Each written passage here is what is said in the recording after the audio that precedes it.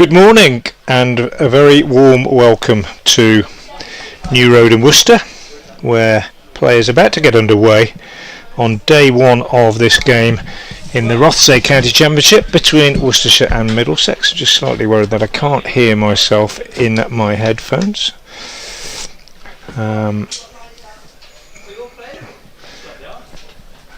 Worcestershire have won the toss and chosen to field, and Tom Taylor will open the bowling from the Diglis end.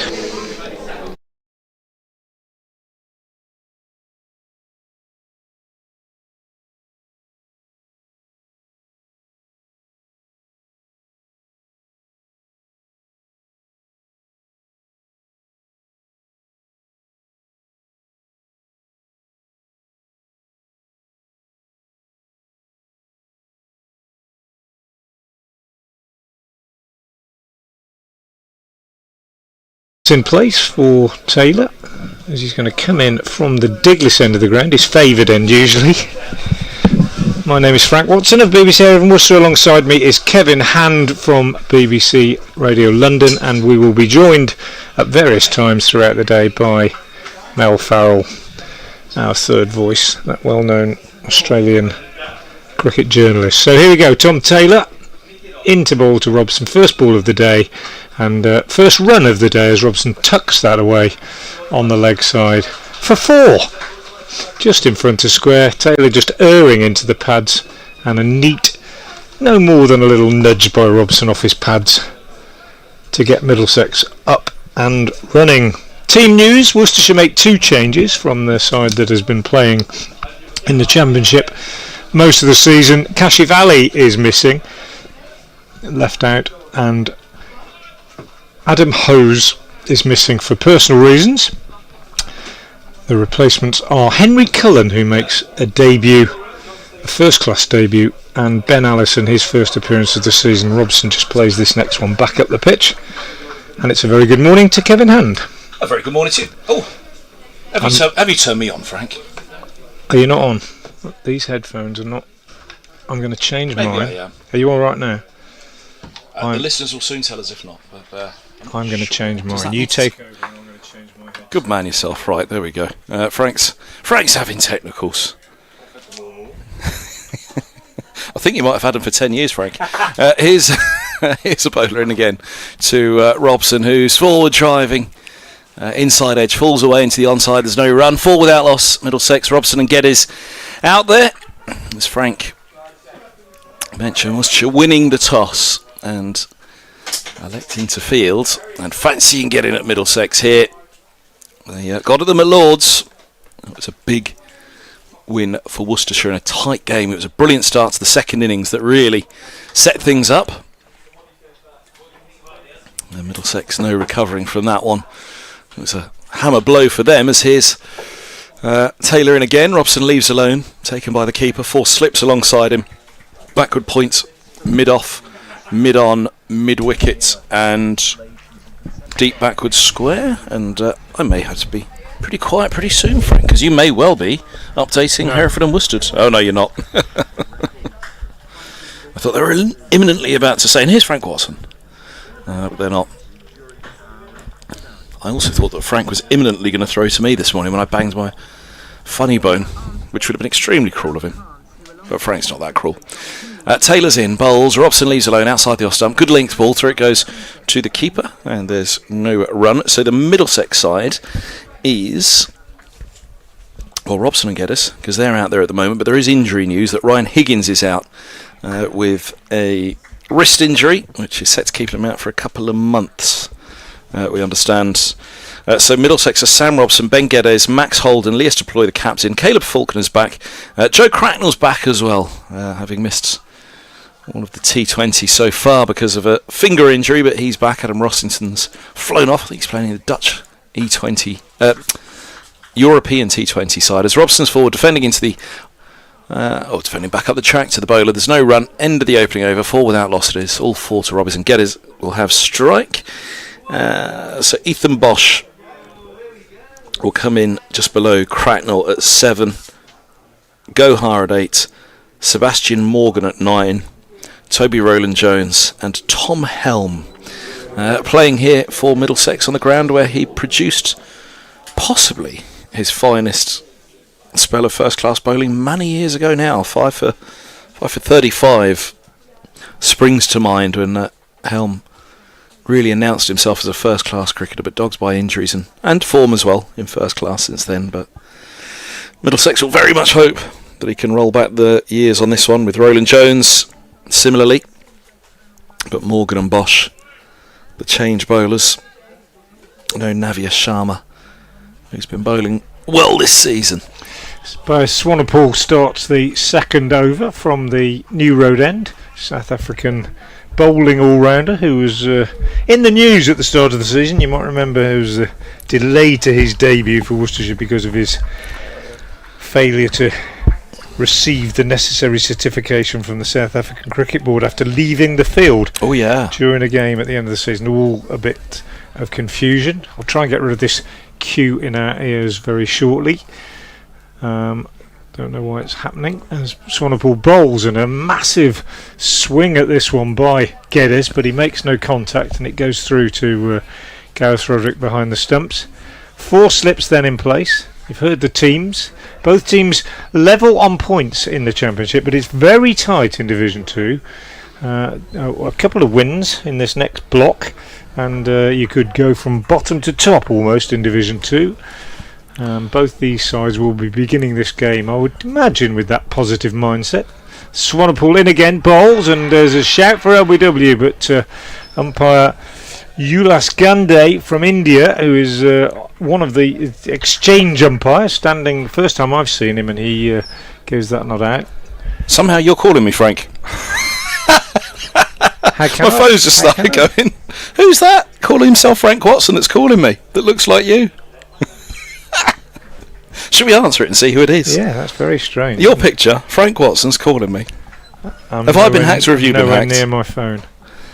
Anyway, shout for LBW, turned down. This Swanepoel again is in and bowls, and this one again nips back and hits Geddes on the pad. How can that be?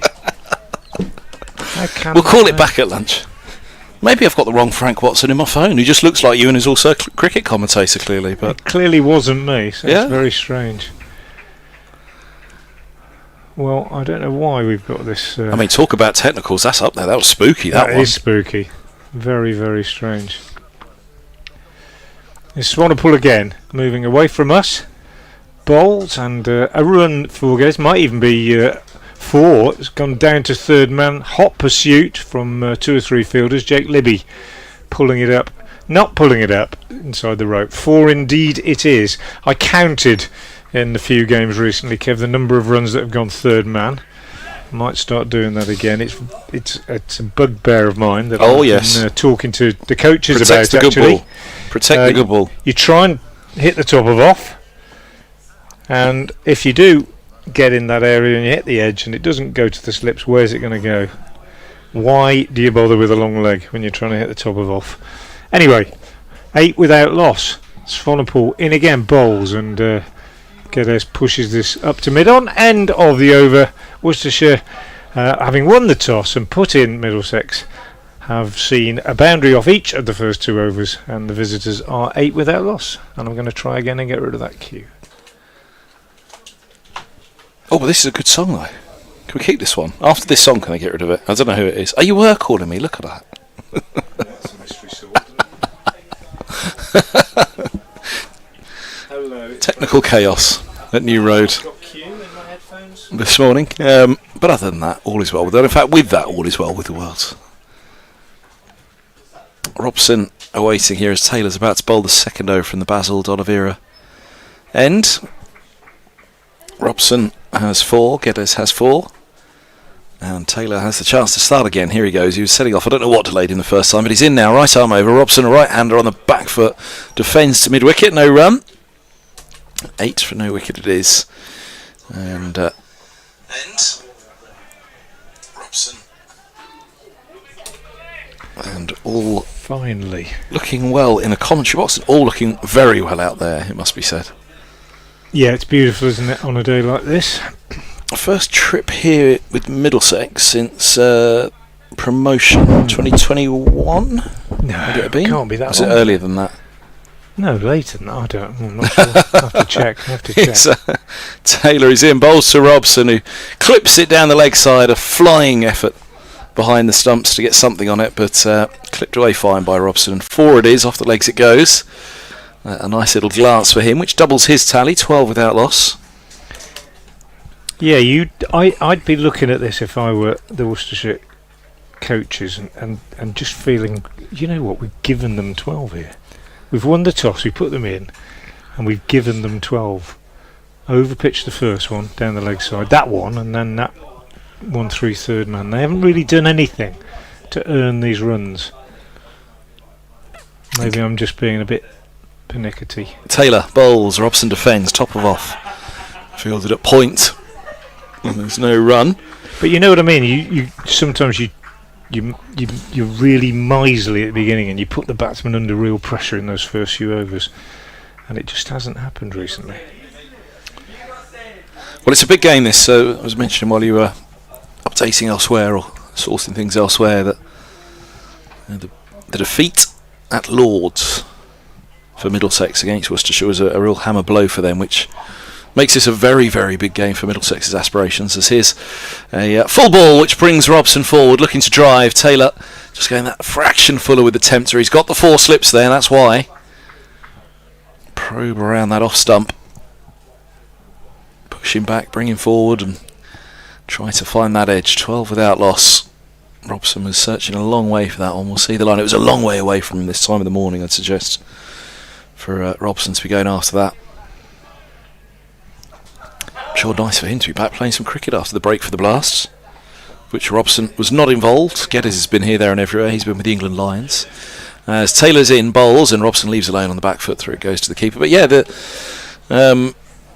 should Middlesex wish to finish above Worcestershire this year, and it might be that Worcestershire finish top and Middlesex finish second and they go up that way, but should it be that Middlesex wish to finish above Worcestershire, they rather need to win this one after defeat at Lords of Fancy. But it is a tight table for a Middlesex up to what, third? It's only a handful of points. Yeah, absolutely.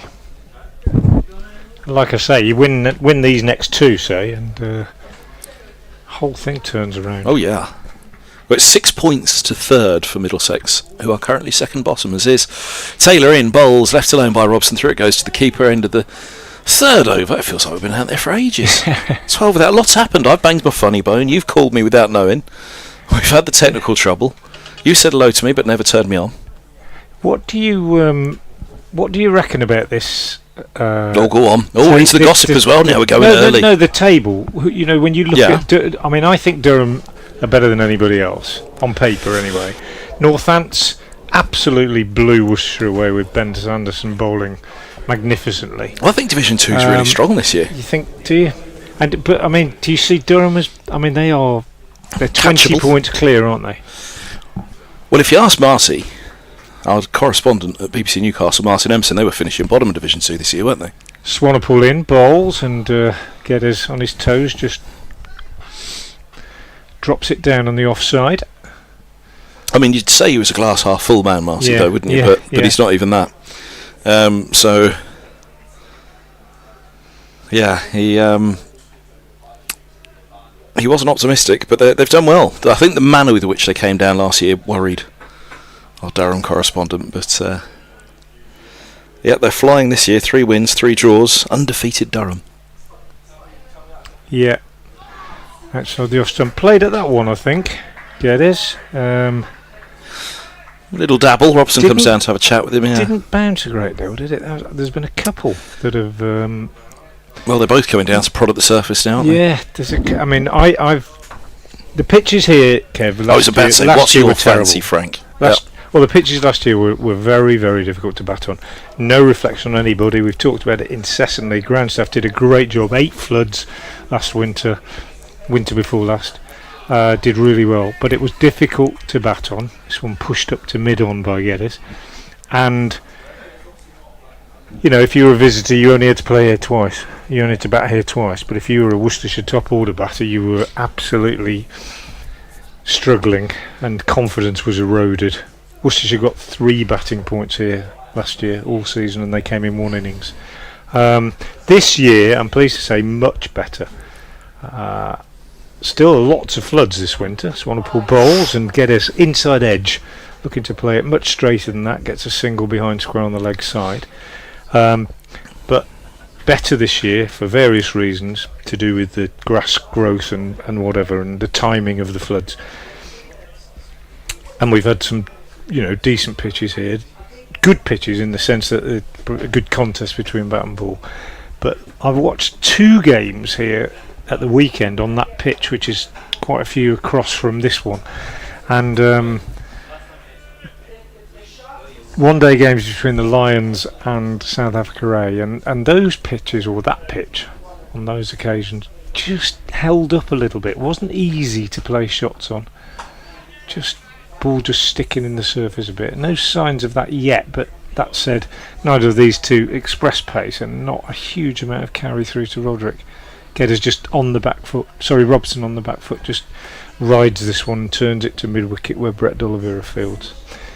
So Worcestershire making 2 changes from their championship lineup in the previous game, with Ben Allison making a start for the first time this season, Kashi Valley dropping out, and Adam Hose missing for personal reasons. Robson again defending this one on the offside, and Adam Hose replaced by debutant Henry Cullen, local boy, sort of plays for Barnt Green in the Birmingham League, kind of Redditch based, went to school in Ulster, has been waiting a long time. He's deputy keeper really, played in the One Day Cup last year, hit the winning runs in fact in the final at Trent Bridge, but out there fielding at first slip at the moment with Gareth Roderick as usual taking the gloves. 13 without loss then Middlesex after 4 overs. Robson has 8, Geddes has 5, and a quiet start. And Taylor with the ball in hand, yeah. Only really that one that Robson drove at and missed. But I think this may be the first ball for Geddes from Taylor, and it is, and it's taken at 4th slip. Only just, I fancy. I think it might have had a little bobble out of the hand, but he somehow held on. Is that Libby in there? Yeah. Who's got the grab on it, and well, much as I was just mentioning, Robson drove at one that was far too wide. Geddes, his first ball faced from Taylor by my reckoning this morning, and he's certainly done exactly that which Robson was also guilty, but the edge is found and the catch is taken. Almost felt as though he had a second grab at it as he fell at the feet of 3rd slip. I thought he might have shelled it at one point, but held on. No doubt at all in Geddes' mind, or anybody else's indeed. Just the angle that we saw it at. We're going to see a replay of it now and see just how it went. 'Cause it went high to slip, and then he went high to his left to take it. But as he went down then, in front of 3rd slip, it felt as though the ball was slipping out of his hands, but not so clearly. 13 for 1. And that is the end of Geddes, who's pushed up to open at the moment, and a reshuffle by Middlesex to get Caleb Faulkner into the sides. Josh DeCaries has had to make way at the top of the order. And Geddes pushed up, but not to be at New Road today. But Frank, I think it's fair to say at 13 for 1 in the 5th over, much like Robson driving off at 1 off Taylor already, that wasn't there. Didn't need to play. T20 season. Yeah, it is difficult, isn't it? Coffee arrives. Gosh, thank you very much. It is difficult to keep changing. It's something I've talked about quite a lot. The coaches always say, "Well, we know when the schedule comes out. We know what we've got to do," and that's all very well. And the team practices in one format and another. But for the actual individual, I do think going out there to play one day one mode and another day another can be extremely it is. No, it's not ideal. I think this is as close with regard to the fixture list. Goodness me, we've covered a lot of ground already this morning, Frank. With regards to the fixture list, this is as close as I think as they've been to getting it right for some time. Yeah, I like the 6 at the end. Yeah, rather than having 4 at the end, where bit hit and miss. It's certainly better than 6 championship games at the end is good. Here's Holden's first ball. Taylor's around the wicket to him, and Holden leaves alone. A length ball. Good bounce, good carry through to the keeper on this occasion. Over the top it goes, and 13 for 1 it is. But I always used to call them the drop-in games. They'd have a drop-in championship game in silly season, wouldn't they? Yeah. And I say silly season with the greatest respect to T20, because actually it's good silly. It is good silly. We go along, we have a bit of fun, we all enjoy it, and then we get back to the proper stuff. Yeah, I wouldn't disagree with that. I think there's a lot of angst around T20, isn't there? Here's Taylor around the wickety bowls. Holden leaves alone. Because really, if you're realistic, and I hate to say this, but if you're realistic, I try not Middlesex to be. and Worcestershire are never going to win the championship. Certainly not at the moment, anyway. They're never going to win the Division 1 of the county championship, as things stand at the moment, because of finances and the might of the Surreys and the Notses of this world. So that leaves you two that you can win: the One Day Cup and T20. The Blast is hugely popular, gets big crowds, etc. And I think it's become almost the one that most counties Taylor bowls. It's left alone by Holden. go after the most. The Blast. Yeah, and I think Worcestershire. Apart from If they Middlesex. start the Blast, yeah, well, I know, but which is why it causes so much angst, I think. Yeah. And if you have a good start, Worcestershire had a decent start this time, won 2 of the first 3, but they've lost a couple on the trot now, and now everybody's saying, we invested in these overseas players, and I just think there's a lot of emotional involvement in the Blast. The One Day Cup is seen more, Worcestershire having won it last year, of course, and enjoyed doing so very much. Taylor bowls. Holden drops a quick single, just fine of cover. They'll think about 2, but it's just the 1. There's no point in place. So cover's having to head to get it. That was why 2 was potentially on the mind as they raced through the first. 14 for 1. So yeah, Worcestershire won the One Day Cup last year. Leicestershire the year before. Big celebration, because you don't win many things, and these days, particularly the glory days of back-to-back championships, and the same for Middlesex, have gone to some extent. And I just think the Blast, the really, really popular one at the moment. And then when things go wrong in the Blast, the naysayers. Taylor bowls. Robson forward, defending, no run. The naysayers are very much exercised, and they say, because that's the one that they're on the telly a bit more, and the focus is on it, and so on. It's just become disproportionate for me in terms of the calendar, and yet for many, the diehards, players and coaches and commentators and spectators, this is what it's all about, really. The championship. You say Worcestershire. I mean, I'm not going to make Middlesex's case because it'll sound as though I'm doing it from a biased perspective. But you say Worcestershire, no chance of winning the championship. I mean, up last year, hoping to go up again this year. Once you're up there, you're in with a chance.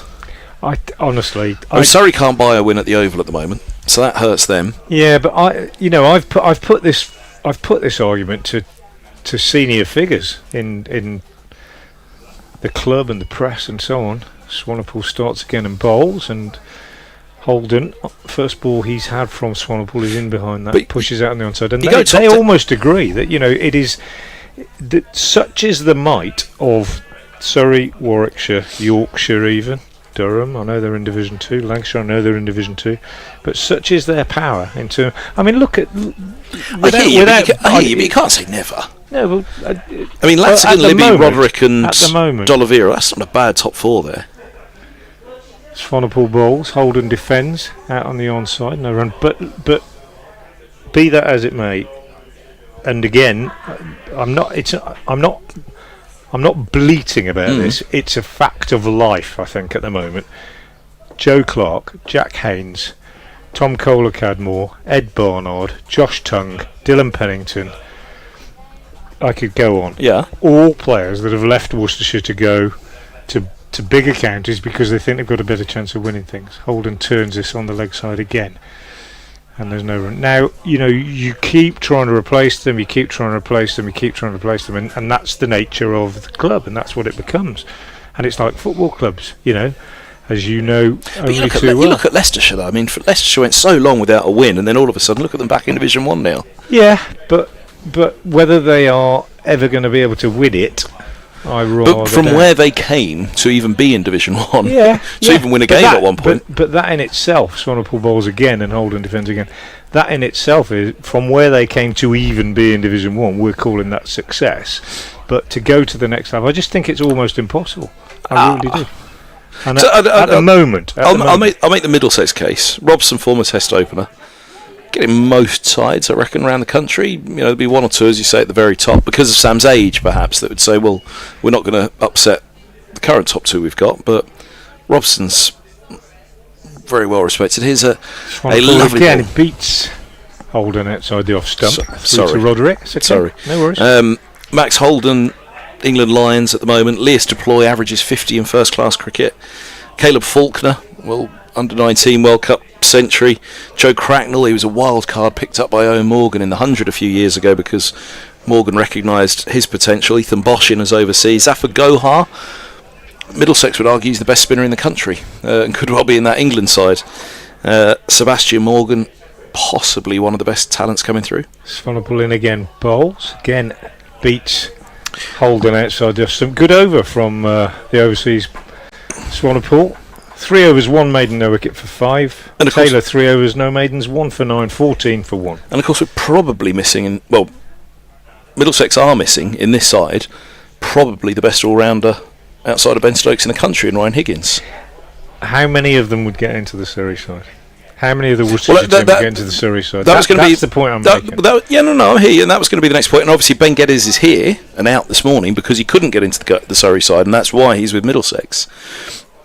But to say that, let's be honest, Middlesex are second bottom of the table. They're not winning the championship anytime soon. Taylor's in, starting you over to Robson, pushing into the offside. But I do think Division 2 is pretty strong this year, I've got to say. I really do. I was impressed with Worcestershire at Lords. I've heard other pundits, far more famous than you and me, on TV say that they think it's very poor. What, Division 2? Yeah, but I hear this. I'm not making a judgment about it. I hear this said. I'm not making a judgment about the standard Division 2. I'm just saying I think that it is almost impossible for Worcestershire to win Division 1. Yeah. Taylor is past the umpire, he bowls, and inside edge from Robson into the onside it drops. It goes without saying that I'd love nothing more, obviously. And I loved them winning the One Day Cup, and I loved them when they won the Blast in 18 and nearly won it again in 19. But those days are gone, actually. But the point I was further going to go to on that, finishing that Middlesex side, Roland Jones, obviously no great introduction required there, but time against him.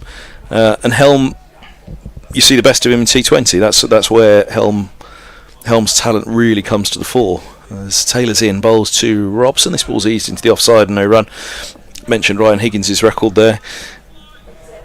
I think what has hurt Middlesex in recent years, you talk about the loss of players. I think Nick Gubbins was a big loss for Middlesex when he went to Hampshire following the title win, and Ethan Bamber to Warwickshire. John Simpson? I think that was Middlesex's decision. I think that they decided the time had come that Cracknell had to be given his go. But the two that really got away were Bamber and Gubbins as his. Taylor in, bowls outside the off stump, that's left alone by Robson through to the keeper, and I think that's what really, if you put those two back in the Middlesex side in the last couple of years, I think Bamber's the one that's really, I think, been a really big loss. Really but equally, you look at this game, Paul Ben Geddes has been pushed up. Say Paul Ben Geddes, a relative chance, I'm sure, but it's like, right, we're reshuffling the order. Up you go, Ben. Ben had just settled himself in last year quite nicely at number 5. But up he goes. So, a few moving parts there for Middlesex still, but I just think, we have to be realistic, and the days when Taylor's in, bowls, and Robson clips to mid-wicket. No run all along the floor. 14 for 1 it remains. The days when a Middlesex Worcestershire game involved 10 Test players and 2 of the best teams in the country are gone, aren't they? I think that's a point that certainly Middlesex will be frustrated at the moment they don't have. However, they do have in the Lions last game Navia Sharma, Ben Geddes, and in the under-19 Sebastian Morgan and Caleb Faulkner. So they feel they've got an incredible crop of young English cricketers coming through. Taylor's in, bowls, and beats Robson. That's really possibly the ball of the morning. Absolute chaffer, that looked like it. Drew him forward, and Robson, for all his worth, with all his might, was trying to get everything behind that, but he was beaten all ends up. 14 for 1, end of the 5th. Consecutive maidens. 7th even. 4 overs, 1 maiden, 1 for 9. Taylor, I was just about to say on that note, wicket for 5. They've tightened it up for you, Frank. Yeah. You were perturbed by that. Just talking about the Lions. Yeah. You saw that game, didn't you? Just watched 2 Lions games. My argument would be there were very few players on display that have got any chance of getting into the England side. From the Lions side? The Roux brothers, perhaps. You got But then there must have been some youngsters in there. Saj Mahmood and Matty Potts opening the bowling. Well, what's their motivation to play for the Lions, I wonder, at the moment. Swanepoel in again bowled, left alone by Max Holden outside the off stump. Good tight little period for the Worcestershire bowlers. And I questioned the entire Lions setup. That Lions game, the two Lions games here, there were 5 changes, I think, or 4 changes between the two sides. Players were coming and going back to the Blast, into the Lions. The other team was on tour, therefore it was a unit and it looked like a team. The Lions just looked like a bunch of players that were thrown together. I just think that whole series was unsatisfactory. And again, Holden is beaten outside the off stump, 14 for 1. And it's all part of this whole thing at the moment with the England setup and how long the fact that once you're in it's very difficult to get out, and county cricket seems to have been overlooked. I know they've made steps this year to change that by having a group of 4 coaches who are now in touch with the England setup, but it's just a little bit of a scramble at the moment, I think. Swanepoel again bowls, gets a bat on it this time. Holden steers it out square on the offside. Taylor fields, no run, 14 for 1 it remains. So I'm gosh, it hasn't taken us long to get into the serious stuff today, has it, Kev? But I get this is all because of my comment that I don't think you're going to see Middlesex or Worcestershire win Division 1 anytime soon. Well, they're not in Division 1, but you know what I mean. Well, they're not winning it this year. Again, Holden steers out square on the offside. This is good now from Swanepoel and Taylor. They've located their lines, they've hit a nice rhythm, and they've not given anything. There was an edge to third man. Taylor's twice been hit to the leg side boundary, once a decent shot very first over, and once a little sort of nick down the leg side. But other than, there's been nothing wide, nothing to throw the hands at, nothing particularly short, just what Alan Richardson would have wanted from his bowlers. And Swanepoel again beats him outside the off stump. I think it's just doing enough out there at the moment, just doing a little bit off the seam, not extravagant. Does Richo come up and see us on comms? Does he come up? He might do. If we ask him, he might do. But he'll be around. He'll wander round. Didn't see him all 4 days at Lord's.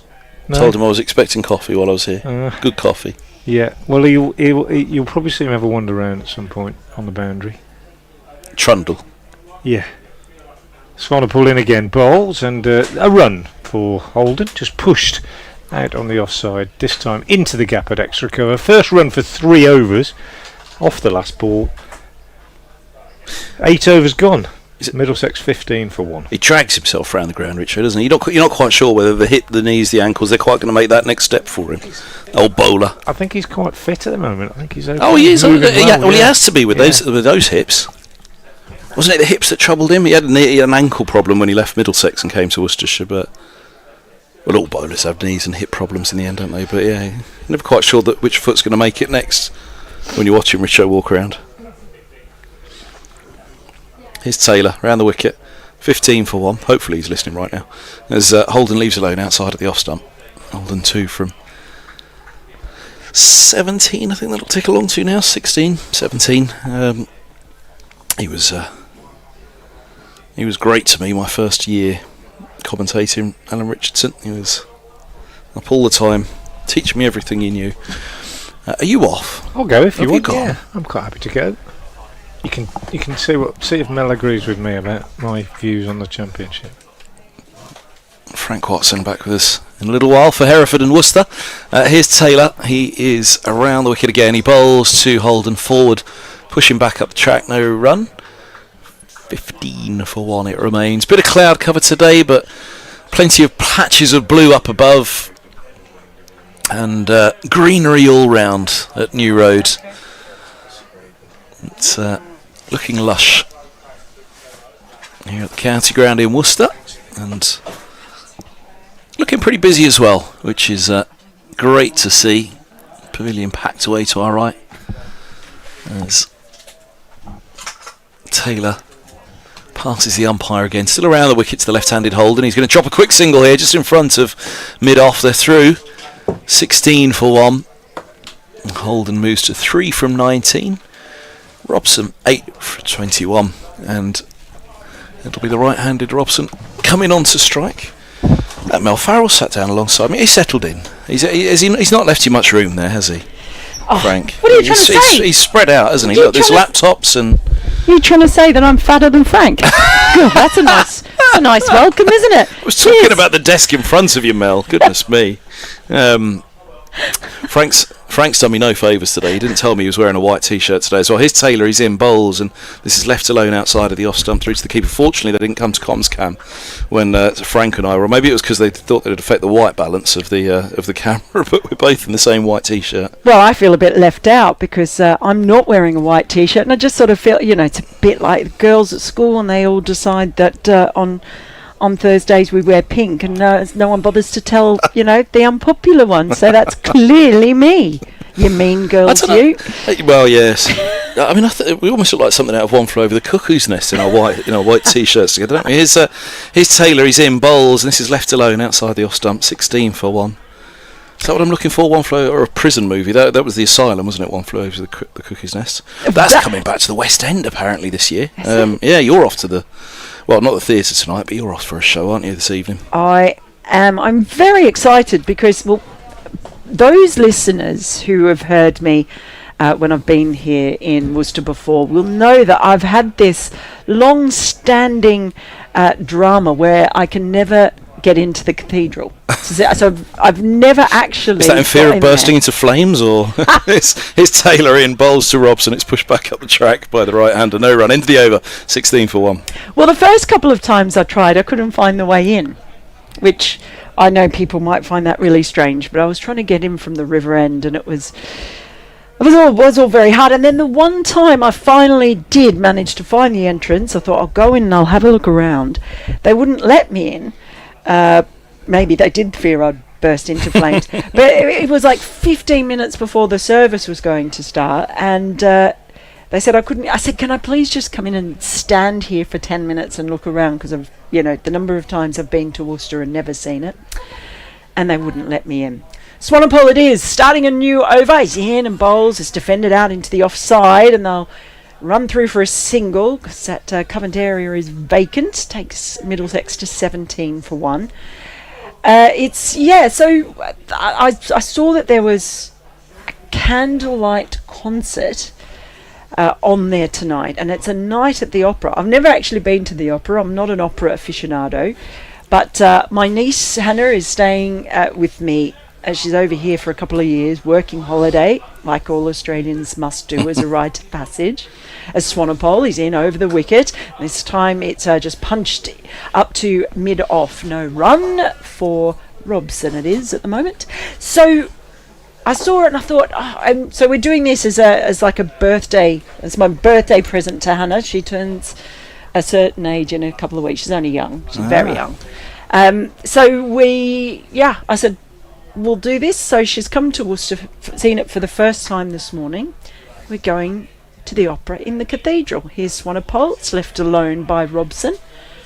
So I'll finally get in there, and when I do, I will see it in candlelight to the strains of Nessun Dorma. I would love to see that. I've only seen it performed live once before.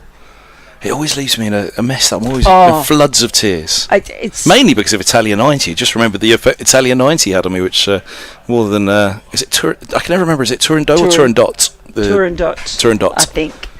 I always say Turandot, but then I'm Australian, so I had to look. We'll go with Turandot then. Well, I'll tell you something about pronunciations. As Swanepoel past the umpire in and bowls, and that's just turned into square leg by Robson. No run.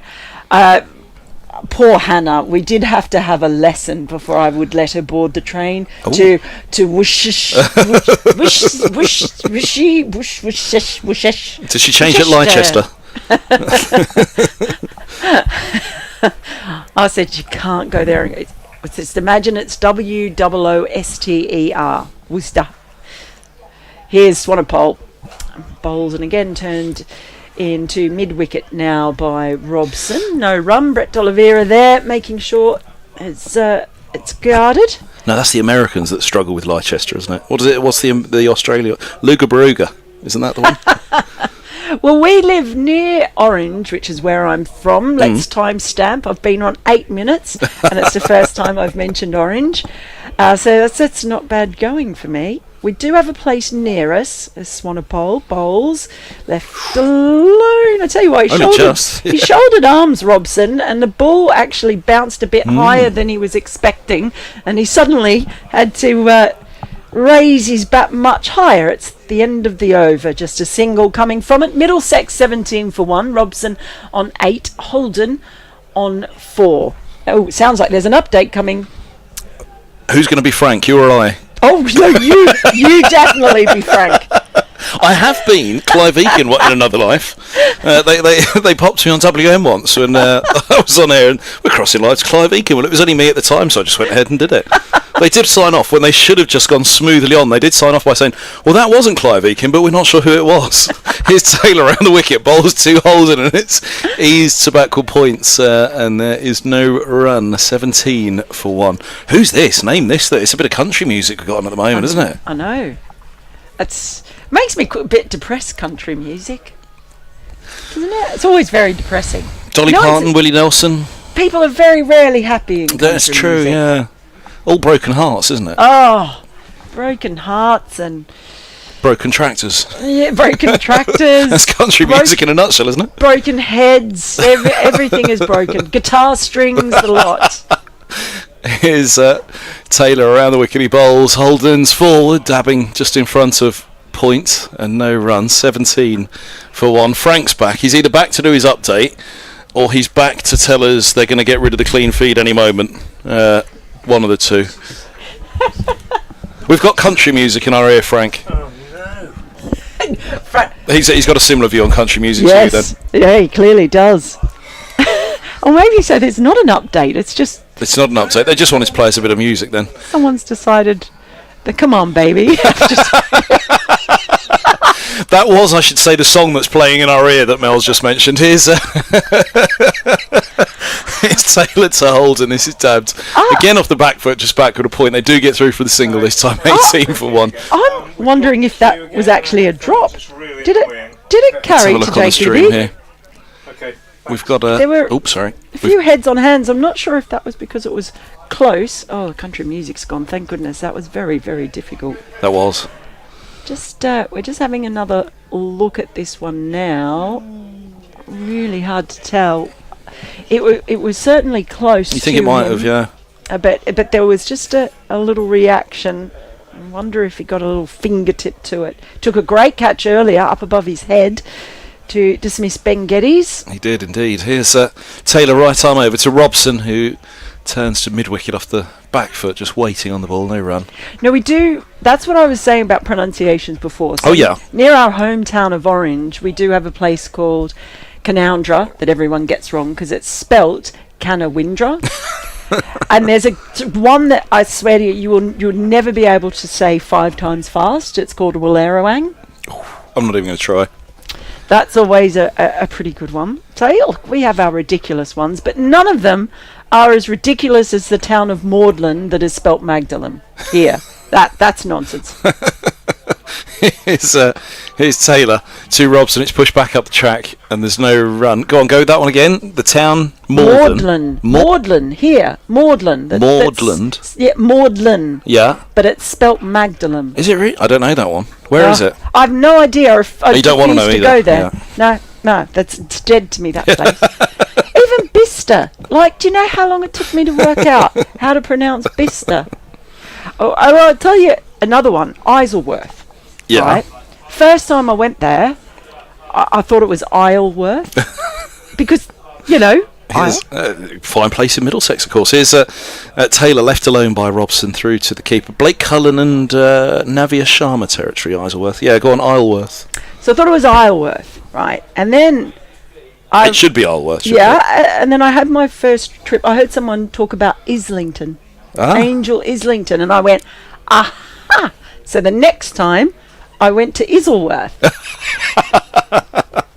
But my worst one was when I was going to get the train somewhere up north. Yeah. Up north. And I went to I'd asked for a ticket and I got a really funny look from the ticket office person because I asked for a ticket to King's Cross St Pancras. And it wasn't until I pulled up at the station I was looking at it and I thought, hang on, there's an E missing on that sign. But of course, St Pancras is well known as the patron saint of internal organs. So I'm sure. So that's, fine. Poor Kevin, you've never been on with me before. Right. Time for a bit of Ben Allison. Now, it's coming in around the wicket, the right arm seamer. First ball defended to mid-off, where Brett D'Oliveira does the fielding and then overarms it. As to Matthew Waite, I think that is.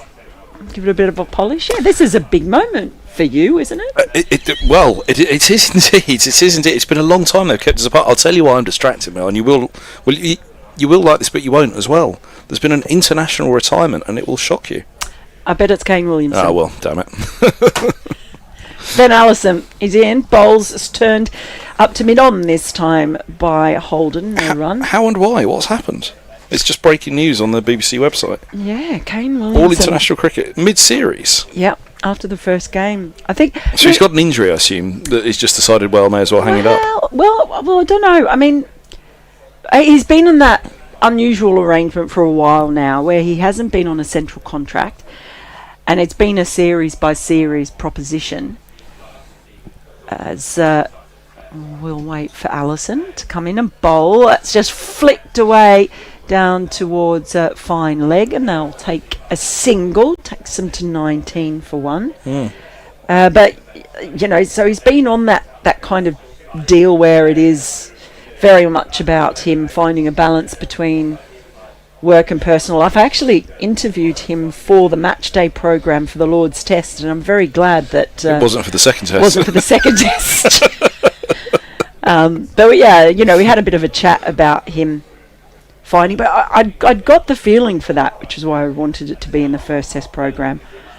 I thought it might come during this series. As Allison is in, bowls flicked away, this time through square leg by Robson. I'll take a single.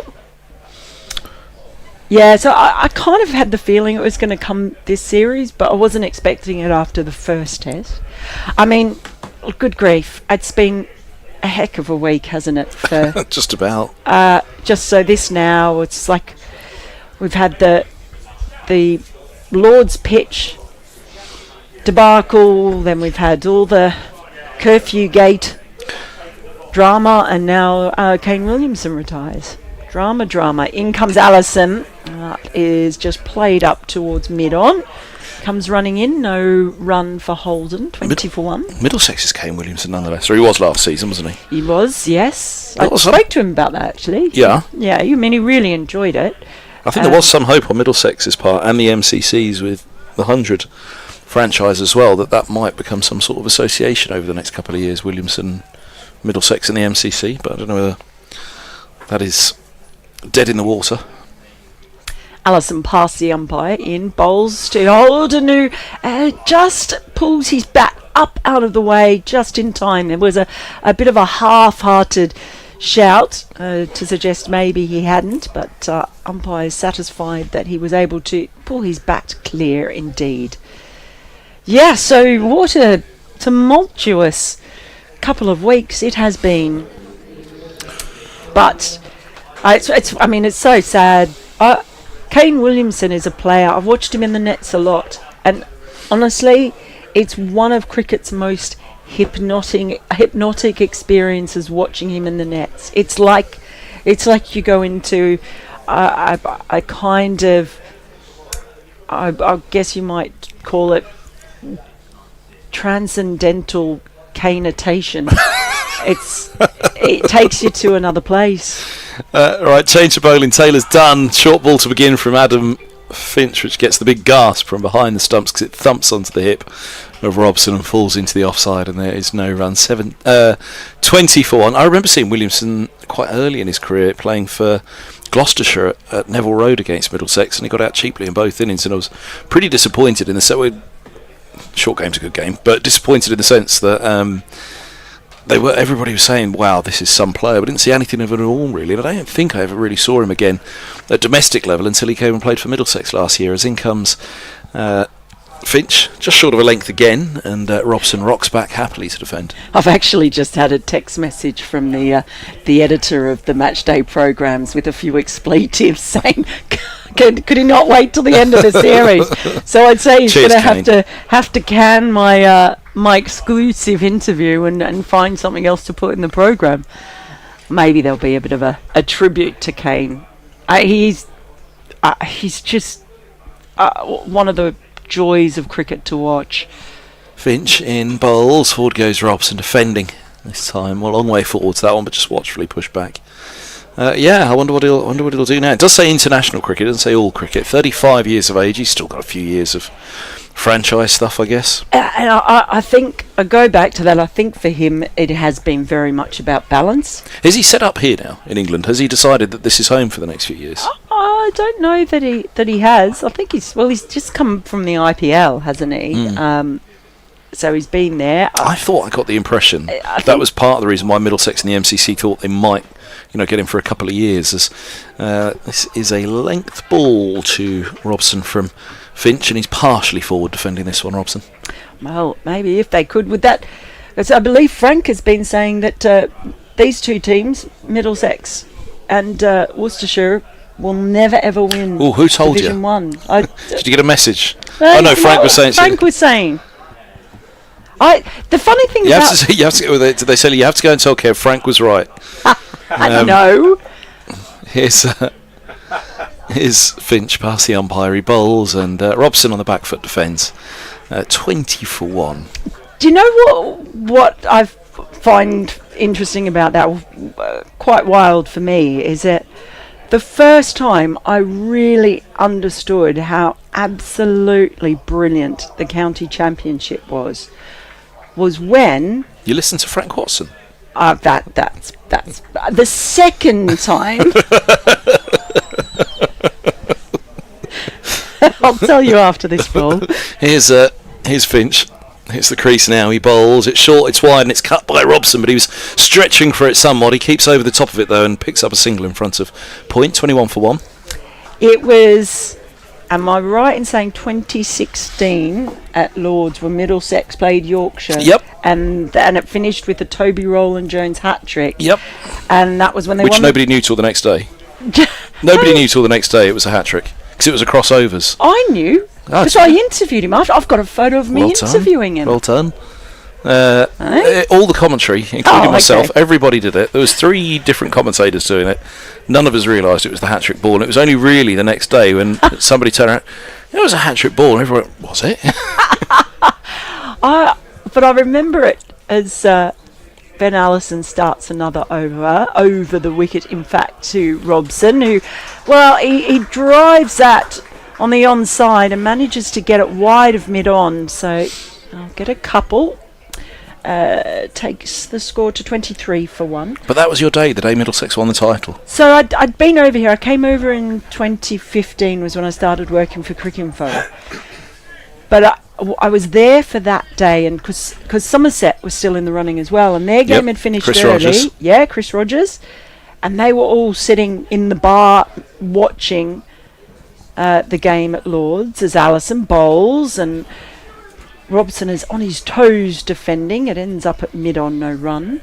And it was incredible to me because it was the first time, there was all this drama with rain delays and then bad light. And then I think it was Ryan Sidebottom and I want to say Chris Tremlett who were batting to try and Sidebottom it was. Bresnan. Sidebottom and Bresnan. Yep. As Allison bowls, and it's a big push away from the body from Robson up to mid-off, and so they were trying. There was bad light, and they had to go off, and they still needed maybe half a dozen runs to get the bonus point or avoid. Yeah, it was to get the bonus point, which would keep them in the hunt. There was so much. We had declaration bowling in that game to set it up. Like the whole thing was so dramatic. And I still remember really vividly as Allison starts his run up, he's in and bowls. Oh, and that's a really sharp delivery that's caught Robson by surprise. And he kind of went to push it into the offside, but it's hurried him and it's kind of flicked the bat and then just gone onto the ground behind him towards the slips. But good sharp ball from Allison. So for me, I walked out the back of the media centre. It was on the last day, and I looked out the windows out the back, and there were people running, genuinely running past the nursery ground to watch this last day. Allison bowls, again that's pushed into the offside by Robson, no run. And 10,000 I think, wasn't it? 10,000. Yeah, they were, I'm not kidding, they were sprinting. They'd come from St John's Road, and everyone's trying to work out all the permutations. It was so exciting, and I was just swept up in it all. And in Australia, it's all sports about grand finals. So I never experienced this kind of last day of a championship when 3 teams could still win it, and then you had a relegation and promotion battle going on elsewhere, and it was where I grew to love it. Allison bowls, defended with very high elbow by Robson. That finishes off the over. 23 for 1 with Robson on 12 and Holden on 6. You mentioned all the permutations there. It was obviously a set-up in the sense that the game itself was set up, much to the upset of a great number of Somerset fans, because a draw would have been Somerset's title, but it was agreed that a game would be set up and both sides would go to the victory for the last, in that, right, okay, if we set this up, there'll be a winner here. It will not end in a draw. No one's putting fielders on the ropes or blocking out. That's it, we're going for the win today. So that was how it was agreed, which upset Somerset. But where that agreement was made it was one of the great little bits that I managed to find out. It says Finch bowls, it's cut by Holden. I thought he was leaning back slightly at first, well he was, but he kept in control of it to backward point, and there's no run. I was wondering it was either going to flash for 4 or straight to the fielder's hands, but in the air, but as it was, he was in control. So it was in the gentlemen's toilets at Lord's, around the back of the dressing rooms, that James Franklin, Middlesex skipper, and it was Gale, wasn't it? Yes, that's right. I remember hearing wandered this. in. They weren't the only 2 people in the toilet, were they? Here's Finch. He's in bowls, and this ball's pushed away into the onside by Holden, and there's no run. Now I've only heard this from the horse's mouth, so I'm not even sure that James Franklin and Gale know this. What? There was a horse. There was a horse in the toilet. There was a horse in the toilet. Now we're getting Mr. now Ed. we're getting somewhere. Mr. Ed. So yes, somebody had quietly slipped into the toilet, and all of a sudden the door opens, and the 2 captains of the counties walk in, and they thrash it out. As to that sounded terribly wrong, but I think we'd better go back to the horse.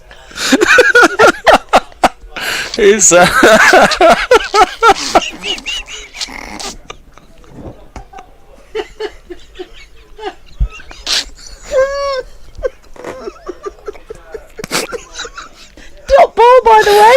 Oh dear, goodness me. They thrashed out the how the game would play out. Oh no. It was a dot ball. Here is Finch. He's in bowls to Holden. This is pushed back up the track, no run. 23 for 1. I'm off in 2 minutes, thankfully for me and the listeners. Dear. I'm all flustered now.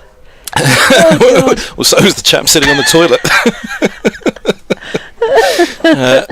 23 for 1. The captains negotiated the game in the men's toilet out the back. Little did they know there was somebody else in there who listened to it all play out as the 2 skippers agreed what would be the run chase. Oh, and breathe again. Here's Holden. Not sure I'll broadcast again, but I can breathe again. Holden leaves this one alone outside of the off stump as Finch puts that in the length. 23 for 1.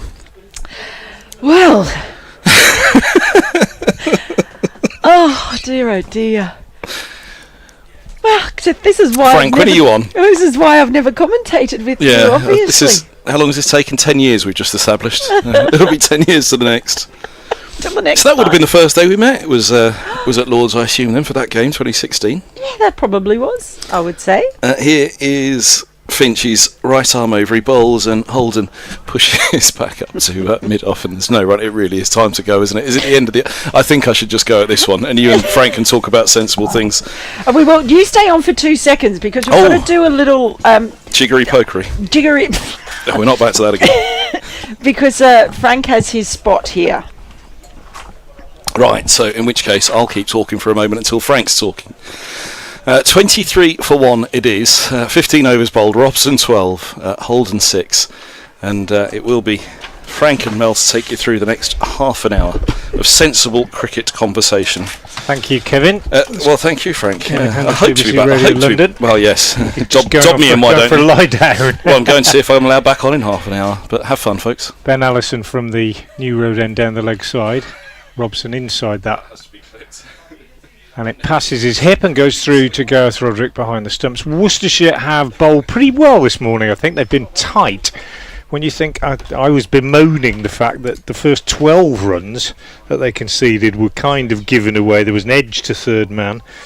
Taylor twice drifted into the pads, once got hit square of the wicket and once just tickled down the leg side. So 3 boundaries in the first couple of overs, but actually 23 for 1 after an hour is testament to how tidily they've bowled since then. And there's an edge here from Robson which bounces in front of slip and is parried by the fielder at third slip, and they go through for a single.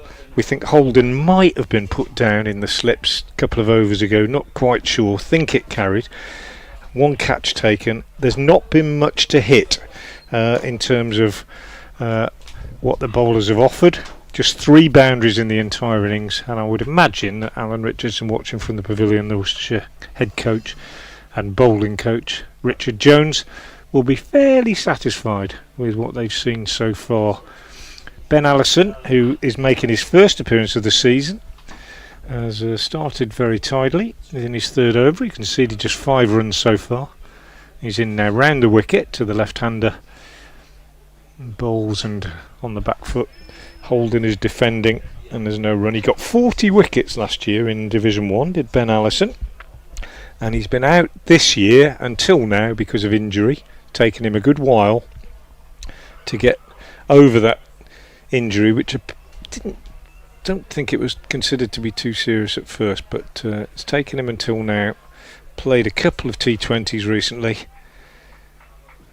and here he is in the sunshine, moving away from us and bowling, and that's down the leg side and flicked at by the left-handed Holden, missed, and Roderick takes it moving away to his right. It's a beautiful morning / afternoon here at New Road. Blue sky, bit of fluffy cloud. Cathedral looks resplendent, and I know you're looking forward to going there tonight, Mel, aren't you? Will it be your first visit of any kind? Yeah, remember? Yeah, I was explaining. Did you go in last time? No, remember, I got stopped at the door. They wouldn't let me in. Okay. They'd obviously heard about me. Round the wicket, and this one again is nudged away on the leg side, and there's no run. 24 for 1 it remains. I'm just glad you've come back. I feel a bit calmer now because I was very flustered after that stint with Kevin. I was too. I think some of the listeners and viewers were as well. Oh dear. No, it's beautiful to be back here, and I was explaining I've got my niece here with me at the moment, and she's been very impressed by Worcester early on. Next ball from Allison is very unconvincingly played into the leg side. I'm not sure if there was a bit of pad in there as well by Robson.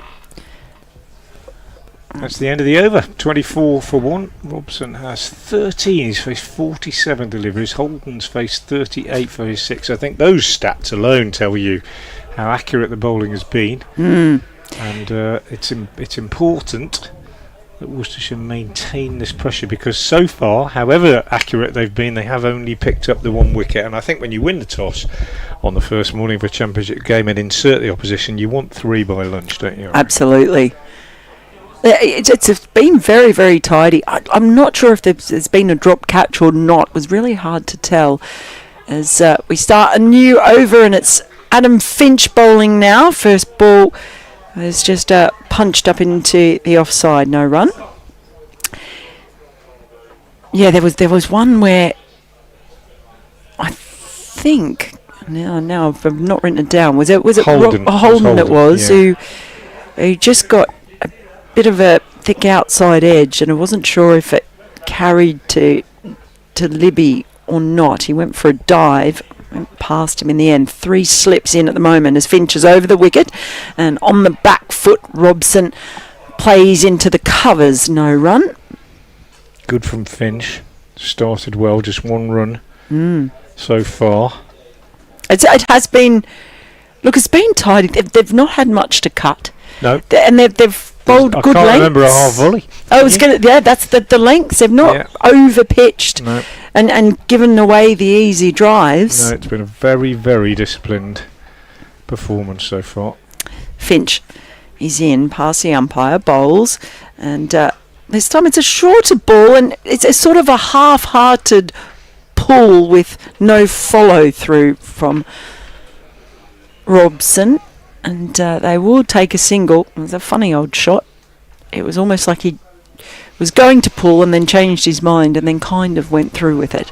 Takes them to 25 for 1. So 25 runs, and we've had 64 minutes of play. So that is something. Robson has faced a half-century of deliveries for his 14 runs, as Finch is in bowling to Holden, who tries to whip the pull shot fine, but it just goes through to Roderick. Yeah, it's just a couple of shorter deliveries from Finch, but not particularly well directed. That was down the leg side.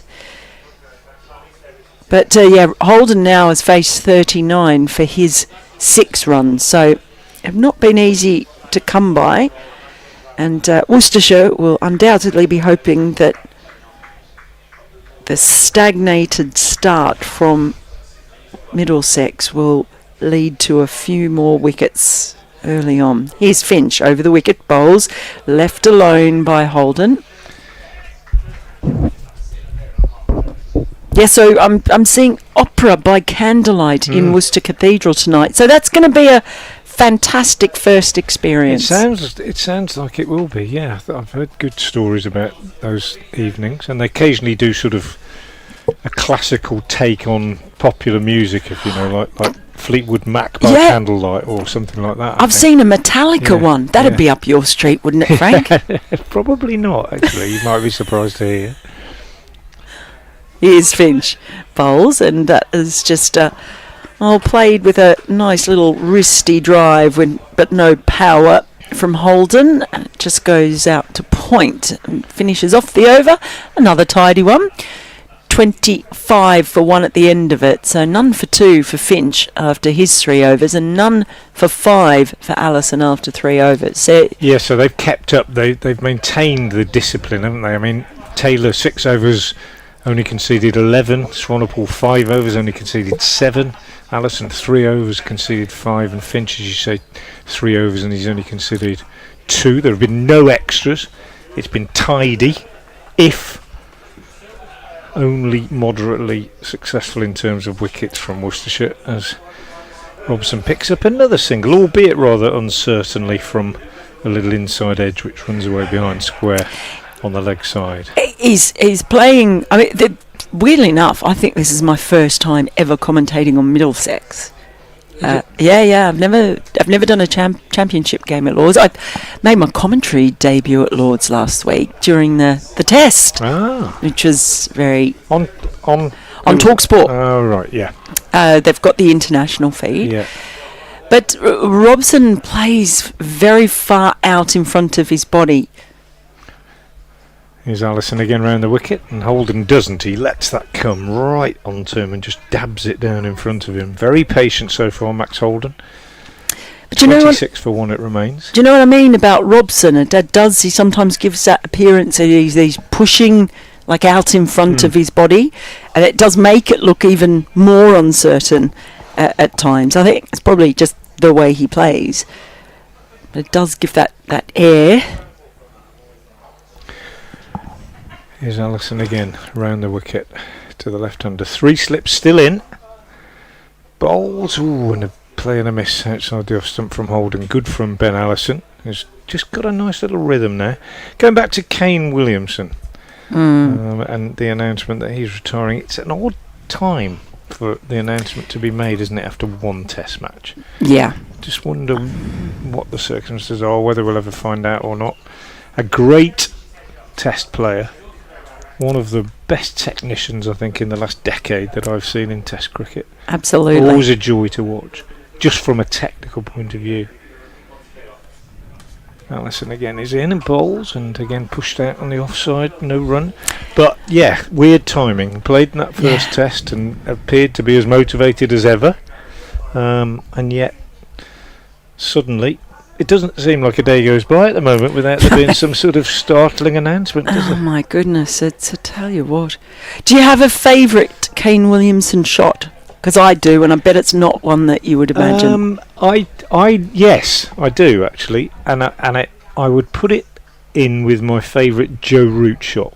It's that little, very, very late run down to third man. That's mine! That's exactly what I was going to say. Yeah. Exactly what I was going to say. Like I Root. love the fact that he plays it so late. Yeah. And the other batter who I think does it, and I've talked to George DeBell about this, is Ed Barnard, who I think there's a lot of similarities with Joe Root. But the Kane Williamson Joe Root, the ball's almost past them, and they run it down to third man. It's just exquisite. Graham Hick used to do it actually as well. It's almost an innocuous shot, and that's the genius of it. Absolutely. Allison round the wicket, bowls, and this is pushed up to mid-on. That's another very tidy over from Ben Allison. It's 1 run came from it, 4 overs, no maidens, no wicket for 6. Well, it just reinforces my already held view, Mel, that you know your cricket. I should. Well, do you know what? I know what would make you happy if I said, yeah, I don't know why more teams when Joe Root and Kane Williamson are batting, why don't they put in a third man? Yeah. I know that'd make you happy to hear me say that. Absolutely. Hey. I already had a moan after that first boundary this morning. I know you well, Frank. All right. I'll start a new over from Finch. He's over the wicket.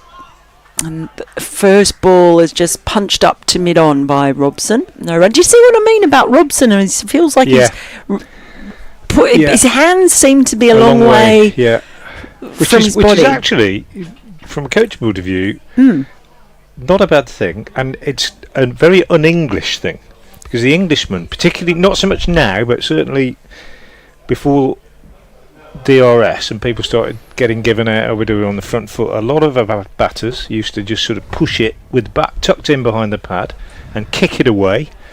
I did it myself a bit when I was a young player. Finch is in, this is whipped away, but there is a fielder down at long leg, and so they'll just get the single.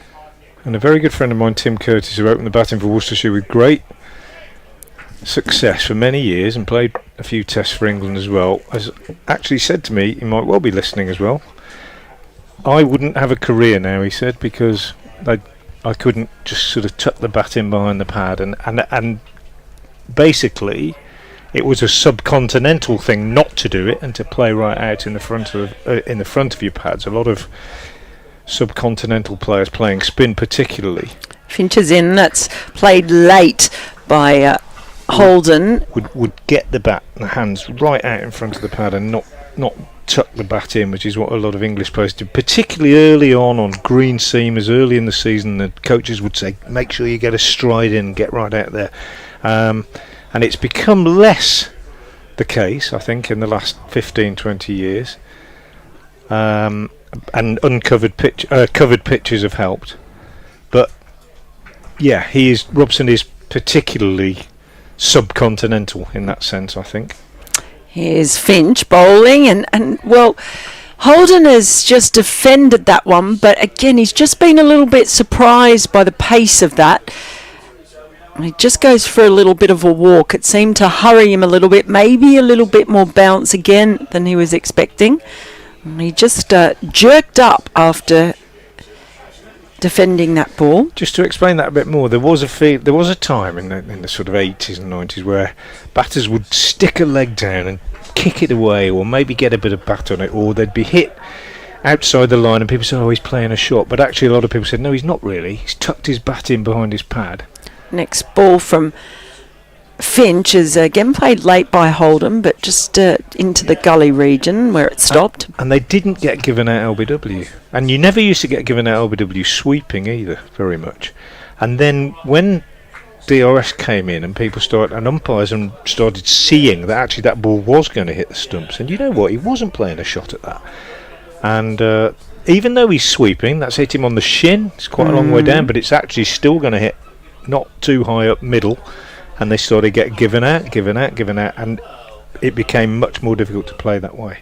Here's Finch. He's just turned into mid-wicket to D'Oliveira cleaning up, so no run for Holden to finish off another very tidy over. It's a bit of a broken record, but you have to say that Worcestershire have just stayed on it, and Middlesex are 27 for 1 with Robson on 16, and Holden, he's now faced 50 balls and he has made 6, so Robson has faced 53 for 16, so it's really tough going here for the Middlesex batters. They're finding it very difficult to rotate the strike, and at the moment it's quite defensive play from the visiting batters. Ben Allison to start a new over from the New Road end, his 5th, over the wicket to the right-hander. Solidly forward is Robson. And the other change I think that happened when we started to get cameras helping the umpires and making decisions is run-outs. So run-outs were always judged by the umpire at square of the wicket or whatever, and generally, you know, we all accepted the decisions and so on. And then when we started seeing freeze frames and so on, we realised that actually many more of them were out than we thought. So when there was a lot of movement and the wicketkeeper taking the bails off and whatever, again defended by Robson, just can't get it away here. Not a lot of pace in the pitch. We started seeing that more and more of them are out. So even though he looked in, and he looked as though by the time the bails came off, he was almost past the stumps, but actually, an umpire started to give them out more and more frequently in league cricket and club cricket and so on, school cricket, because they realised, and I umpired myself at school level many, many, many times, and started to realise that a lot of the run-outs I'd probably given not out were out, and I think that has changed the perception as well, really. So it's been quite influential in some ways. This one's down the leg side, missed by Robson, taken neatly by Gareth Roderick. So batters who used to just tuck the bat in and kick it away they're virtually gone now, and you've got to play with the bat. And run-outs, I think, much more likely to be given out now than you used to be. Do you know what? It's there's lots of fancy, newfangled things that have come in with T20 cricket, but there's something that I actually really like. Allison bowls again, short of a length this time, on the back foot, Robson defending. It is when they brought in, it was in Australia that they brought in the Zing bails. Yeah. And actually, I thought it was brilliant, because not only was it kind of this exciting moment, say if a batter was bowled out, you'd see the lights come up and everything, but there was such a great cricket reason for it, because when it came to run-outs, at the moment the wicket was broken, the bails disconnect and the light up, and I actually think it's fantastic. There's a lot of stuff that's just for show. Allison again, and again Robson is defending. This is really good stuff from the Worcestershire seamers at the moment. But I just love the fact that they've been able to marry an entertainment sort of innovation with a really sensible cricket innovation, and absolutely. Sometimes that it often doesn't happen, but It's the number of times. Although you do sometimes see odd situations where maybe there's a bit of wind or something, it lifts up, but very, very few rarely, times. Yeah. Allison again in, and again Robson is defending, and that's another maiden. Really good stuff from Ben Allison. You could argue that Worcestershire have lacked a bit of penetration. 5 overs, 1 maiden, no wicket for 6 Allison, and 4 overs, 1 maiden, no wicket for 3 Finch. But you can't really ask them to do much more than they're doing, and we've kept saying it, and I'm very pleased with my Worcestershire hat on to observe that there have been no half volleys. There has not been one drive down the ground in this game. No. There have been few cuts, a couple that have gone straight to the fielder at backward point. Yeah. And there have been very, very few bad deliveries. There's the most sustained accuracy from Worcestershire seamers in red ball cricket this season. Finch in now, and again it's defended just up past Finch, and mid-off comes running in. It really the only thing that hasn't happened is wickets falling. And indeed, there haven't been that many player misses, and there haven't been that many LBW shots. So it's been real stalemate. So the batters, give them credit. They've focused, but there's been very little to hit. And what the coaches say is, you stack up your dots, you will get your reward.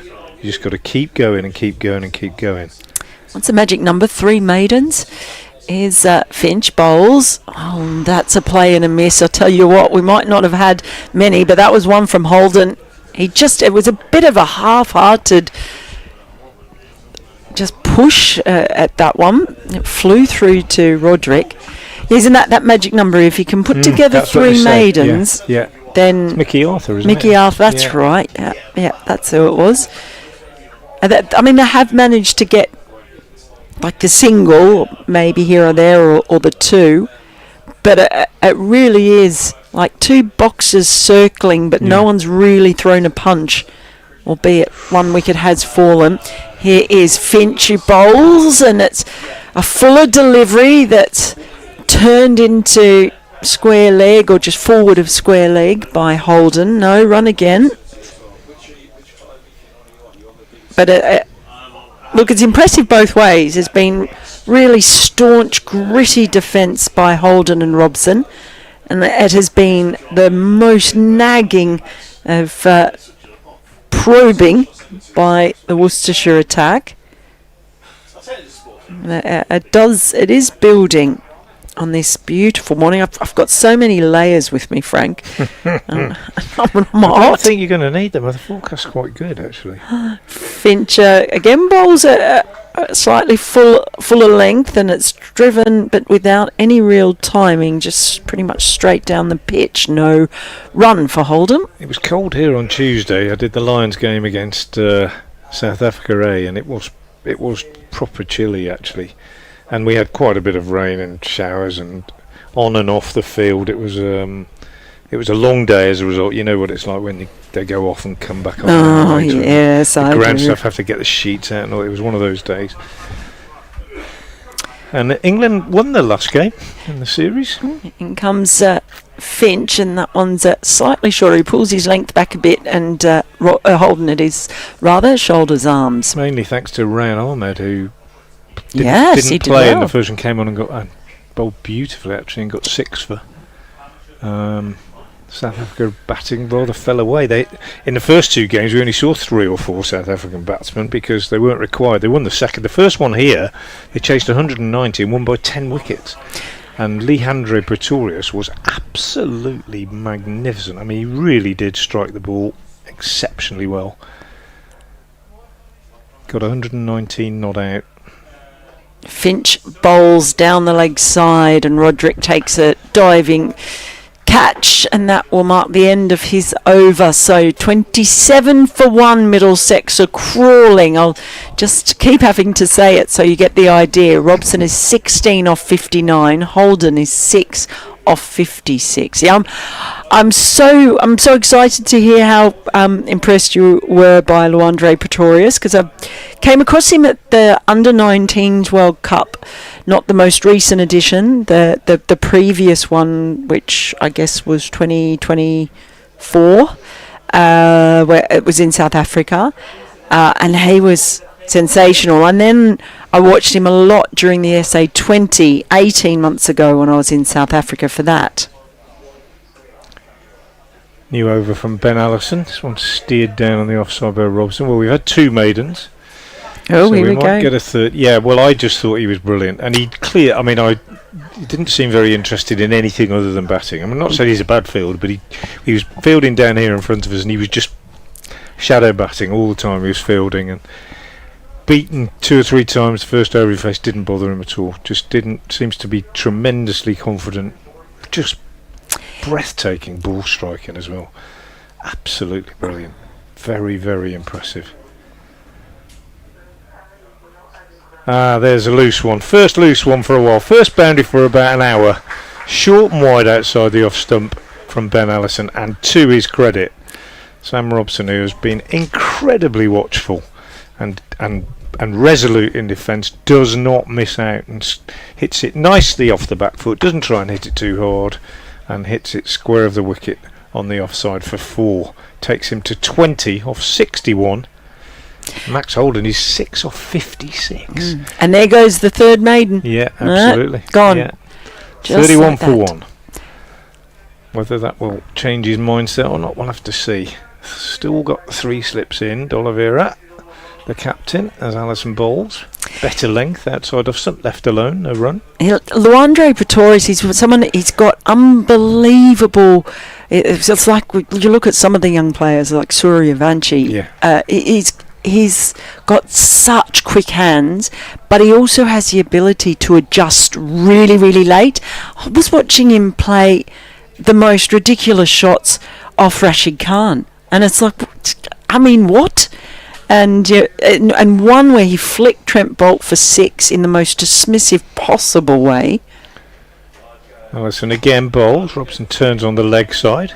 No run this time as it's fielded by Swanepoel. He's actually got a really low backlift. You know, you often see a trend with high backlifts. He stands like low. A baseball player. In fact, his backlift was quite high. Whether that's changed or not since you've seen him, but he stands like a baseball player now. He's standing right, there. And he's also an absolutely magnificent bat twiddler.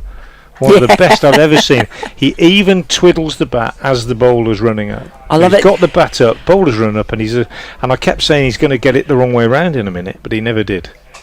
He was just breathtaking to watch. Pushed out this one by Robson on the offside. But so yeah, Luandre Pretorius, watch out for him if you haven't seen him. Left-handed opener for South Africa. I think he's already got a Test 100, but it was against Zimbabwe, I think. But we're going to see him on the biggest stage, and it's very, very exciting. I don't care, I don't care where a player comes from. When he's that good, I don't care whether he's English, Australian, Kiwi, Indian, South African, Bangladeshi, whatever. Forward comes Robson to this one from Allison, pushed up to mid-off, end of the over. 4 runs came from it, 31 for 1. Robson has 20, Holden still on 6. It's just a joy, isn't it, to watch a player like that. But that's why I really love doing the under-19s World Cups. I've done the last 2 in Africa, and they are such great tournaments because everything's fresh. And it's, you haven't seen someone play 20 times at least in the past, and you don't know all their backstory. So very much part of that is getting to know them. And we've got 2 players in this Middlesex side who were at that most recent Under-19s World Cup in Namibia and Zimbabwe, in Sebastian Morgan and Caleb Falconer, who were both really impressive in that England side that was Surya Vanchi in the final. Tom Taylor's back. He is, and the first ball was full and defended to mid-off. No run. Yeah, so I'm very excited to see them. They, of course, beat Australia in the semi-final. They were far too strong. They were really, really well-drilled, mature cricketing side, that England side, but yeah, Vaibhav Suryavanshi is just so, He can take teams down. He's done it to senior players as well. As the next ball is left alone by Holden. No run, obviously. But yes, it's a fun tournament, and I really love it. I've been interviewing quite a few of the younger players in the championship this season. I actually really like talking to them because there's a freshness and a real excitement just about the game, and they've not probably been beaten down by disappointment and had to come back from it yet. So it's always quite encouraging.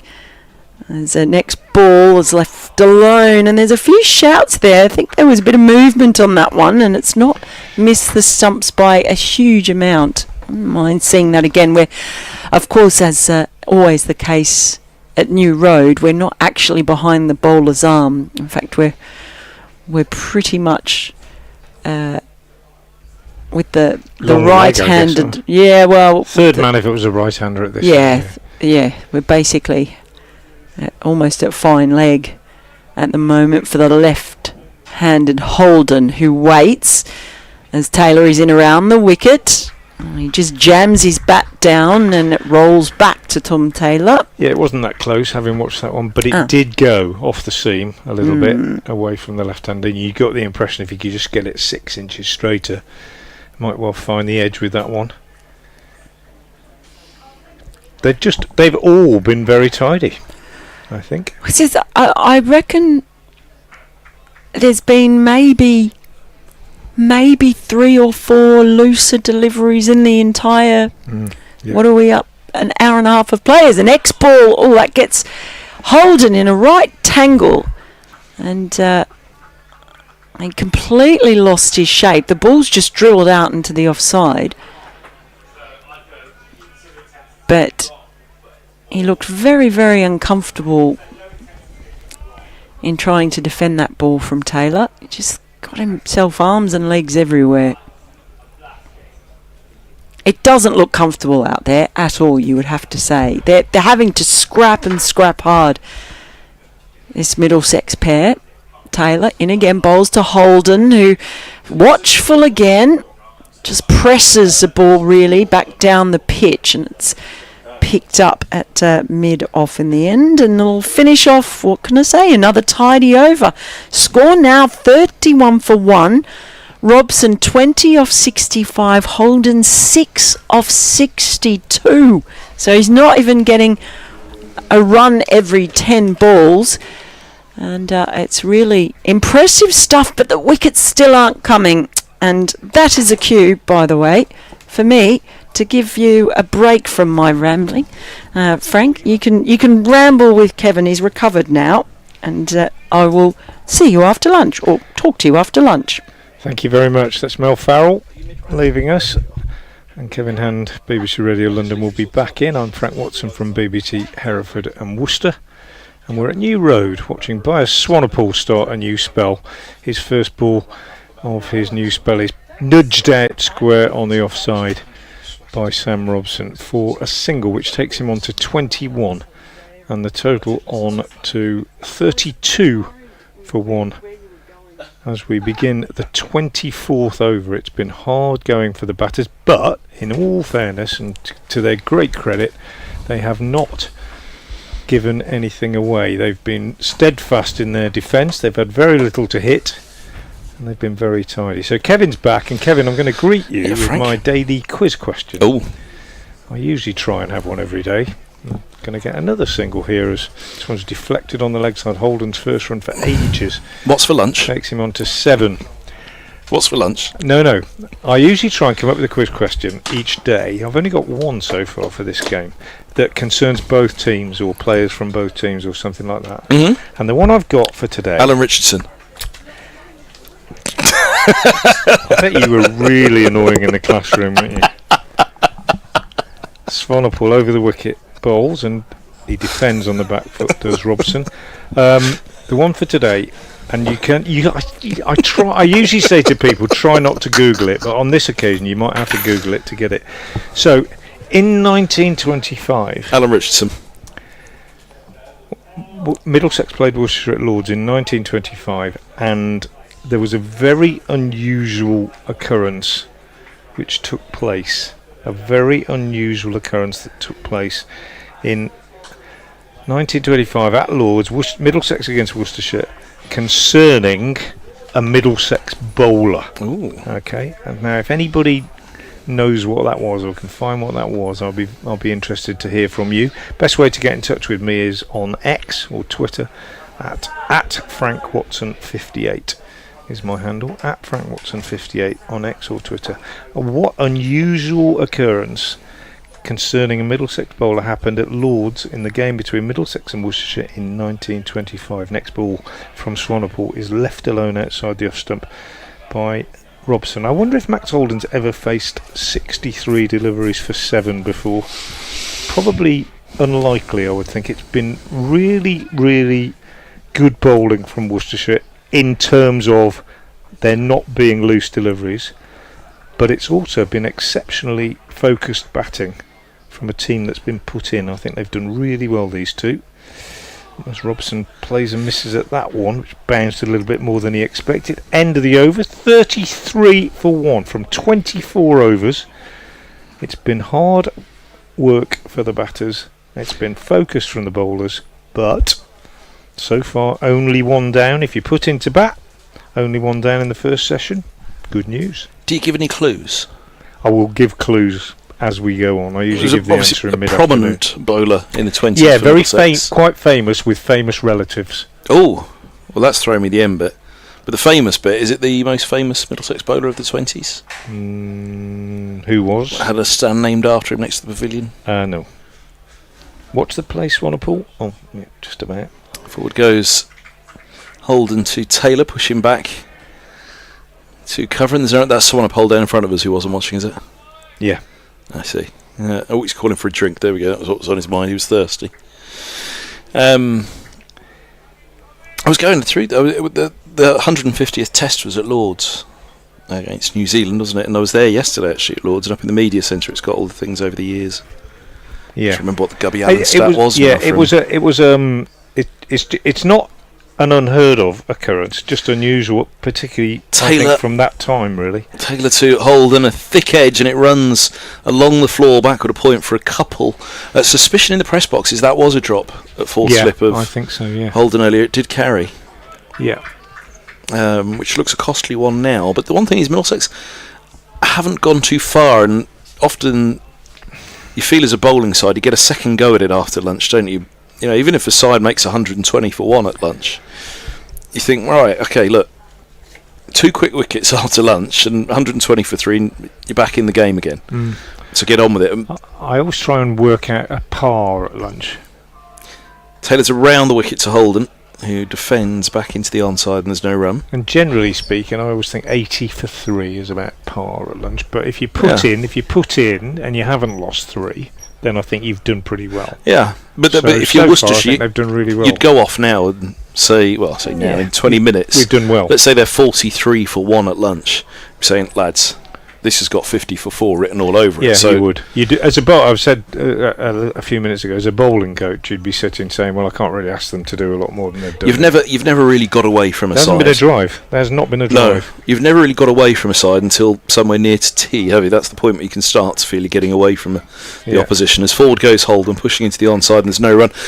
The point being, these two are doing brilliantly, but clearly it's very difficult. Yeah. Very difficult, and both sides are playing very, very well. Yeah. Having said there hasn't been a drive, Kev, down the ground, seriously, there hasn't. I can't remember a half. Was that one wide of mid-on, wasn't there, from Robson for 2, and that was it. But in terms of, and that might be indication of the pitch. And it might be the fact that they haven't bowled quite full enough to find the edge. Yes. You've got to give it a chance. Taylor's in, bowls, left alone outside the off stump by Holden. But then if you bowl full, you might get driven. So it's a swings and roundabouts, isn't it? I could be wrong, but I do feel in the time that I've been on the mic and calling the deliveries, I do feel as though I've said, and he leaves that one alone quite a lot. I could be wrong though. I could be wrong. It might just be. I think there've been a fair few, but it's been a good contest. A proper contest, but they probably. I would say Worcestershire bowled really well, but they've only got 1 wicket. With all of that, you say they probably haven't hit the knee roll enough. As here's Taylor in bowls, and there you go, there's one hitting the knee roll. Forward defence though from Holden is equal to it, but that's pretty much where you want to be and where you want to stay, that last delivery. 35 for 1 Middlesex. Just to give you the bowling figures if you're just joining us, or if you maybe haven't seen them in their entirety. Taylor 8 overs, 2 maidens, 1 for 13. Swanepoel 6 overs, 1 maiden, no wicket for 9. Allison 6 overs, 1 maiden, no wicket for 10. Finch 5 overs, 2 maidens, no wicket for 3. No bowler has gone for more than 2 and over. It has been very disciplined, but they need another wicket.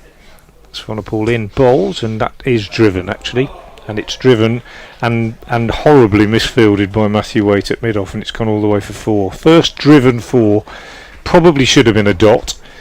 Waite coming in at mid-off just got in a bit of a tangle with it with his feet, and he misfielded it. Might have taken a bobble, and it's gone through to mid-off for 4, so the pressure just eased slightly, and a rather disconsolate looking by Swanepoel walking back to his mark. Waite hasn't bowled yet. He's down to bat at 5 in the order, which is unusually high for him. Maybe 6 depending on where Ethan Brooks bats, but he hasn't yet bowled. Whether that's a fitness issue, I don't know. More runs here, so Robson just beginning to break the shackles in this over with 2 runs clipped through mid-on as Tom Taylor comes back to do the fielding. So Robson moves on to 27, and the total to 41 for 1 with 20 minutes to go before lunch. We're in the 26th over, and it is a very pleasant 21 degrees or so out there. Swanepoel bowls, and that's driven again, and this time Waite does. No, he doesn't. Yes, he does. He gets down to it and manages to save it, and they just take a single. But clearly, in this over 3 times now, Swanepoel has gone fuller than he has been, and he's been driven each time, and 7 runs have accrued, all of them to Robson. Just the 1 man out. Geddes caught by Libby off the bowling of Tom Taylor for 5, way back in the 5th over. Swanepoel round the wicket now to the left-handed Holden, and bowls, and Holden is pushing this one up to the busy Waite at mid-on.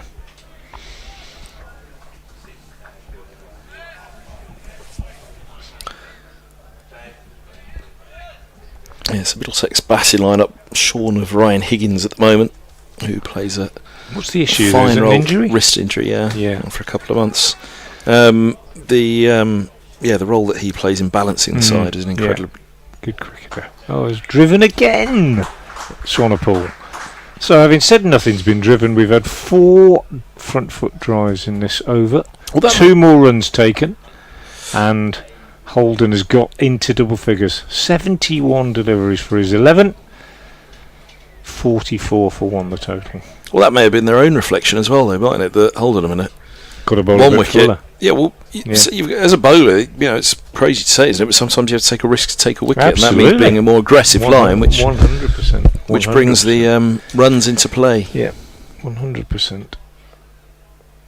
Swanepoel again, last ball of the over. He bowls, and this one is defended up to mid-on by the left-handed Holden, and that is the end of the over. 26 gone, 44 for 1. Pretty lengths. I'm not suggesting for a moment that Worcestershire bowled pretty lengths this morning, but that's over the years what you hear, though, isn't it? That a bowler bowls a pretty length. It looks good, but it's not taking wickets. Well, there have been many of those over the years, and if you've got, the thing is, it's good having a bowler like that if you've got someone at the other end who's taking wickets, isn't it? So that there were bowlers in the past. Mike Hendrick, Paul Allott spring to mind, who tied up one end and hardly got hit, but maybe if they bowled a yard fuller they would have picked up more wickets. But meanwhile at the other end you had bowlers taking wickets. Long run up for Taylor. Big tall man, he's in, bowls, eased defensively into the offside by Robson. Muscular figure as well, isn't he? Taylor, he's got big broad shoulders. very athletic looking. Yeah, he's become hugely important to this Worcestershire team in the 3 seasons that he's been here. Took him a while to find his home, you could say. I think he started at Derbyshire, and he went to Leicestershire, then he went to Northamptonshire, and he's come here, and it just seems he's found his home, and he's become massively important. Top wicket taker in the country last year in Championship cricket. Taylor in bowls, and this is turn 2 mid-wicket, no run. 3 slips, point, cover and a mid-off, mid-on, mid-wicket and long leg, the 6-3 fields. There's been an addition to the ground since I've been here last, by the tree. There's a corporate hospitality area with a viewing platform on the top. Very popular. Used to be 3 chestnut trees. Yeah. 2 died through disease. Oh dear. And there was a horrible gap for a couple of years, and now it's been replaced. It was new last year, and it's very popular. Yeah, open to the public. That little gallery up on the top there, I'm sure will be a lovely spot. Yeah. Taylor's in bowls, and forward goes Robson, pushing up to mid-off, no run. It's on the end of the Basil Oliveira stand, the family stand, and then opposite side of the ground to us. Then what is it? Must be 5 corporate boxes on the bottom with a bar down the bottom. One big marquee. No, that one. Yeah. No, it's just one bar. Yeah, basically. It's a bar. Yeah. Okay, but the viewing platform on the top looks very nice. Yeah, a nice spot to sit. Shaded as well. They've got canopies on the top. So here's Taylor past the umpire, he bowls, and this is cut by Robson. 2 points, no run. Press box had a lick of paint as well. Yeah, well, it flooded, Kev. It floods every year, doesn't it, Frank? Well, it flooded quite late this time, so it has had a lick of paint and generally been tidied up. But we've talked about this many times in commentary, but the extent to which Worcestershire can invest in this ground is obviously governed by the flooding and the extent to which you will put new infrastructure in. Taylor bowls, that's a lovely drive by Robson. It'll be one of the shots of the day. Down the ground it goes, perfectly straight, bisecting mid-off and mid-on, and 4 runs it is. Glorious. He's on to 32. Yeah, well, and obviously you're not going to build new stands and everything else if you have to spend a fortune every winter cleaning up after floods and so on, and they are, of course, actively seeking an alternative ground, albeit alternative rather than replacement. That process is ongoing. Go on, explain that. Difference between that's alternative it. That's all we know. The Worcestershire are looking for an alternative. A second home. Second home. Second home. But so a bit like Middlesex say they want a second home away from Lords. This is Taylor in bowls to Robson, who drives just in between cover and mid-off, and there's no run. So this would still be the primary HQ. I don't think necessarily. This the become end the of the over. 49 for 1. I don't think necessarily primary. It would still belong to Worcestershire, and they might still use it. Obviously, for any cricket they wanted to, ladies' cricket, men's cricket, first-class cricket, or whatever. Yeah. But there will be a secondary venue, which will be the super-duper one with floodlights, hotel, etc., etc. Probably out of town, but it's all embryonic at the moment. They're seeking a site, but it's an ongoing project. How long have they been discussing it? Properly. I'll break off a Sonopool ball. And that's edged down to third man. Runs are just beginning to come, aren't they, in the last few minutes, and that was a genuine edge, not at catchable height. 4th slip, maybe it would have been low to his left. Gone down to third man for 4. The 50 is up, and 20 of those have come in the last 3 overs. 53 for 1. There are 2. I understand that there are 2 sites being investigated. The latest I heard. None of this is based on anything other than hearsay, so please don't quote me or say that I've said any of this with any authority. I say that not just to you, Kev, but to listeners and viewers as well. Swanepoel in again, bowls, and on the back foot. Robson is pushing out on the offside. They're looking for another ground that they can develop. It'll take a few years, obviously. It'll be very expensive, obviously. But, this is the only ground without floodlights. The only HQ without floodlights. A couple of weeks ago against Glamorgan. In fact, a week ago against Glamorgan, a week ago tonight, we saw a game played in almost darkness. Swanepoel bowls, and this is driven for 4 through the offside. So Robson really beginning to find some fluency now as lunch approaches. Moves into the 40s with that boundary, and it's 57 for 1. And the bowling, that disciplined bowling that we saw for an hour and a half, is just beginning to slip a little bit as lunch approaches. So we saw this game played in near darkness. Worcestershire won, came out on the right side of it. Glamorgan, having won the toss and chosen to bat second, found themselves regretting that as the darkness came in. Another run here for Robson, tucked off his hip down to long leg, 58 for 1. And it raised a lot of complaints from visitors and so on about the fact that there are no lights. It started at 5:30. It was a gloomy old evening.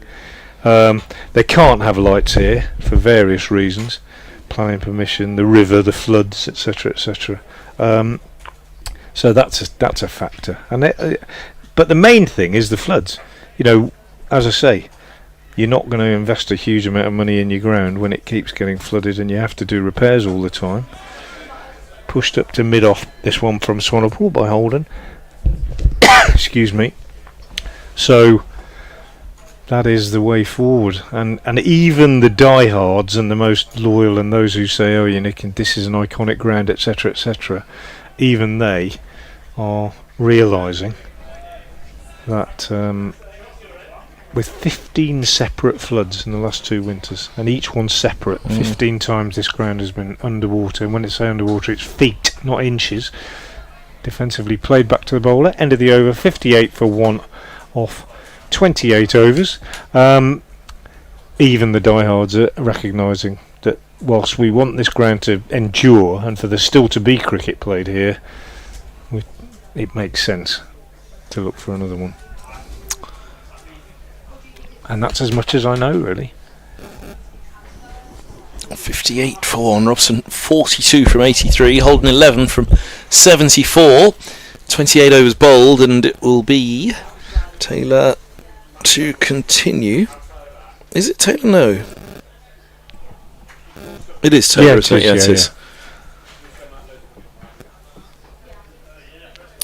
It's Allison to his side, isn't it? I thought Allison just dwarfed him slightly for a moment, which made me think it wasn't Taylor. As Taylor's in now, bowls and edged. Is it? No. Robson beaten. The way that his head snapped around so quickly, I thought maybe he'd got a little nick on it.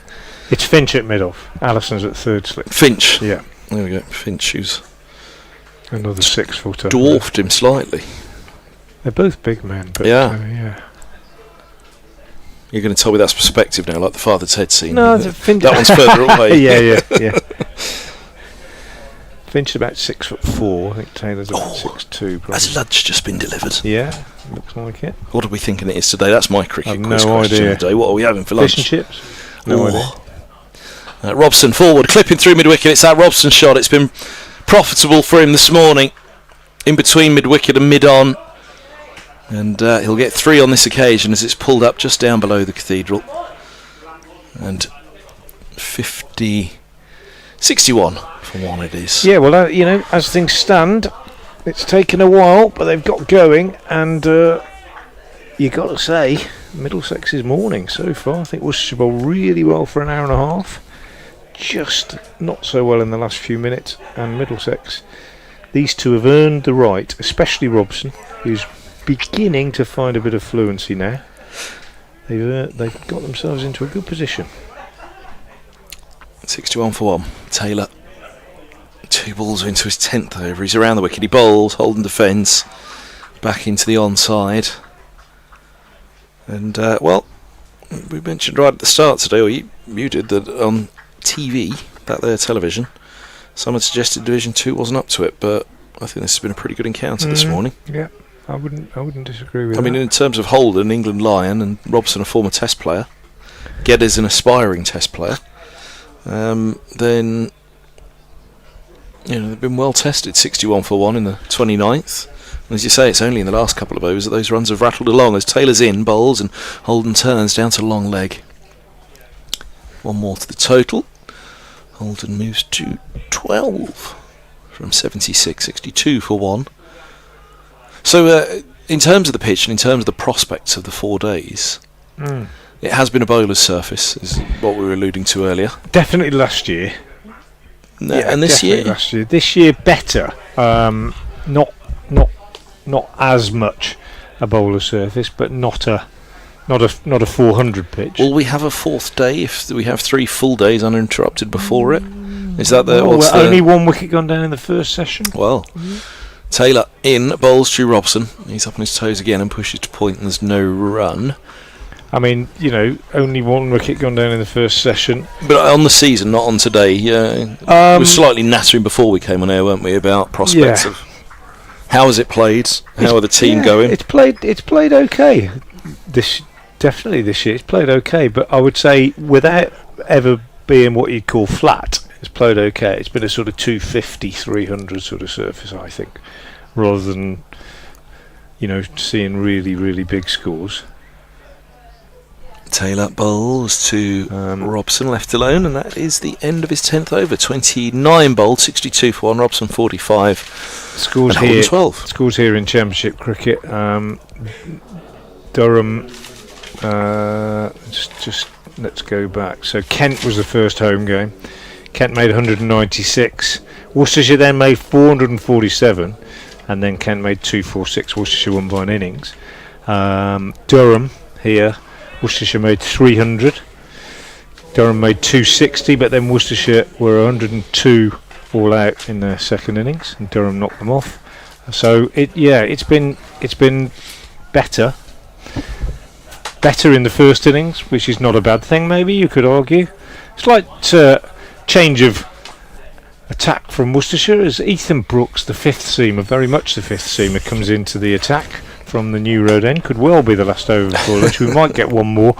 Haven't seen Matthew Waite bowl this morning. I think that must be because he's got an injury and he's playing as a batter, because he would normally, I would think, have been one of the first change bowlers. And the fact that he hasn't been used at all suggests to me that he's carrying an injury. I'll try and get that confirmed. I'm going to tell you what's happening elsewhere during the course of this over as Brooks comes in and bowls, and that's left alone outside the stump. Is this the obligatory over of Brooks before lunch? No. I mean, you often see a spinner, don't you? But exactly. You haven't really got one. Dolliver doesn't bowl much these days. Why not? Just he's had all sorts of injuries and just lack of, I don't know. Leg spin, wasn't he? Yeah. Did he bowl? I think I've got a feeling he did bowl a couple at Lords, but it might have just been one before. Probably, but it wouldn't be me. He doesn't bowl very much these days. So anyway, here we go. Leicestershire Essex. Match delayed. Dot ball from Brooks. Notts, Somerset, Trent Bridge. Somerset are 62 for 3. So steady as she goes. Glamorgan are 87 for 4 against Sussex. Yorkshire 113 for 1 against Warwickshire. Durham, Derbyshire. Durham are 74 for 2. That's the off stump again from Brooks. Lancashire, Kent delayed. Lancashire have won the toss and will field eventually. Northants 116 for 3 against Gloucestershire. So it's been pretty low-key stuff around the country actually. Not many fireworks here. Biggest news of the day, Kane Williamson retiring from international cricket. Unusual timing after just one test. Brooks again, and Holden leaves alone outside the off stump. Will we have another over? Just looking at the digital clock on the scoreboard. I thought you were going to say the biggest news of the day is it was raining at Lancashire. Well, it's not true what they say about it. Well, we will get another one. 5 the minutes wettest to go. county? Yeah, it's not? Cumbria, isn't it? Ah. And Norfolk is the driest. It might be the wettest first class. Yeah. County, and Essex is the driest. That's right. Yeah. Outside the off stump, left alone by Holden. It's the end of the over from Brooks. 1 over 1 maiden from him. 62 for 1, and we'll have one more before lunch. Although, would you care to guess which of our county correspondents disputes that Essex is the driest county? Probably. Based on mind that he disputes most things. Don Topley. No. Martin Emerson. Yes. Apparently, he thinks Durham's the driest, does he? Yeah. He doesn't. Up on the northeast coast, the rain doesn't get there. It's just cold. I know he always says too far south and all that. Well, Essex is the driest because this is the joke we often say here. I'll just break off as Taylor bowls. He's in now, and Robson is dabbling again on the front foot, beaten through to the keeper. Because Stephen Manfield, our groundsman here, our head groundsman, who has been so amazing in his dedication and his work with the floods over the last 2 or 3 years, came here from Chelmsford. So he came from Chelmsford, the driest, to the Worcestershire. and actually this must be the wettest, mustn't it? Well, you talk about floods, it might not get the most rain, yes, but it has to be the wettest. Yeah. And it looks a picture. The outfield's great this year. I mean, the outfield was bad last year because of the floods as well, but it's been superb this year. Robson forward, defending to Taylor. It's fielded at mid-wicket. And I think he's done brilliantly, even to get. He was telling me that, I can't remember now if it was last winter or the one before. I think it was the one that's just gone. The actual square was underwater. And when I say underwater, we're not talking about inches, we're talking about feet. The actual square was underwater on 7 separate occasions in total. Taylor past the umpire, he bowls, and that's a good take down the leg side. Robson not getting anything on it. In total, between October and February, for 38 days. Oh, I mean, it's hard to get your head around that, I think, really. And it's on, so it might be 5 days, then it goes, and then they clean everything up, and then it comes again. It's 7 days, and then it goes. I mean, just heartbreaking for the ground staff, I think. 3 slips crouched down. Taylor, 3 balls to go until lunch. First day here at New Road. He bowls, and forward goes Robson. Defends into the offside. Extra cover. Rolls to his right, and no run.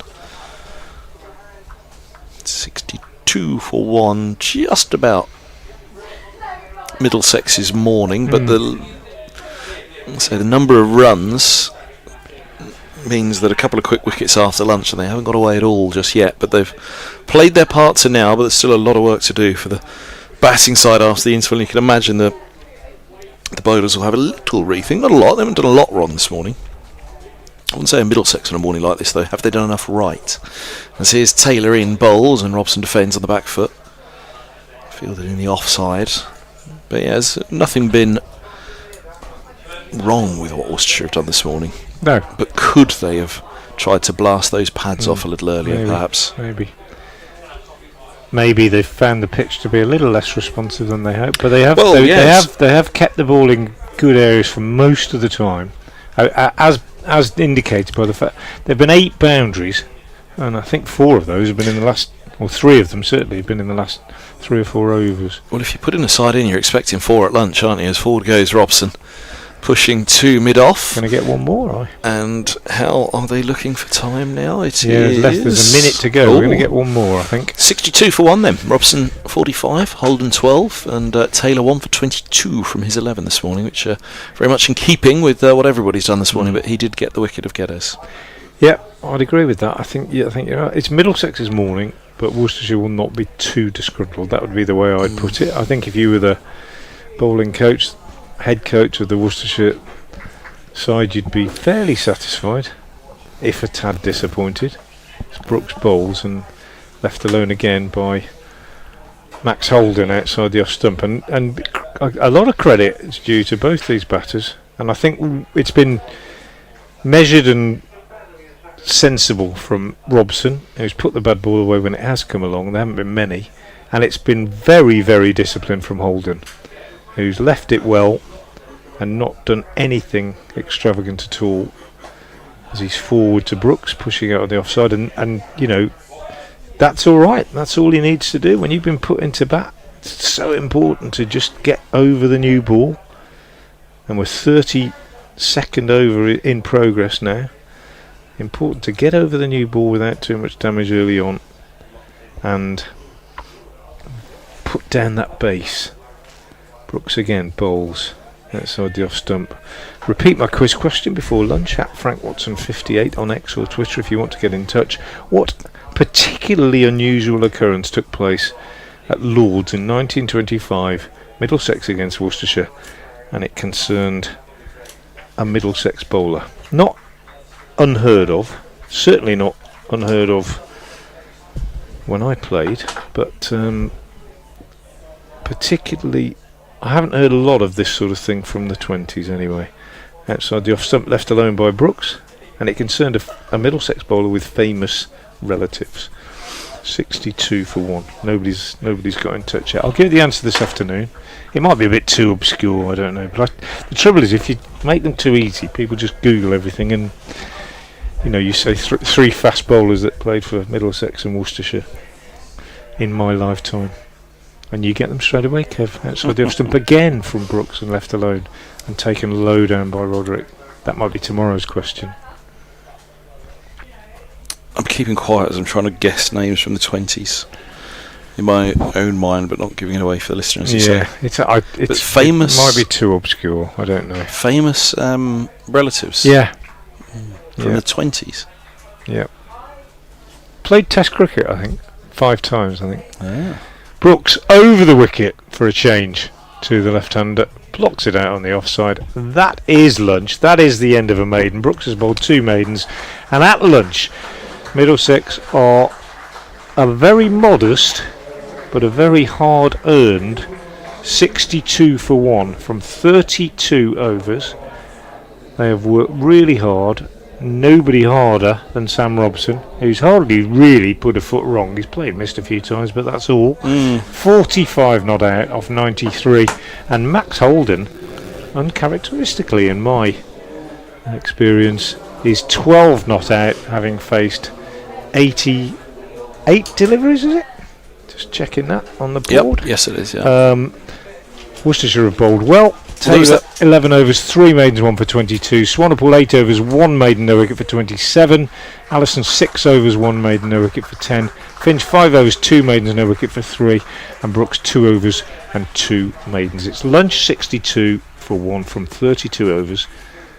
And I would say Middlesex's morning, Kev. Yeah, there was that one edge from Robson, wasn't there, out of the reach of third slip, and there was the drop from Holden. But other than that, plays and misses you expect on the first morning. So I think they've done well. That could easily have been a 50 for 3 morning, couldn't it? Yeah, easily. 50 for 4. As I say, I wonder will Worcestershire just reflect? Could they have been a little fuller and a little straighter? There you are, the views of Kevin Hand from BBC Radio London. I'm Frank Watson from BBC here from Worcester. We hope you've enjoyed listening and watching this morning. Mel Farrell was our third voice. She'll be back after the lunch break, and we will too at around about 1:40 or just after to bring you the second session of this game. Until then, many thanks for being with us, and enjoy your lunch.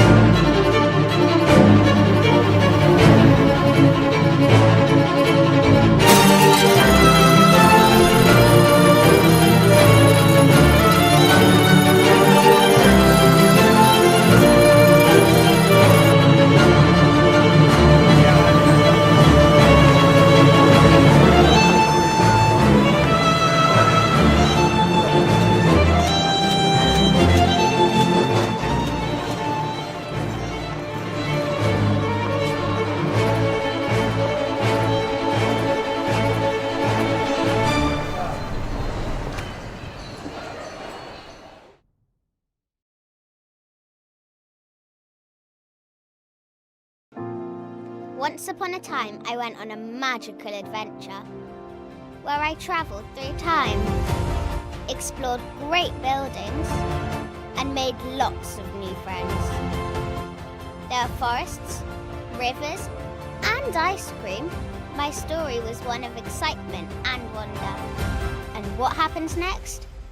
Well, that's your chapter. Make Worcestershire part of your story. Today we have welcomed the team from Gaze in Red to Blue into the club, and we're rolling it out across all staff at the club from top to bottom.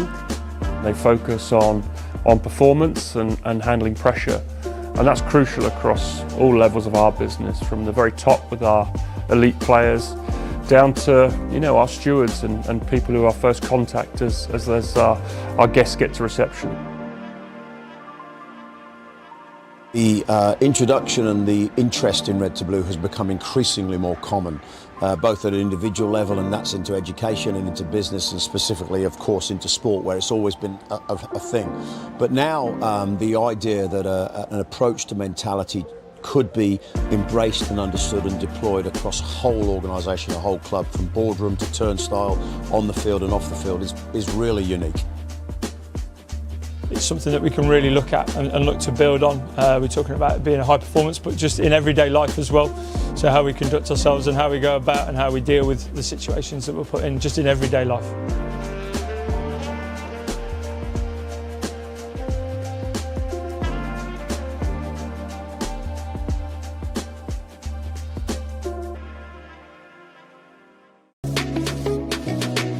Every day can be an opportunity to do more of what really matters in your life. Introducing Plexi, the leading global benefits and employee engagement partner, inviting everyone to open up a world of opportunities and enjoy more of what really matters in their lives. With a large global presence and an affiliate network of 1.7 million merchants, we're making life more joyful for 36 million consumers around the world. We're a new brand, built on Sodexo's rich heritage, with big ambitions for the future and a strong focus on accelerated growth. At Plexi, we're shaping the future, strengthening our partnership with clients, and creating meaningful relationships with consumers to give people what they really need. From creating personalized experiences to developing innovative benefit solutions and platforms, we harness the power of digital to bring freedom and enrichment to work and beyond. Because we're dedicated to making life better for millions of people across more than 30 countries.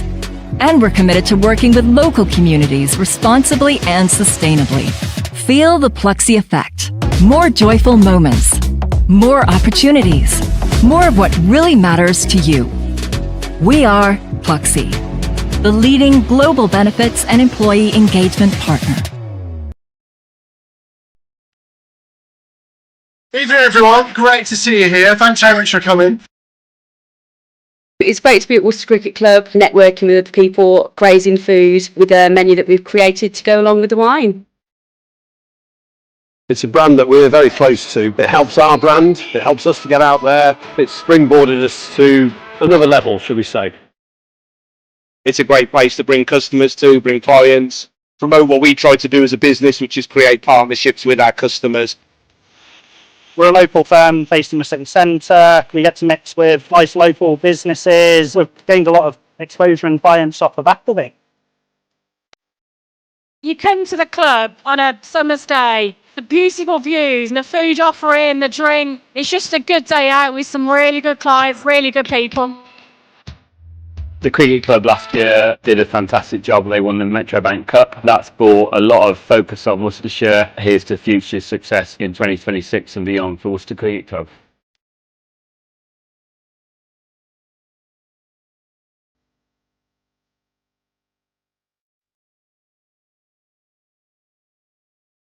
This is Mike the Plasterer. He needs a trusted supplier for his materials and tools. Mike needs Profile Store. With an easy-to-use website, you can check stock online, order it, and collect it within the hour. Profile Store offer free delivery over £125 and fast overnight shipping. With over 2,000 products in stock, they're sure to have what you need. So get yourself down to the trade counter in Kidderminster today. Get the job done with profilestore.co.uk. We're here today in Macron campus here in Bologna in Italy. Macron have brought out some of the team, the men's and women's first team captains, a couple of players from each side. They've given us a tour of their impressive campus here and told us a little bit more about their history as a company and how they work in sport. We're very, very excited. I think it's a landmark deal for Macron because we've been in cricket for the last few years through deals with Cricket Ireland and then most recently with the West Indies and South Africa last year. But what we were really missing was a county club in England, and then having Worcester. That I think will be a milestone for Macron. We're really excited to work with the Worcester and expand the relationship further in the next few years. It was a long process in terms of finding the right teamwear provider for us. From the start, actually, with Macron, they were really impressive in the way they went about their business. They were really big on sustainability.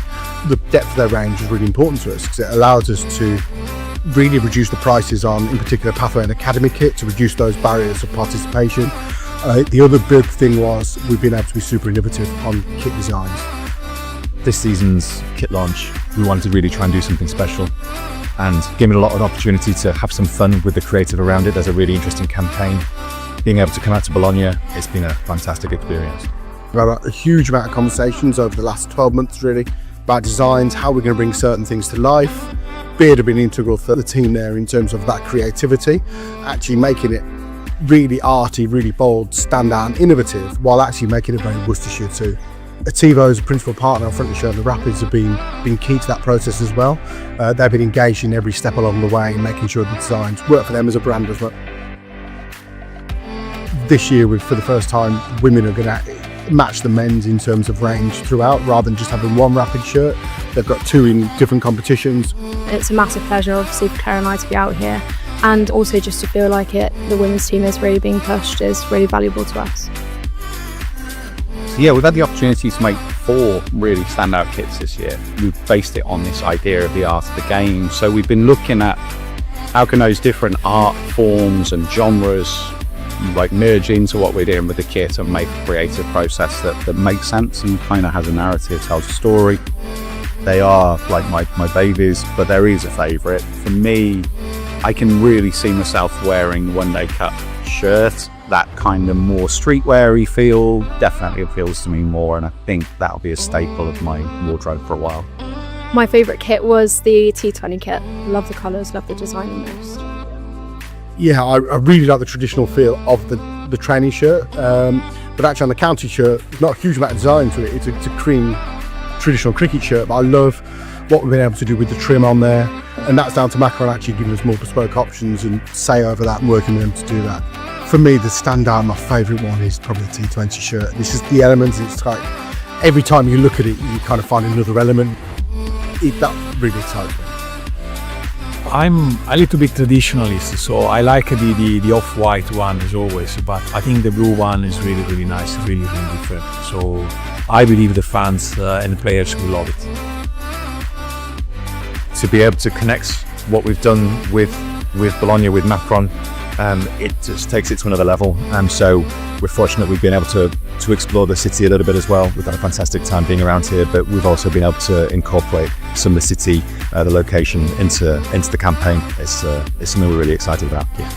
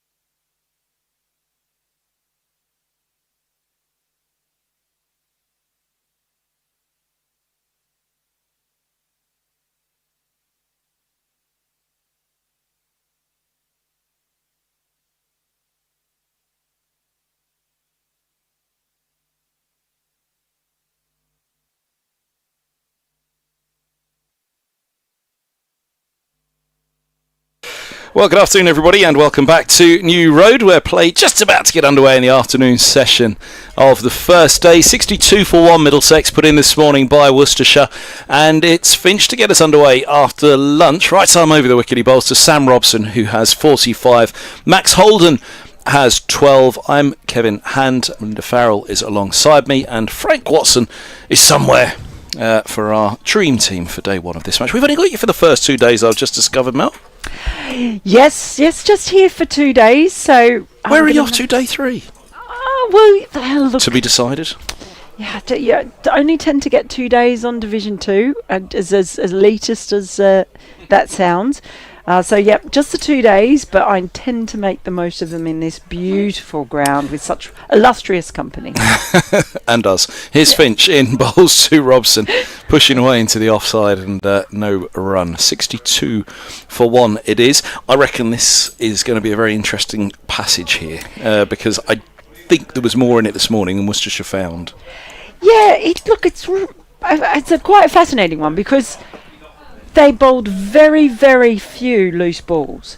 There was little to be driven, hardly a half volley to be seen, very little to cut as well, and yet the wickets didn't come.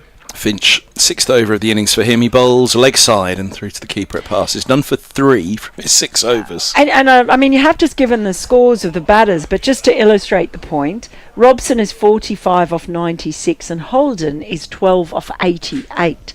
So it's not been easy to score. It's not been easy even just to get the singles and turn the strike over. Well, word is there's a little bit out there. The ball's doing a bit.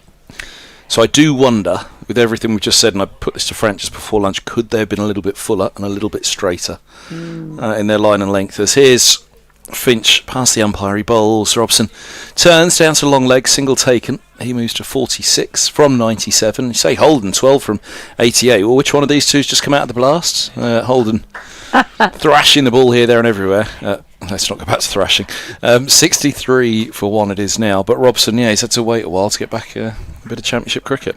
Well, yeah, and you've got to give the Middlesex batters a lot of credit because they've been extremely patient, really dogged. It hasn't always been pretty either, but they've hung in there and they might reap the rewards once the ball gets soft. Finch is in, he bowls, and Holden left alone through to the keeper. Yeah, I think second bite of the cherry now, isn't it, for Worcestershire, and I do think the Middlesex be very aware that this could easily be a 70-4 half an hour. Yeah, 63-1 it is. Really crucial half hour. I'm absolutely with you on that one, Kevin, because if they get through unscathed this next half an hour, then I think we might see the runs start to come more easily.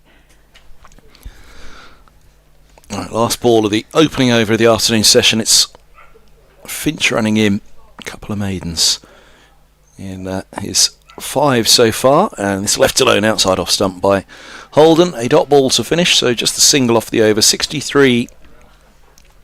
It's clouded over a little bit, the bright sunshine that we had this morning. There's still plenty of blue around, which was part of the wonder this morning that they put Middlesex in the blue skies. Were they going to go for a bat themselves, or did they fancy a bowl? But Frank was suggesting that it'll be a bowler's surface.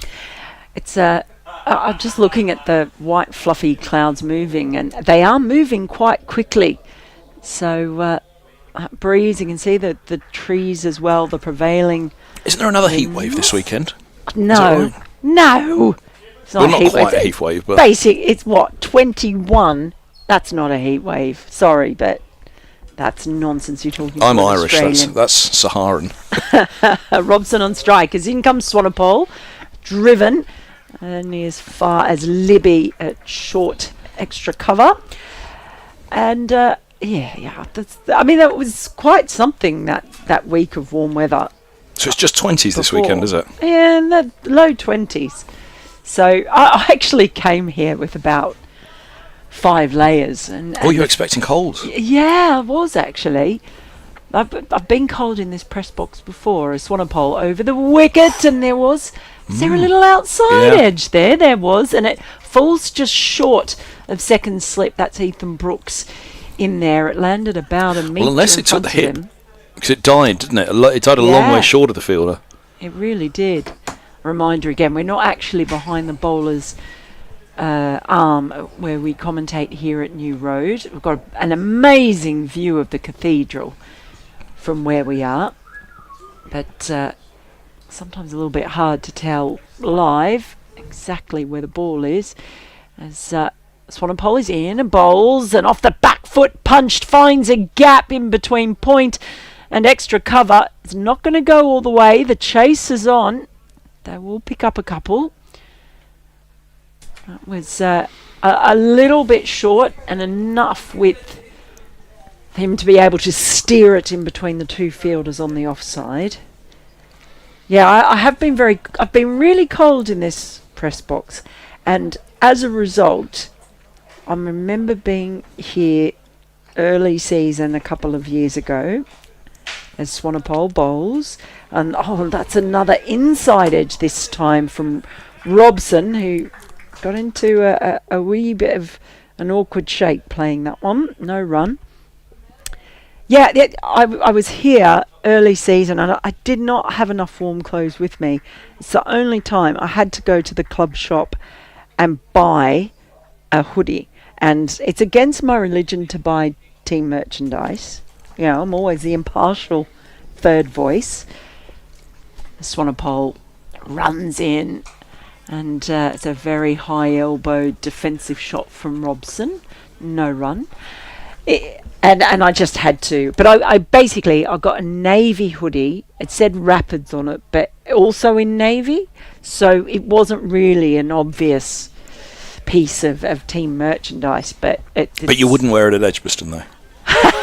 Well, I wouldn't wear it at a ground. There's no way you'd catch me wearing merch at a ground, any ground. Here's Swanepoel, he's in and bowls. That's turned behind square leg by Robson. I'll just get the single.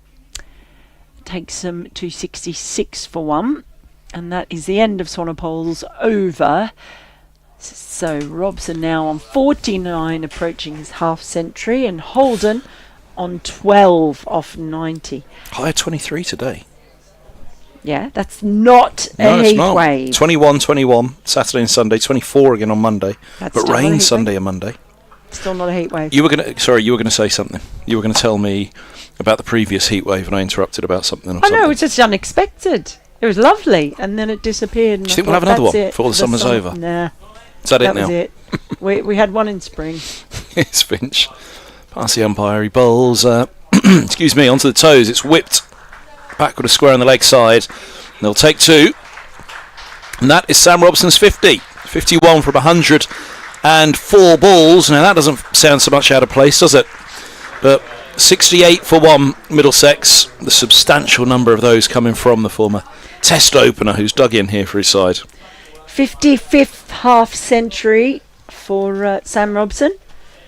Career strike rate of almost 52, and he's almost bang on that today. So you're right, it is very much on brand.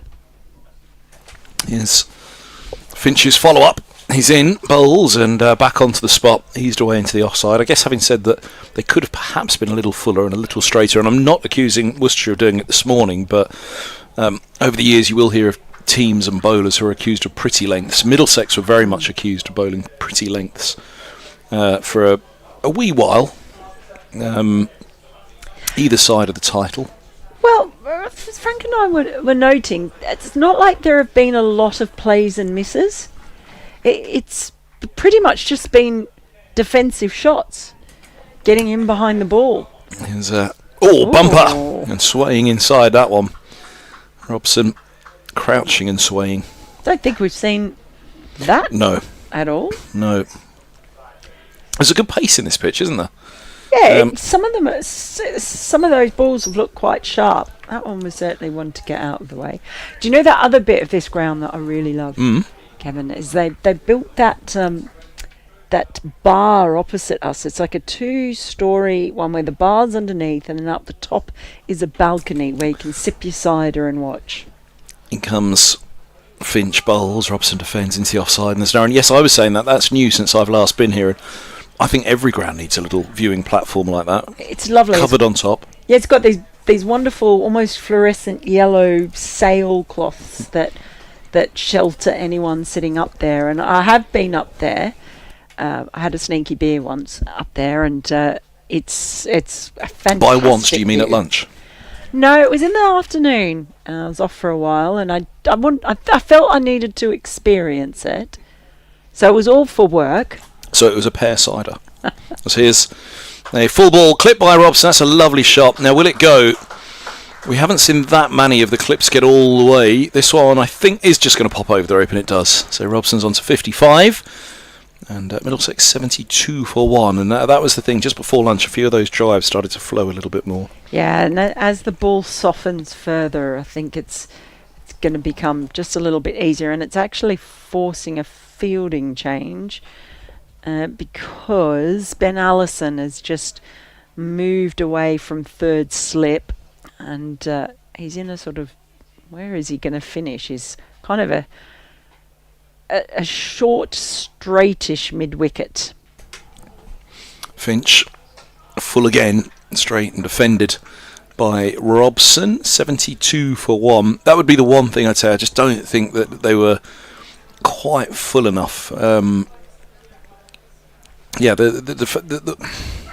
ball didn't beat the bat enough this morning. There were too many leaves, or the batters seemed to be lining up quite nicely, so I just felt I didn't get something quite right. But 72 for 1. The heart in mouth moments were few and far between, weren't they? The drop for Holden, the edge for Robson out of the reach of third slip.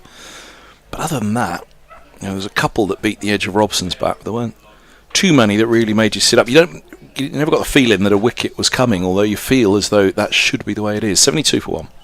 Here is Swanepoel with a new over. Over the wicket he comes to Holden, who once again just plays that defensive shot straight back down the pitch. And they have played straight. A lot of these defends have just done what that one did, and pretty much just gone straight back down the pitch, or to mid-off or mid-on. So they've been getting in behind it, playing straight. And yeah, the edges of the bat just haven't been threatened enough. As Swanepoel is in and bowls again, what happens? Holden just gets behind it and it rolls up towards mid-off. No run. So they've not had problem laying bat on ball. Haven't been a lot of edges. But they've also not really been able to manoeuvre the ball very much around the ground in search of the singles. Swanepoel is in, bowls. Next ball, Holden not quite as convincing, and it sort of squirts off the outside edge of the bat to D'Oliveira in a short cover. Well, the whisper is it is doing a little bit more out there than we're detecting at the angle we're at here at New Road, which is one of the loveliest viewing spots in the world of cricket. But you're never, ever in line when we are at this angle. But I don't think we'd swap it, though, would we? Oh, no. With the cathedral hanging over the back of it.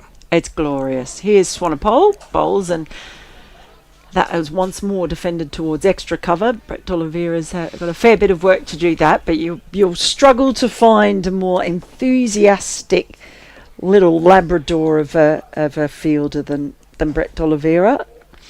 He really sets the tone with energy and a bit of a joie de vivre in the field. It's a bit too much French for a Friday morning, isn't it?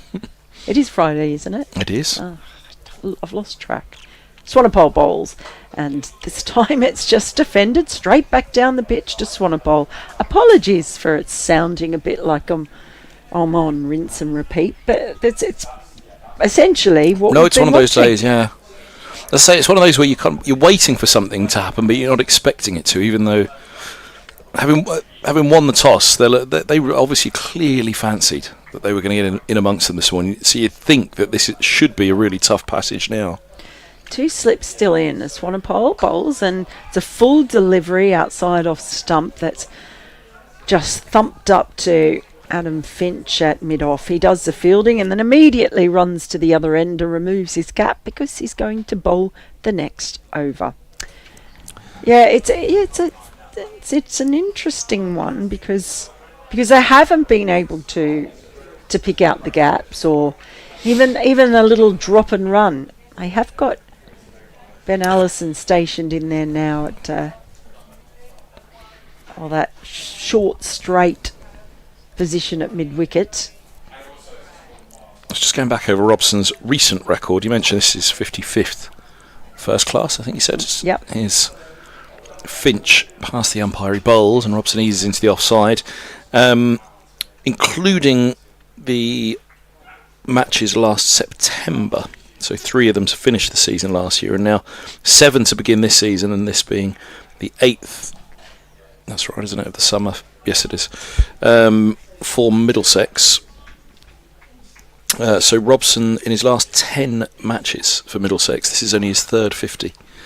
He did manage 162 in the second innings at Northamptonshire in April, then 87 in the first innings against Durham at Lords, as 40 goes now defending to Finch back up the track, but a welcome 50. I suppose you could look at that as, well, that's the third time he's passed 50 in the last 5 matches, which doesn't sound so bad with the century thrown in there as well, but he'll be keen. My point is he'll be keen on reaching three figures, especially when it's only these 2 matches in the middle of the summer for Sam, and then he's got to wait again until September. He and Tim Murtagh, before he retired, similarly so, they'd kind of disappear for a while when the 2020s came around. As Finch moves in, bowls, Robson defends on the back foot. Feels in that sense like a Sam Robson surface, this, doesn't it? As soon as they go a fraction short, Robson looks extremely happy on the back foot, defending. As you say, that nothing too expansive from Middlesex, quite rightly yet today.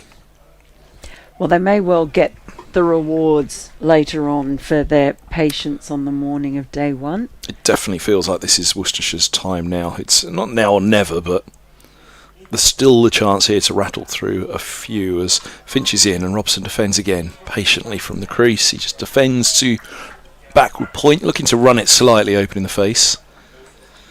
But yeah, it feels like they're setting up for the day. The wind you were mentioning, actually, look at those trees over by the cathedral. They're pushed to one side, aren't they? Yeah, the prevailing breeze that heads that way. You see the clouds going in that direction as well. So it's coming over Finch's left shoulder as he runs in the breeze, isn't it? It is, yes. I have to turn myself around and think of what my left shoulder is. It's Finch in, bowls, lovely shot by Robson, but straight to mid-off. We've seen one glorious shot down the ground like that from him today. One's come of the 8th.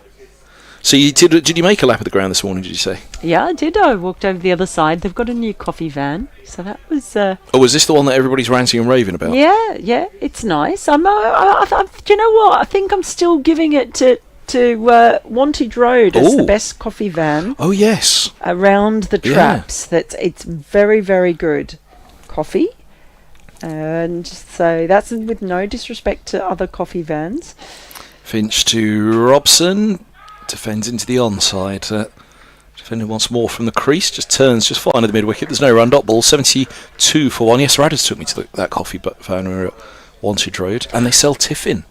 They do. They sell tiffin. But I tell you what, I know where you're staying. And opposite your hotel, there is a cafe that you have to go to in the morning. I'm not sure if you have breakfast included in your stay. For the coffee or the tiffin?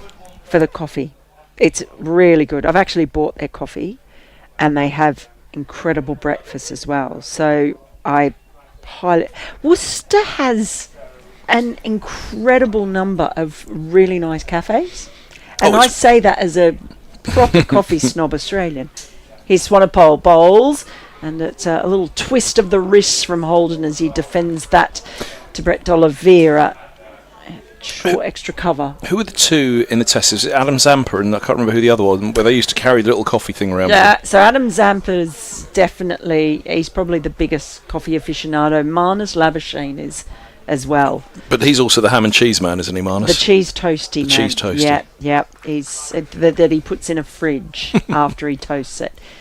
Swanepoel bowls, swished back at him by Holden. It was a full delivery. That was good, that document. They need to do another one of those. That was one of the better. Yeah, that was one of the better sports documentaries. I mean, well, they've done 3 series now. I actually thought. What's in the third? the first one for me was by far the best. JL. Yeah, that 2019 Ashes. Yep. Here's Swanepoel bowling a full delivery that's just driven without any real timing by Holden up to Adam Finch at mid-off, no run.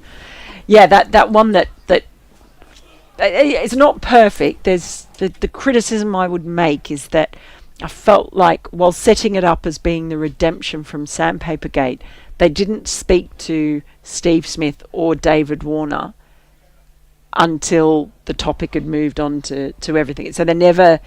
It was kind of glossed over, I felt, very much so, and then set up as the redemption from something they never really addressed.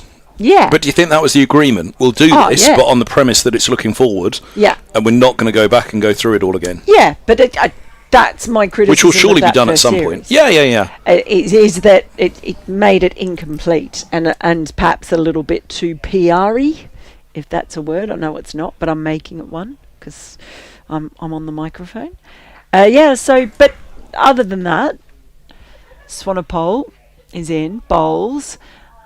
It's just nudged to short mid-wicket where Ben Allison has been parked. So Holden remains. He's on a dentury. He's faced 100 balls for his 12 runs, named in honour of course, Chris Dent. No, Joe Denley. Ah. Yeah, dentury. So you always look up and notice it's bowled by Swanepoel, an open face bat from Holden. Just tries to run the ball down to the deep third boundary. Only gets as far as the ring though, because there's a fielder there. They've taken a run though, 73 for Joe 1. Denley, formerly of Middlesex. Yeah, because you'd always look up and you'd be like, he's faced 100 balls, and he'd be on about 33.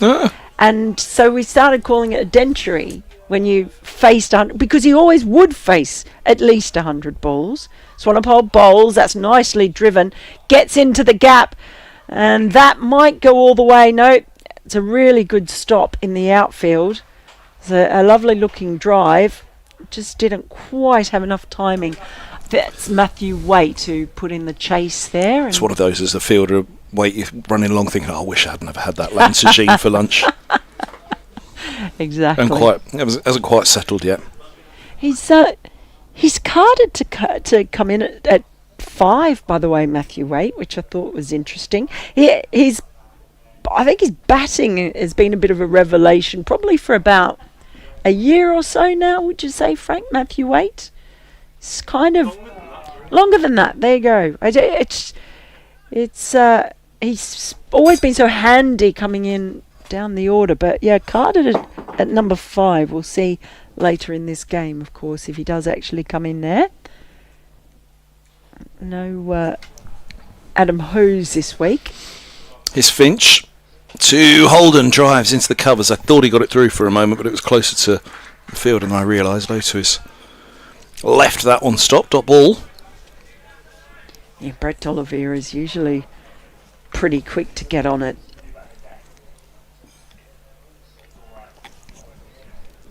Not bowling as much nowadays. Frank was saying, I think he turned his arm over for a couple at Lords. Let's have a look back at that scorecard. In fact, it's in front of me here. Well, we haven't seen Matthew Waite yet, of course. Here's Finch. Past the umpire, he bowls. Short, and he's hooked. Top edged, but fine. And 4 it goes. Well, let's wait, actually. Yeah, it is 4.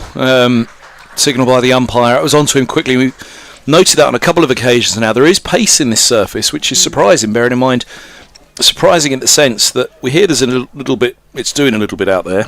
There's pace in the pitch, but they haven't beaten the bat that often. But Holden was late on that one, wasn't he? Well, we've seen Finch employ the short ball a few times with varying degrees of success. He's had them swaying out of the way a couple of times, but yeah, just got enough on that one that it's flown away. So are we seeing this tide shift towards a softening ball that's easier to hit? Finch bowls full, and that's driven through the covers for 4. Through cover point, really. Open face from the left-hander, ball angling across him. Lovely shot by Holden.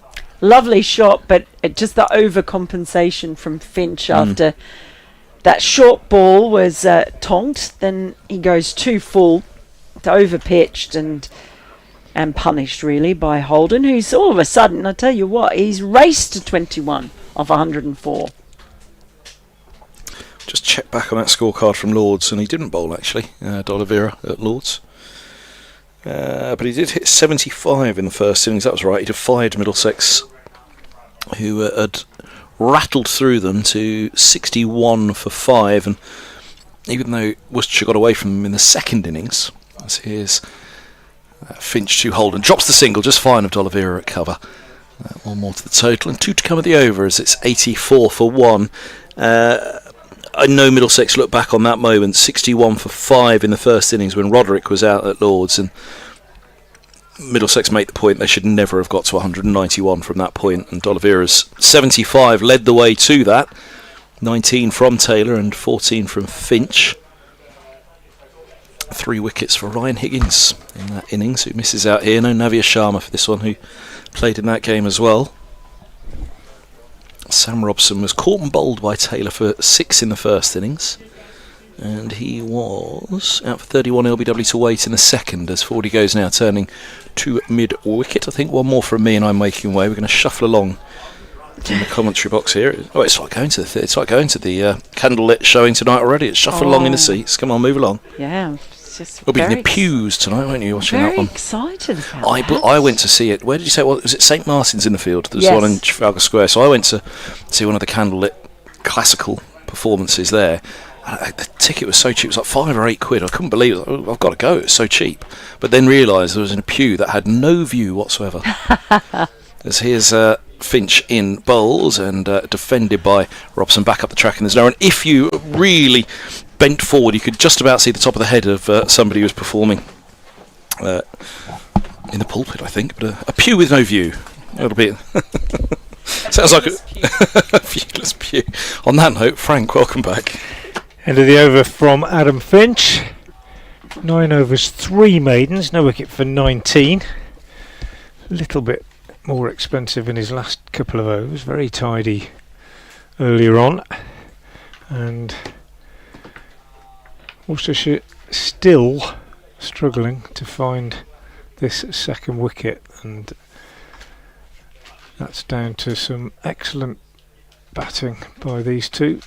Application is the word of the day, I think, isn't it, Mel? I was just about to come in and say it's the application, and of course, school teacher Frank has taken them. Stop it. As the new over begins with Swanepoel bowling to Holden, keeper Roderick standing up to the stumps, and he's defending off the back foot, and there's no run. But yeah, that's exactly right. I mean, I think the Worcestershire bowlers bowled really well for an hour and a half this morning. Maybe you could say they were a bit short of a length, not quite full enough perhaps to find the edge. Swanepoel bowls, Holden plays that down on the onside, fielded at short mid-wicket by Allison, but there was very little to hit, and the batters had to be focused and concentrate, wait for the bad ball. It came along, there were a few looser ones just before lunch, Robson particularly managing to get away, but Holder's been a model of concentration out there. 22 off 107 now, and they're laying the foundation for what could be a very good first innings score. Swanepoel bowls, Holden steers this down with soft hands towards third man. He's going to get a couple, flick back just inside the rope by Taylor, and they do get 2 runs. But you know, it's a 4-day game, and it doesn't matter how long you take really to get those first couple of 100 runs on the board. If you lay down a foundation, only lose 2 or 3 wickets in getting those first couple of 100, you're probably not going to lose, and that's exactly the approach they're taking. Worcestershire at the same time will be thinking, if we've still got a chance of knocking over a couple, it could all change. Swanepoel bowls, and this one is sort of steered down rather suspiciously by Holden. It bounced on him a little bit, fielded in the backward point position by Taylor. 86 for 1. It is the problem, is it, or the danger. You can understand why they're doing it, but one lapse of concentration and a wicket falls, new batter comes out, then the score's just not progressed very much. So it could still go either way. Yeah. Holden defends again off the back foot. Yeah, it's been attritional was the other word you could use, isn't it, about the whole day, really. It hasn't been nipping around and going past the bat. Maybe that's down to the fact that the length that Worcestershire have bowled generally, down to good batting, good leaving, but there hasn't been many balls flying to the boundary either. It's on a ball once more round the wicket. And Holden is very watchful, pushing out on the offside. Another dot ball, end of the over, 86 for 1 from 40 overs. Frank, I'm quite intrigued. There are quite a few people in here, big group. They're all wearing a sort of, I was going to say orangey yellow or yellowy orange, I'm not quite sure, T-shirts. They're over there in front of the hotel. And then there's a couple more opposite us, just to the right of the Basil D'Oliveira stand. They've got, and I'm just trying to work out, are they a particular... Don't know, they've got emblems on. Maybe they're a club or a touring club or something, I don't know. It's Finch in, bowls, and this one ridden. Sorry, it's you, isn't it? You could just keep going. Yeah, I don't know, mate. It could be a touring team, but although, to be honest, with no disrespect, they don't look like the most athletic people. But it's a very distinctive colour. It really stands out. Yeah. And there seems to be a couple of red bucket hats and this yellowy orange. It's almost like a mandarin, the colour of a mandarin or a clementine. You might see, maybe a little bit yellower. But it's very distinctive. I need to find out who they are. Here is Finch bowling, and, well, what do you know? Holden's being watchful and defending it up towards Brett D'Oliveira, who runs in from short extra cover. Still no run. It's the investigative journalist in you, Mel. Send us a tweet or something if you're out there listening. Tell us who you are. I don't, you know, I'm quite settled. I love coming here and snuggling down in this press box with the beautiful cathedral opposite. As Finch commences, he's in past the umpire, bowls, and Holden just pushes at this one again. It goes out through mid-wicket. Fielder coming in from the boundary. I'll just keep it to the one. Ben Allison, that is out there. Fielding at deep mid-wicket. Takes the score to 89 for 1. It's been slow going, but you can see why Middlesex are playing. They've played very straight, Frank. Yeah. Lots. Yeah. Defensively, back down the ground at the bowler, mid-on, mid-off, mid-wicket, extra cover. It's very much around that area in front of the batter as Finch bowls, and that's left alone by Holden.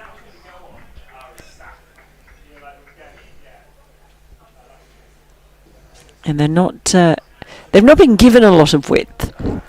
They've also not given themselves room, and it's just been very, very straight. Everything so far, pretty much. The odd exception, there's 2 slips and a gully in. Jake Libby in a gully. He's already taken 1 catch today. In comes Finch, and once again it's just patted back to the bowler. The bowlers have had to do a lot of fielding off their own bowling. It's been that sort of inning so far. Yeah, not many stingers coming back at them though, just little pushes generally like that one. But yeah, it's hard to kind of, well, you'd have to say that Middlesex having been put into batter on top at 89 for 1, but they lose a couple and it's 80 odd for 3, and that's about par, isn't it? So that's what Worcestershire will have said to themselves at lunchtime, I'm sure. Finch bowls, and on the back foot, it's in the air, and Libby is up and reaching, but it just clears him at gully, and they'll come through for a single. So that's a first bit of genuine excitement we've had for some time, as far as a little, not really half a chance even, but at the end of the over, Middlesex 90 for 1, Robson 58 off 119 balls, Holden going at half that pace on 27 off 116. And you are right, it is.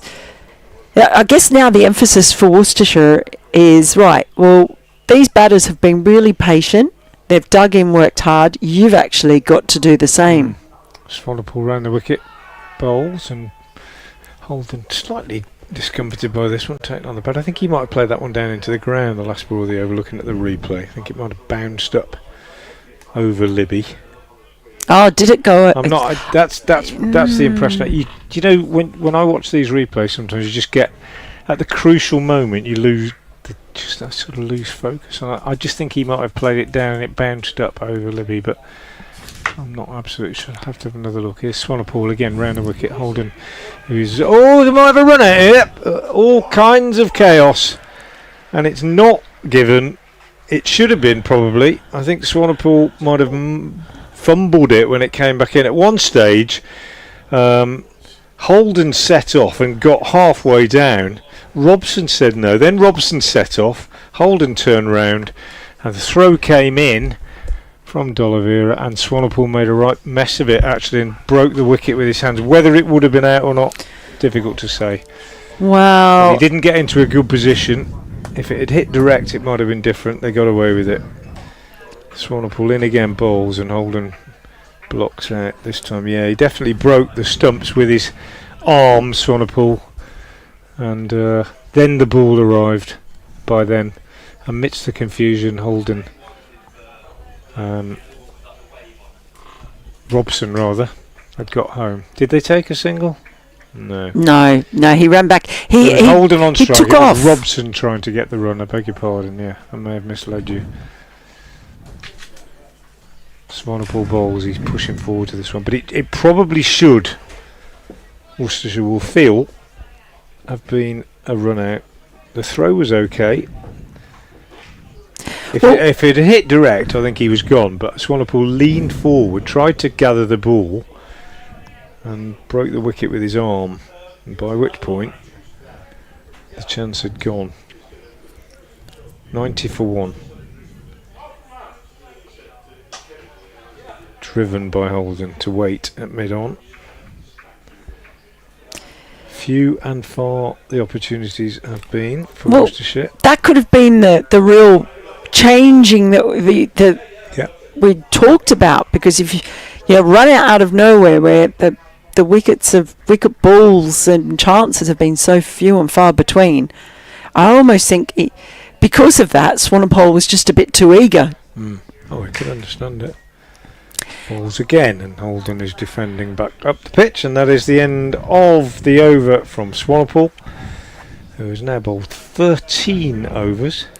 The other thing is, I think Swanepoel actually had his hands in front of the stumps as he undoubtedly tried to take the catch. Yeah. So rather than having his hands behind, the keepers these days deliberately go in front of the stumps. When I played, you always waited until the ball came past, but now keepers always go in front because they've shown on replays and sing frame by frames that if they take it in front and bring it back, it's quicker than if they let it come past the stumps and take just by that much, but that might be enough to get the wicket. And maybe he was trying to do exactly that. That was a maiden anyway. 13 overs, 3 maiden and none for 35 for Swanepoel. And it's still hard work for the batters out there, but they've still only lost the 1 wicket. 90 for 1. Be interesting Taylor's to back. see. Yeah, Taylor's back now into the attack and bowls, and it's a very watchful defensive shot out in front of the body from Robson. Seen so many shots like that so far this morning. And yeah, it'll be interesting to see when ever the second wicket does fall, just what a crucial moment that may have been. 2 slips in with Taylor bowling now. They no longer have a gully. They've got a backward point in for Robson. As Taylor is in and bowls, and it just goes straight to the fielder at backward point, who is Swanepoel. And Sam Robson just practices that drive. I think that might have even turned in his hands a little bit as he played that shot. Just the 2 slips in now. Backward point has got extra cover, mid-off, mid-on, short mid-wicket. Fine leg as in comes Taylor, and it's a repeat of what we've seen. Just a little push up to mid-off, no run. And I was thinking, that's not enough. There's one other fielder out in the deep, just down at deep mid-wicket in front of the scoreboard. I'm losing him in the whites of the covers that are piled up against the fence on that side. No need for them today, hopefully. I thought it might be a bit iffy, the weather, but it's lovely. Yeah, good forecast actually for most of the game, I think. Next ball from Taylor is driven gently straight back past the bowler. More of the same.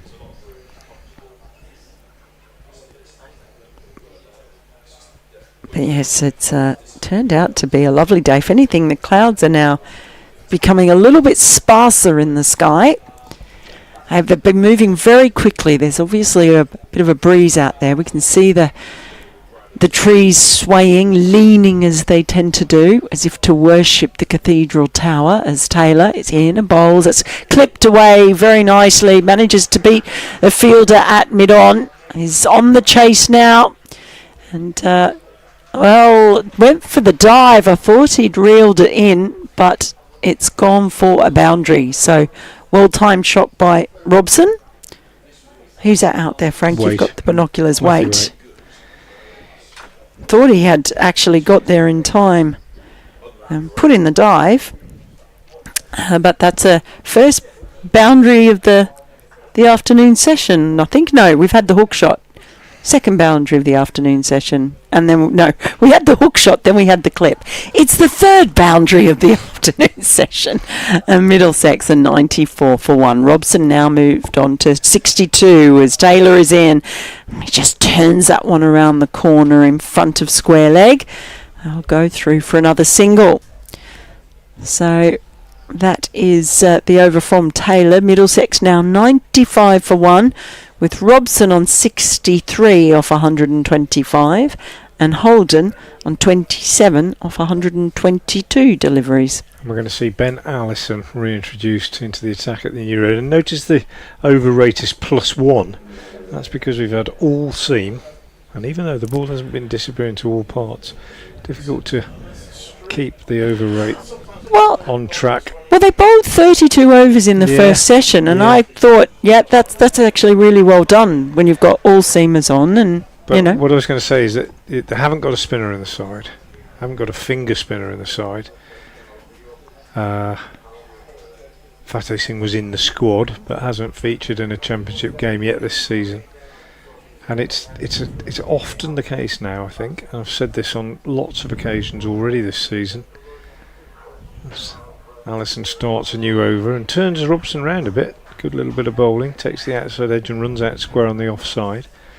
That there was a time in county cricket, not that long ago, and it's still the case for some counties, that a situation like this where you've only got one wicket, 40 odd overs have gone, you look around and you look for your finger spinner and you chuck the ball to him and you say, right, just bowl at one end for 10, 15 overs and just tie it up and go for 2 and over, and I rotate my seamers at the other end. But increasingly the case that captains haven't got those options. Allison is turned down to long leg for a single by Speaking of captains, who we might well see Brett D'Oliveira rolling his arm over at some point in the game without the specialist. Not a lot, I don't think. He doesn't bowl very much these days, and hasn't really bowled many overs at all this season. Well, we've got. It might be a needs must, and there's also Jake Libby. There's also Libby who can roll a few off spinners down, but it's not.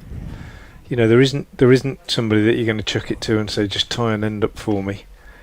Allison round the wicket to Holden, who pushes out on the offside, and there's no run. And it's not just Worcestershire, but I think if you look around the country, they're just, Essex have got Harmer, and you've got Archie Vaughan coming through at Somerset, and there are one or two others around, Liam Dawson and so on. But Jack Leach at Somerset as well. Jack Leach at Somerset, who can do exactly that job beautifully, I think, and tie it up. But it's increasingly not the case. The one time Worcestershire have played a spinner this year in the Championship at Southport was Fateh Singh was injured, and they brought in George Drizzell on loan from Durham. Allison again is in, and Holden is again solidly forward. 27 off 124 deliveries. His patience. They have got, because we haven't seen Matthew Waite bowling yet. They've also not fit, I don't think. Not he fit. Definitely would have bowled by now. Yeah, I was going to ask you why we hadn't seen him bowling yet. So they've also got Ethan Brooks, who I tell you, I feel every time I have been at a game and Ethan Brooks has bowled, he's come on and taken wickets. And I'm not saying I'm his lucky charm, but he's done it every time. Allison again bowls, and Holden tucks this one off his legs. Once, two isn't going to get them because Libby is quickly in off the boundary. And it is just a single. But this is now becoming a very, very useful partnership indeed. For these two, came together at 13 for 1 in the 5th over. So in 40 overs or so, just under, they've added 84 so far, and they've done it with just a minimum of fuss. Possibly one chance put down in the gully and 4th slip off Holden. This one is short. Robson pulls it away on the leg side. And Kashif Ali's on as a substitute for somebody who I didn't notice going off, does the fielding, and they get a couple of runs to end the over. Allison 7 overs, 1 maiden, no wicket for 14. Robson has gone to 66, and it is 99 for 1. Yeah, I noticed Kashif Ali there as well as he went to field that ball. I'm not quite sure who is. I'll try and you can work it out. You know. Could be Finch, who's just finished the spell. Oh, yeah, Ben Allison just. He's Ben Allison. Tom Taylor's about to bowl, so it might be it's Finch. Finch. Yeah, that would make sense. I tell you what, the church is now gleaming in full bright sunshine. The clouds really have parted, and there's a lot of Try blue telling sky. that to one of our colleagues who called it dirty the other week. No, I'm not having that. A comment that I described as heretical. It looks an absolute picture as Taylor is in around the wicket, and it's left alone by Holden. Just pulled his bat up out of the way. I've got 2 slips and well, actually, we've got 3 slips in a gully. Jake Libby, he's not very big, and he was hiding behind Ethan Brooks, I should say, who's a mite taller.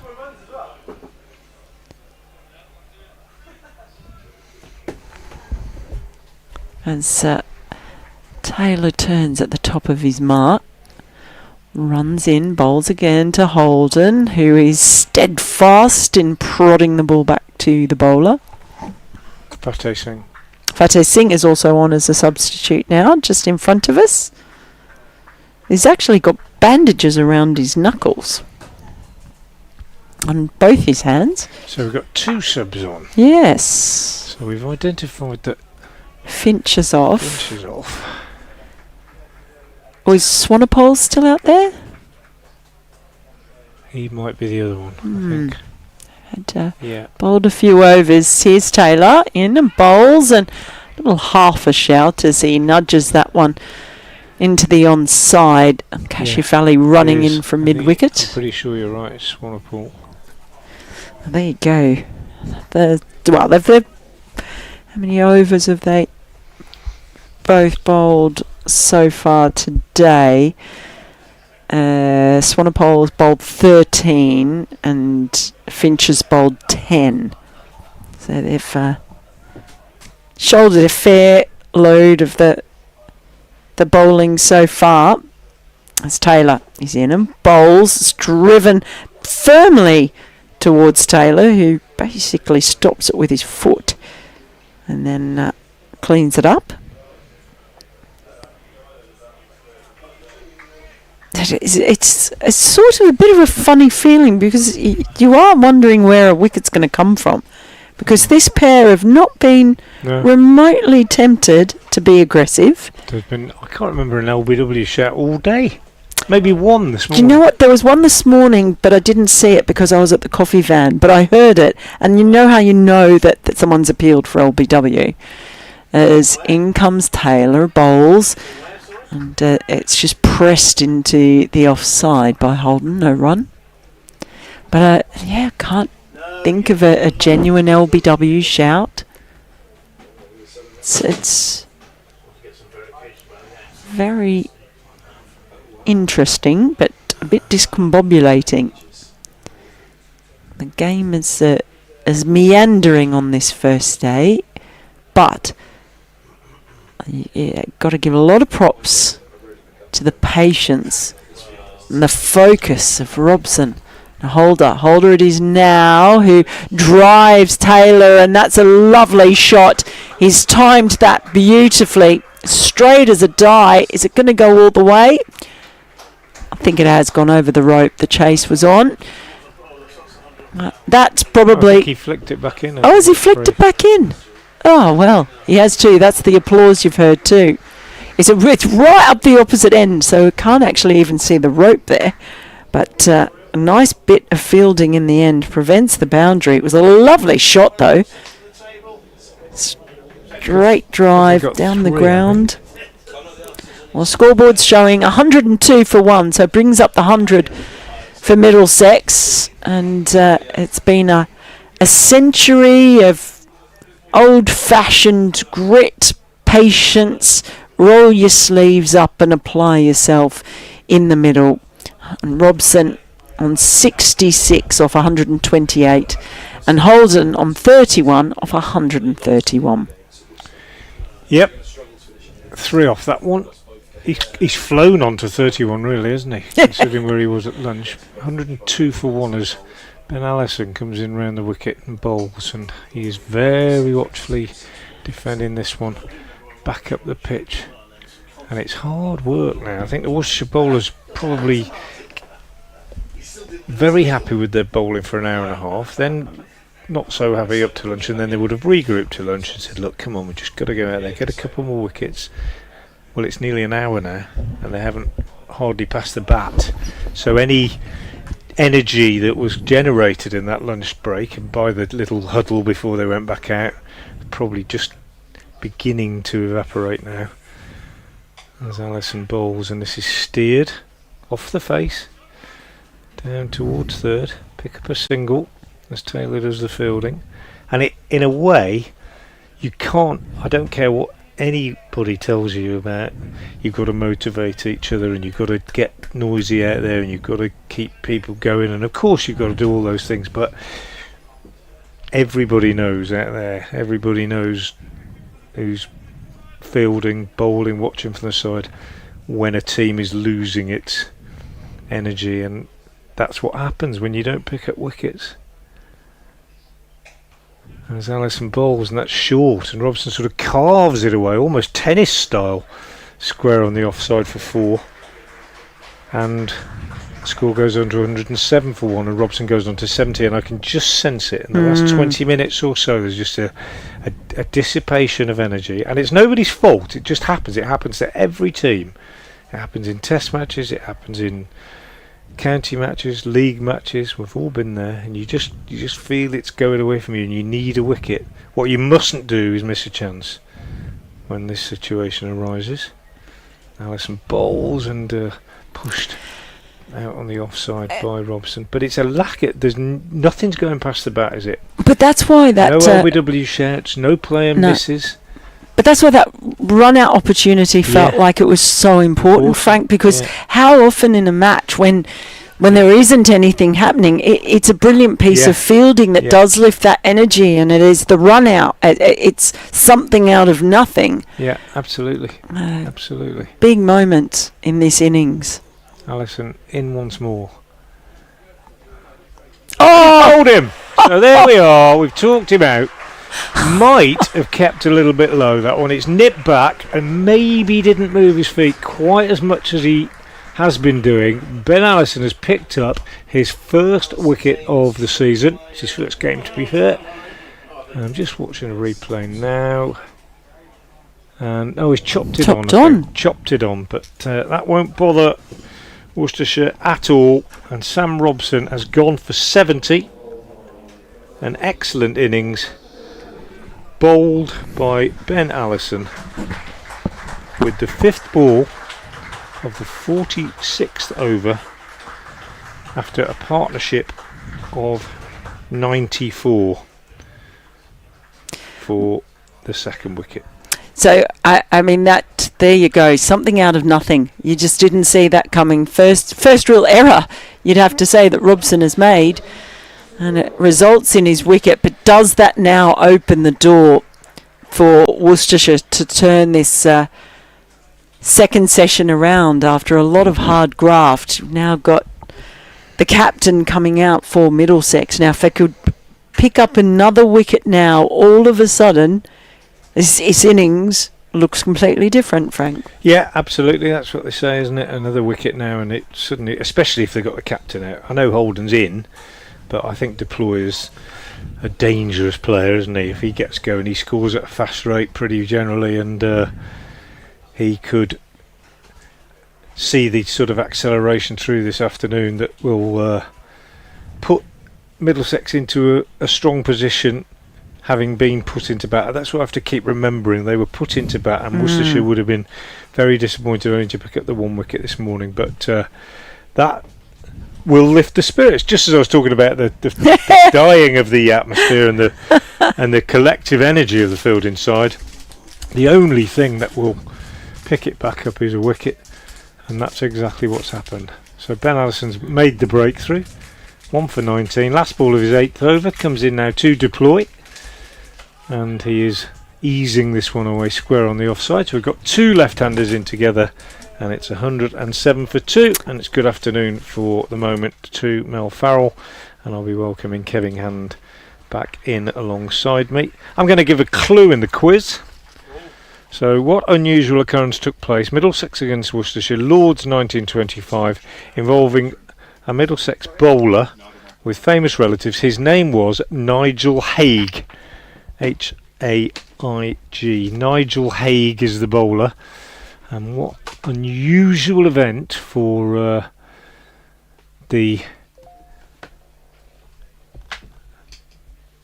time, if you like, the period took place on that occasion, as Taylor starts a new over and Holden is forward and pushes out on the offside.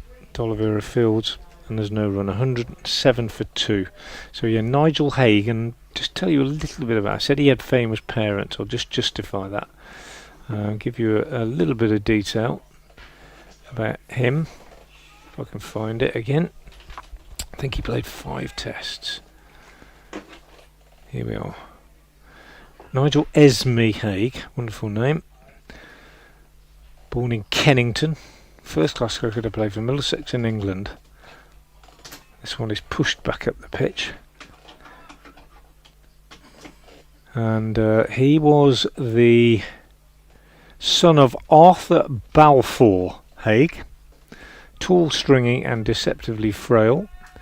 Played from 1912 to 34 as an amateur batsman who could open the innings or bat further down, and a tireless swing bowler. Deceptively nephew of Lord Harris. All-round sportsman, good at ice hockey, Oh, I thought he nicked that. He played and missed at it, Holden outside the off stump. Taylor thought he'd nicked it as well. A nephew of Lord Harris, good at ice hockey, real tennis, lawn tennis, racket, soccer, rugby union and golf. And won a military cross. Ian Peebles, who played under Haig, said he had a witty and active mind with interests ranging from bird watching to music and poetry. Anyway, he was the bowler. So there you go. And what happened in that game concerning him was not something that I've heard of happening much in those days. And why I found out about it, I don't really know. Taylor round the wicket, in again, Holden on the walk a little bit this time. Clips this with the movement in from round the wicket out to Swallopool at mid-wicket. We had 2 subs on, they're both gone off now. Swallopool are back on. Deceptively frail. Extraordinary description, isn't it?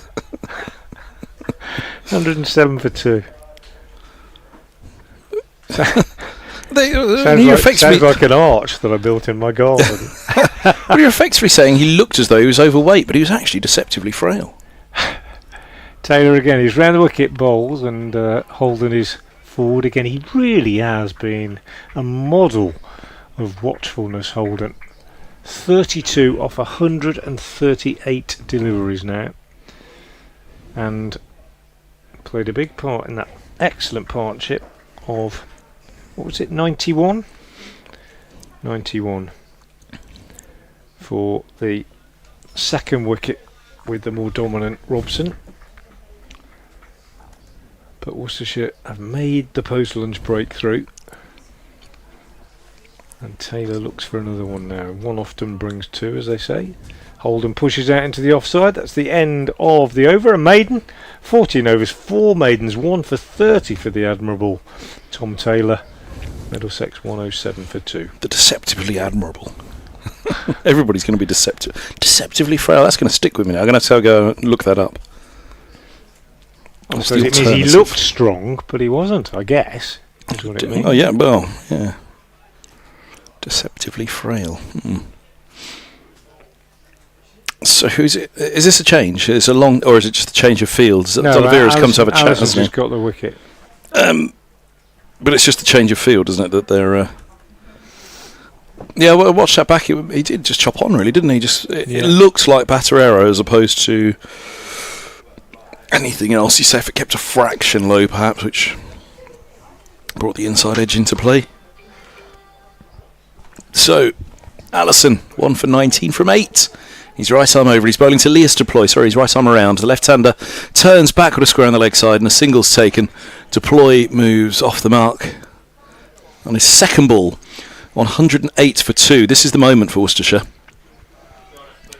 Holden is well set. 139 balls from 32, but clearly there's enough in it for the bowlers that they've been able to hold back. Quite a flowing batter as Holden is. Deploy will, from the off, look to score at a good rate. He likes feeling bat on ball. Absolutely, yeah. And this is Worcestershire's moment with no Higgins to come. Yeah. Cracknell returning from injury as here's Holden edging past second slip. Angle bat, soft hands, looked in position, so gave himself every chance. And every chance not only to survive, but in the end every chance to get 4 more. He's on to 36, 112 for 2. We said this spell after lunch now. This is the second bite of the cherry, and if they don't take this opportunity, then it could be a long way to the second new ball. Yeah, and they didn't, really, to be fair. I mean, it was an hour before they picked up a wicket. Well, again, they haven't done much wrong, though. 48th over, 112 runs, of which Holden scored 36 for 140, unusually light for a player who's a gun T20 player around the world. But it's a mark, I have to say, of the maturity of Holden this innings, that he is able to, having transformed himself into a T20 specialist, to still play so well in first class. As around the wicket comes Allison to him, and off the hip he turns perhaps 2 here through square. No, it's closer to mid-wicket than I realised, and just a single. Yeah, I agree with you about that. I mean, when I watch Middlesex on T20... Yeah. On television. Oh, bless you. I always imagine that he's the man that's going to come in and start really putting back to ball. Well, he and Eskenazi had incredible run. Yeah. But then I'd say, go on. But to see him play like he is today is very impressive. When he broke through, you never ever thought you'd see Max Holden play T20, but he really went away and worked on it and developed into an incredible T20 player. As his Allison around the wicket to deploy, very angled with the bats. Squat almost as he was forward to that one, and perhaps it's just the angle that we're sat at, but it looked even more pronounced than ever, the way that was being forced down into the ground by the Middlesex captain. He'll be aware that this is Worcestershire's moment in this day now. Yeah, they needed that wicket because they were losing their way a little bit, weren't they? They were just in terms of energy and everything, because when you've been held up for so long. Around the wicket once more is Allison, driven to but you get point, one, but you watchfully. Think you might get another, and if you do, as you say, it does take an incredible amount of dedication and commitment to persevere, as they have done to this point. Again, Middlesex are only going at just over twos. Well, it's up to nearly 2.4 now, okay. But nonetheless, to keep the shackles on for as long. We say that partnerships are key in matches, aren't they? They get run rates moving, they change innings, change matches. As here's Allison around the wicket, he bowls, and a dropped single just fired of mid-wicket by Deploy. And these two tick the scoring over nicely, 114 for 2. Deploy 2 from 5, Holden 37 from 141. Deploy will keep the strike. There's quite a breeze out there today, isn't there? The trees are buffeted on the far side of the ground from us. Sat in front it's picturesque as I can imagine. I don't know what it is. It just seems even greener than usual. It is, I think it is, to be honest. It is greener than usual. The outfield was terrible last year, especially down here. But the tree lining as well. A lot of water had just sat there for months, and it didn't recover really. Well, maybe it is the playing surface that's brought out the greenery of the backdrop. It could well be, yeah. But it's beautiful, isn't it? And if you were to paint New Road, this is exactly the picture that you'd want. Yeah, absolutely. It's green below. There's a few puffs of white cloud. Keep the hotel out of the view. Well, artistic licence they call it, don't they? Where's the hotel? Artistic licence. Yeah. Anyway, Tom Taylor to carry on. 14 overs, 4 maidens, 1 for 30. Very tidy. Bowling to the captain, Deploy. Round the wicket, bowls, and Deploy drives off the back foot into the covers. D'Oliveira Fields. Yeah, you mentioned Lewis Deploy likes to put back to ball. He does, and he's a very attractive player to watch. I used to think that when he was at Derbyshire as well, and I know he's won a lot of friends at Lords since he's been down there. Gets on with it in any format, really. Busy, quick on his feet, and capable of really scoring very, very quickly indeed. Difficult to bowl at, which is why they will hope that they can strike early here. He waits, quite a wide-footed stance. Taylor bowls, and he's edging that one on the walk and just sort of edges it all along the ground. Quite uncertain sort of shot, and it rolls into the gully where Dan Latigan does the field. We haven't mentioned him much today. We had a very quiet period of time out in the field. Well, he's the one at Lords. He got going, didn't he? And you had to remind yourself that he was 19. Great potential, I think, Dan Latigan. We're very excited about him here, but not playing in the T20s. Only just been playing a couple of league games since the last round of red ball cricket, but hasn't been busy in the field yet today. Taylor bowls again, and Deploy just turns this neatly off his pads down to long leg where Matthew Waite does the fielding, and they take a single. Adam Finch, I beg your pardon, not Matthew Waite.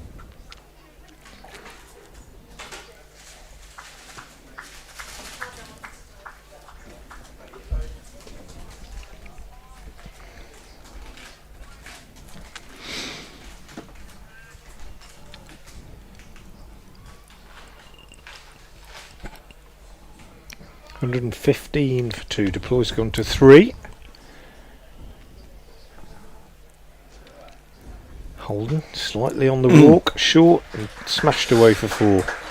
This is excellent from Holden, and by that what I mean is he's gone to 41 off 142. I think he had 12, about 110 deliveries or something.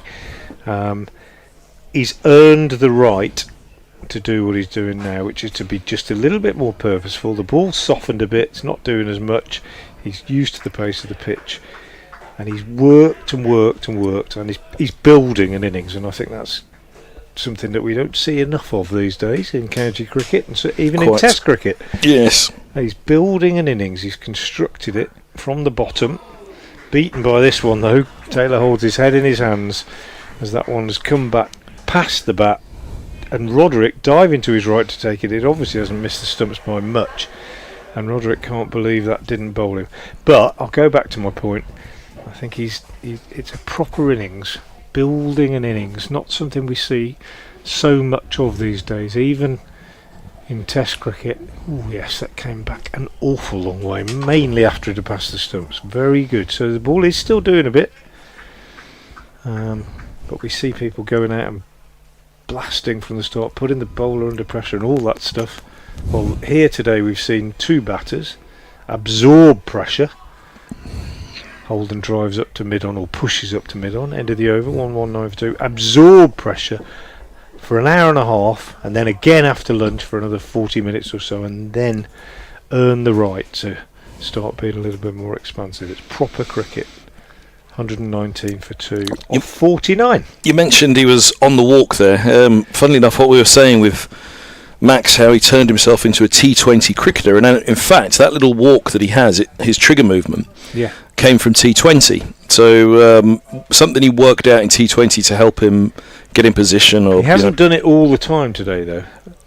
They've had the keeper up, that's why I think, but his trigger movement is that little bang step. bang, to go before the bowler's bowled, which looks, as you say, as though he's almost giving the charge, but he starts from relatively deep. Keeps his head very still, even though he does it on notice. Exactly that. Exactly that. It's very early, and then he's in position. So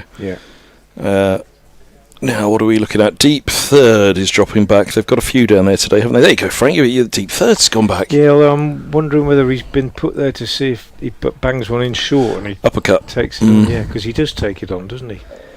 But now where's D'Oliveira's on? He's off. Where's he? He's got something to say. Chat with the bowler.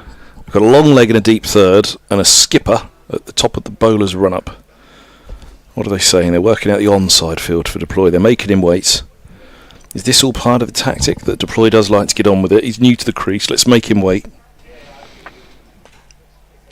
Oh, it's a real look at this. Even the umpires haven't looked now because they've gone to mid-on and they're having a right chat about it. I'm not entirely sure. Is it mind games? Are they doing this to upset Deploy? So. I'm not entirely sure that. Well, the umpire's coming across to them saying, "Look, chaps, what are you doing?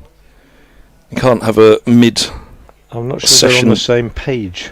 Debrief. That's what I was going to say. Yeah. I'm not sure captain and bowler are on the same page. Ooh.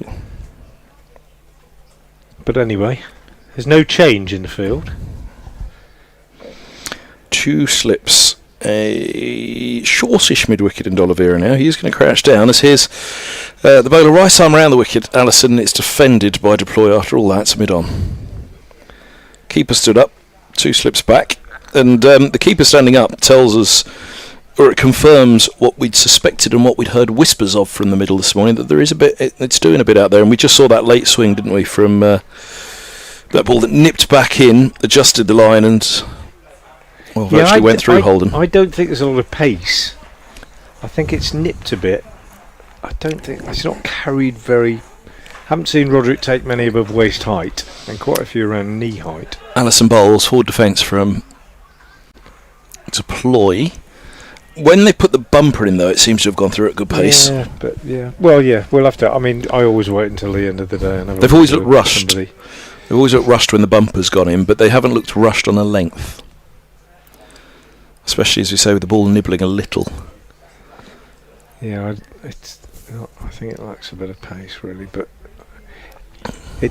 what we haven't seen is that I thought we might have seen. Round the wicket comes Allison, he bowls, and forward goes Deploy. Is no run. The ball stopping a bit and popping on batting? Yeah, no, we haven't seen that at all. That's what we've seen in the one-day games that we've had here. Yeah. But that hasn't been the case, and this one might well have had a fair bit more preparation and a bit more rolling and so on. Well, I've got a quiz question for you, actually.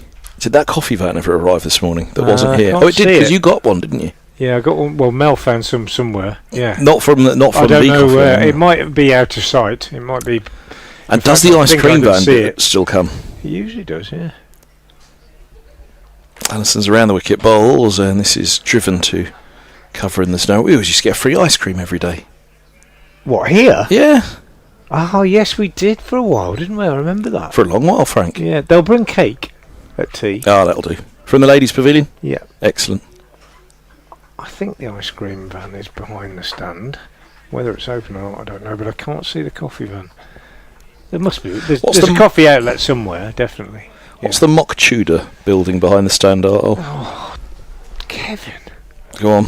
Here's Alison around the wicket. He bowls, and this is played by deploy to cover point of the back foot. No, and I was about to say I'll kick myself when you tell me, because I'll remember them. It's a very famous building. Absolutely very important. Yeah. Building in the history of the club. I'm just going to show you. It's easier to show you than explain, really. It's the outside loos. No. It's the club shop now. Yeah.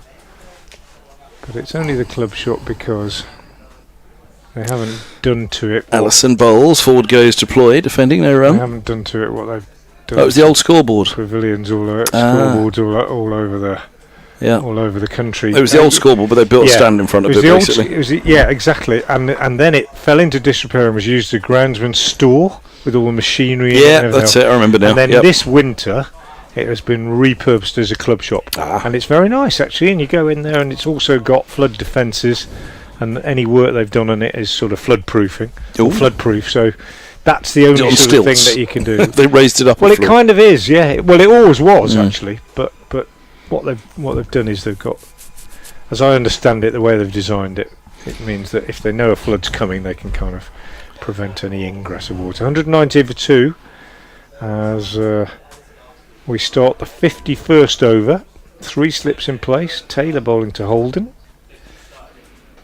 and he's just steering this down on the offside. Latigan fields, and there's no run. But yeah, the reason I say it used to be green fronted with those black and white stripes and the clock in the middle, and think back, obviously it's the same at every ground, but for Worcestershire, many old pictures of scores with Oliveira and Graveney and Glenn Turner's 300 in a day here against Warwickshire, many of Graham Hick's famous innings, and it was the scoreboard all the way through the sort of 80s and 90s and before.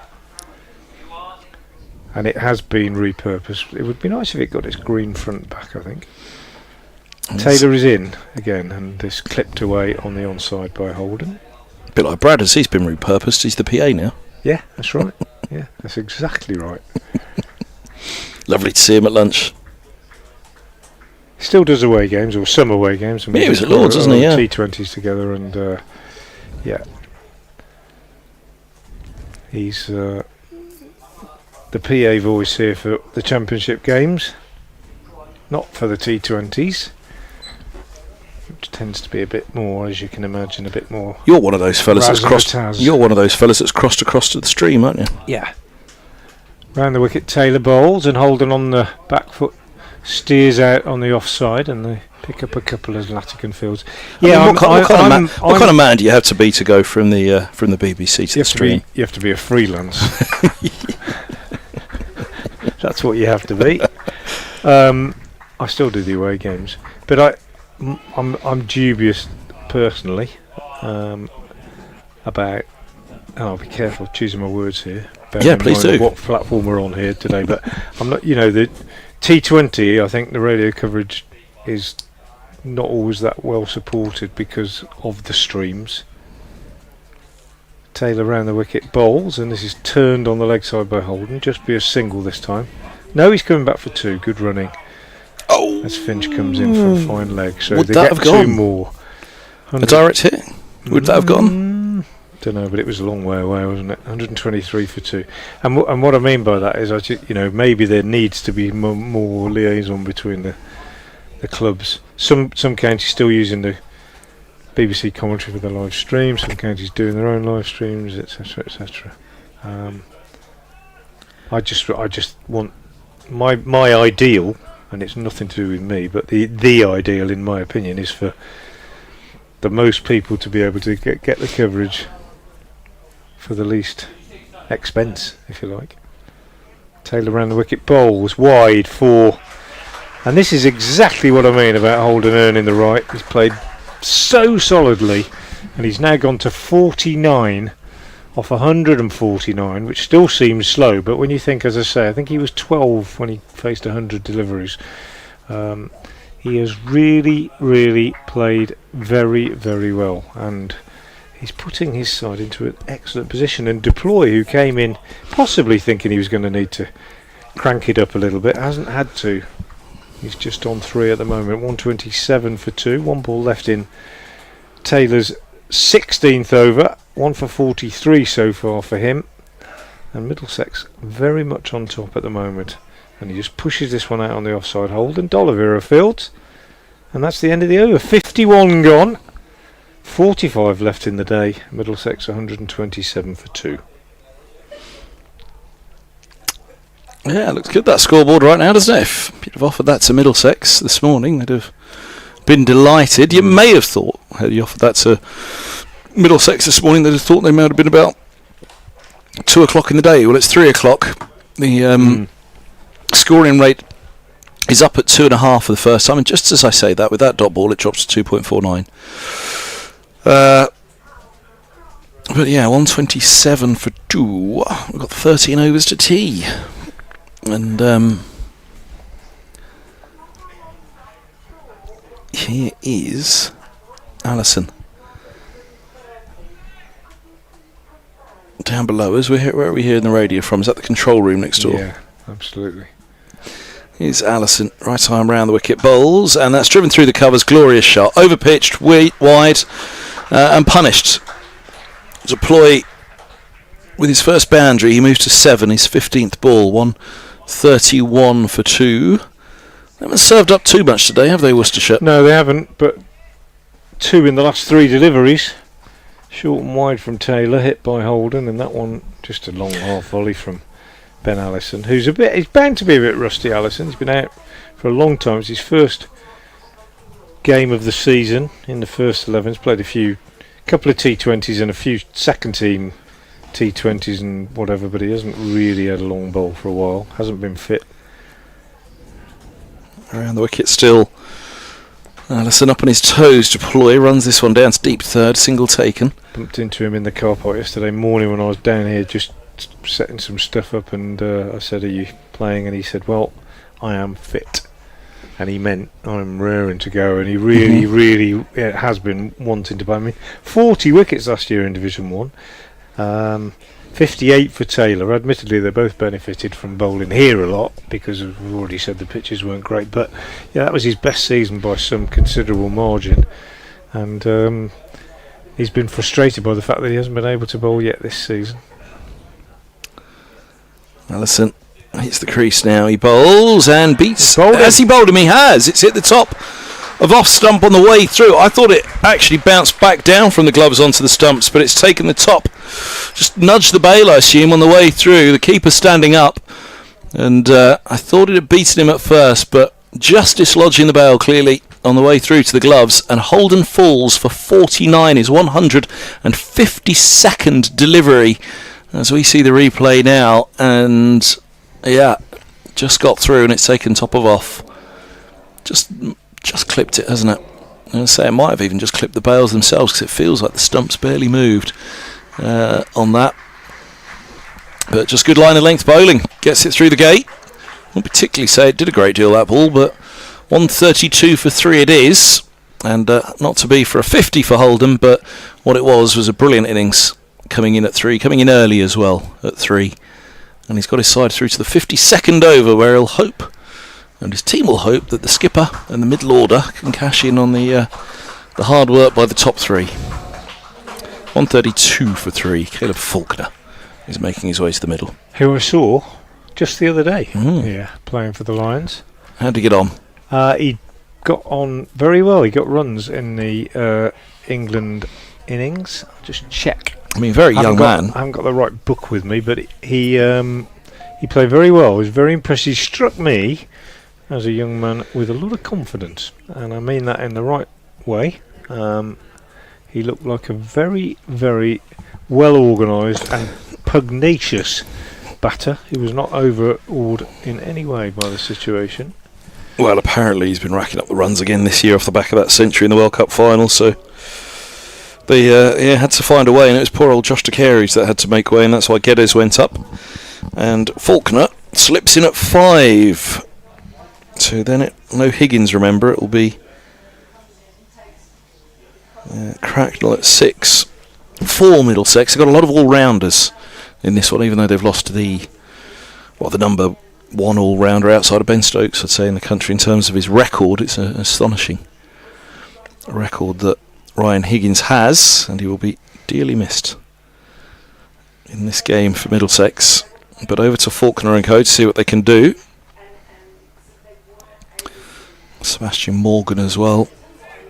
Zaf Gohar, Bosch, Roland Jones, Helm. There is a lot of batting still to come. Here's Allison, he's right arm over, and first ball he beats him. Well, there we go. They've got Deploy out there on 16. Faulkner forward to the first ball and beaten. And all of a sudden that pitch felt quicker and the bounce felt livelier. I'm just looking at that game. He played in the first one that I did, I think. Yeah, and he made 45 off 57 balls with 3 4s and a 6 in a total of 198. And he played extremely well. It was 198 that was then knocked off. Allison to Faulkner. That's a lovely looking drive. Just close enough to mid-off that he's able to pick it up and hold them to the single. But close enough as well that Faulkner had to be sharp about that single, but he's off the mark. 198 that was then knocked off for no wicket by South Africa in about 30 overs. So the bowling perhaps didn't match the batting as far as the England Lions were concerned, but Faulkner played very, very well for his 45. Very mature, I thought. How old is he? 19.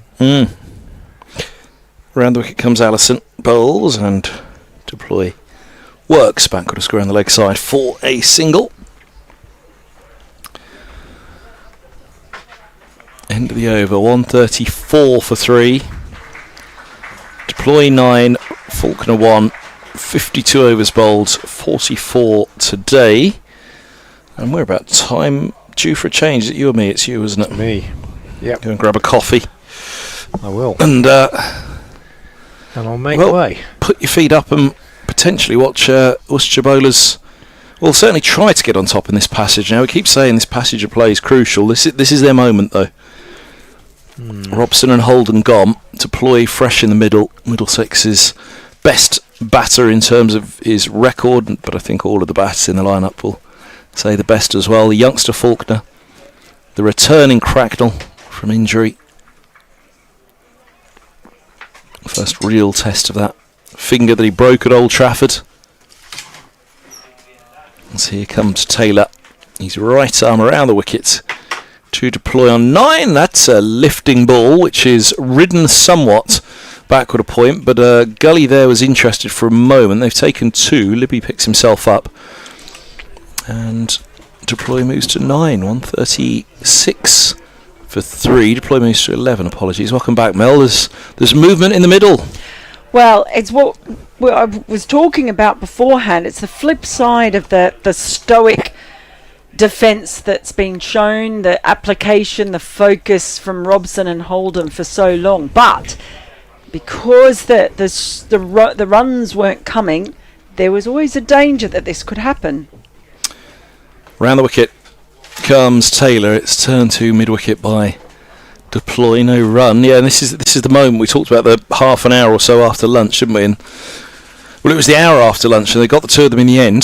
They've still kept that run rate relatively tight, haven't they? It's just got up to 2.5 for the first time in the match. Just gone over, indeed, 2.6 now. Well, now they've got 2 new batters at the crease. If they can, another couple of wickets falling in this session, and you'd say, well, Worcestershire on top. So it's just absolutely interesting how can change so quickly. Taylor bowls, forward goes, deploy, there's no run. Well, 53rd over of the innings. As I said, when Holden walked off, he'll hope, as Robson will as well, that they've done enough of the work in terms of putting overs into the legs and taking life out of this ball now as it's 53rd over, that there's the chance for the middle order, somebody there to get in and go big, but well, they've got to get in first. Only 20 balls for deploy now. 30 runs, they say, don't they? Once they get to 30, that's when they really feel like, right, once you're at 30, you shouldn't be getting out. You should be going on and getting a 50. 20 runs, you're just starting to feel in. Deploy on 11 at the moment, as this is played off the back foot for a single through square, which brings young Faulkner on to strike. But there is a bit of youth in this Middlesex middle to lower order, with Sebastian Morgan's come as well. Yes, both of them players that I was lucky enough to see in action in Zimbabwe. It was when I first saw them. Australia played their group games in Namibia, which was where I was, in Windhoek, and England were in Zimbabwe. The semi-final was played in Bulawayo, and just watching with interest the progress of both Caleb Faulkner and Sebastian Morgan. Fine young players. Over the wicket, Taylor left alone by Faulkner, who didn't particularly thrust his pad across there, didn't he? I thought the bail was going to go flying for a moment, in that it looked as though he must be leaving it very close to the off stump, but calm about it all, it seems. Very calm young man, and confident, as Frank was pointing out when he watched him in the Lions game here. Absolutely. Ethan Brooks just warming up his shoulder, by the way, so I think we might see him come into the attack with his medium pace. Not a bad time, I think. It's got a habit. Every time I come to a game, he comes on and jags a wicket. Taylor bowls, again left alone. That looked as though it came back into him. Alright, judging by the way the keeper took it as well, Roderick. His gloves were moving late towards his left hip with the right hander on strike.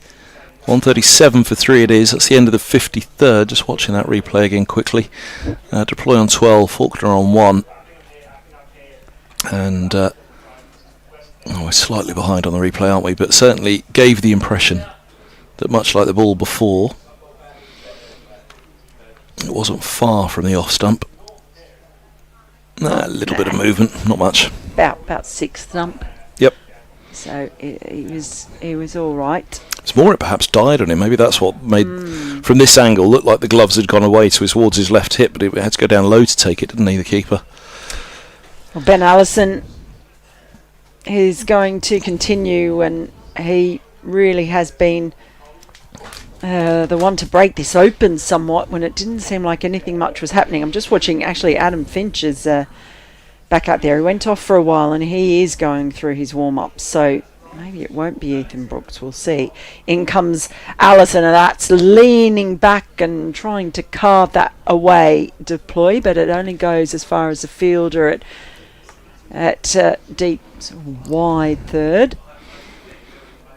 I just get the single. One thing I will say, Middlesex have fantastic numbers on the backs of their shirts. Yes. I highly commend Middlesex. They're proper, thick, serious font, those numbers, and they really stand out. I'm a big fan.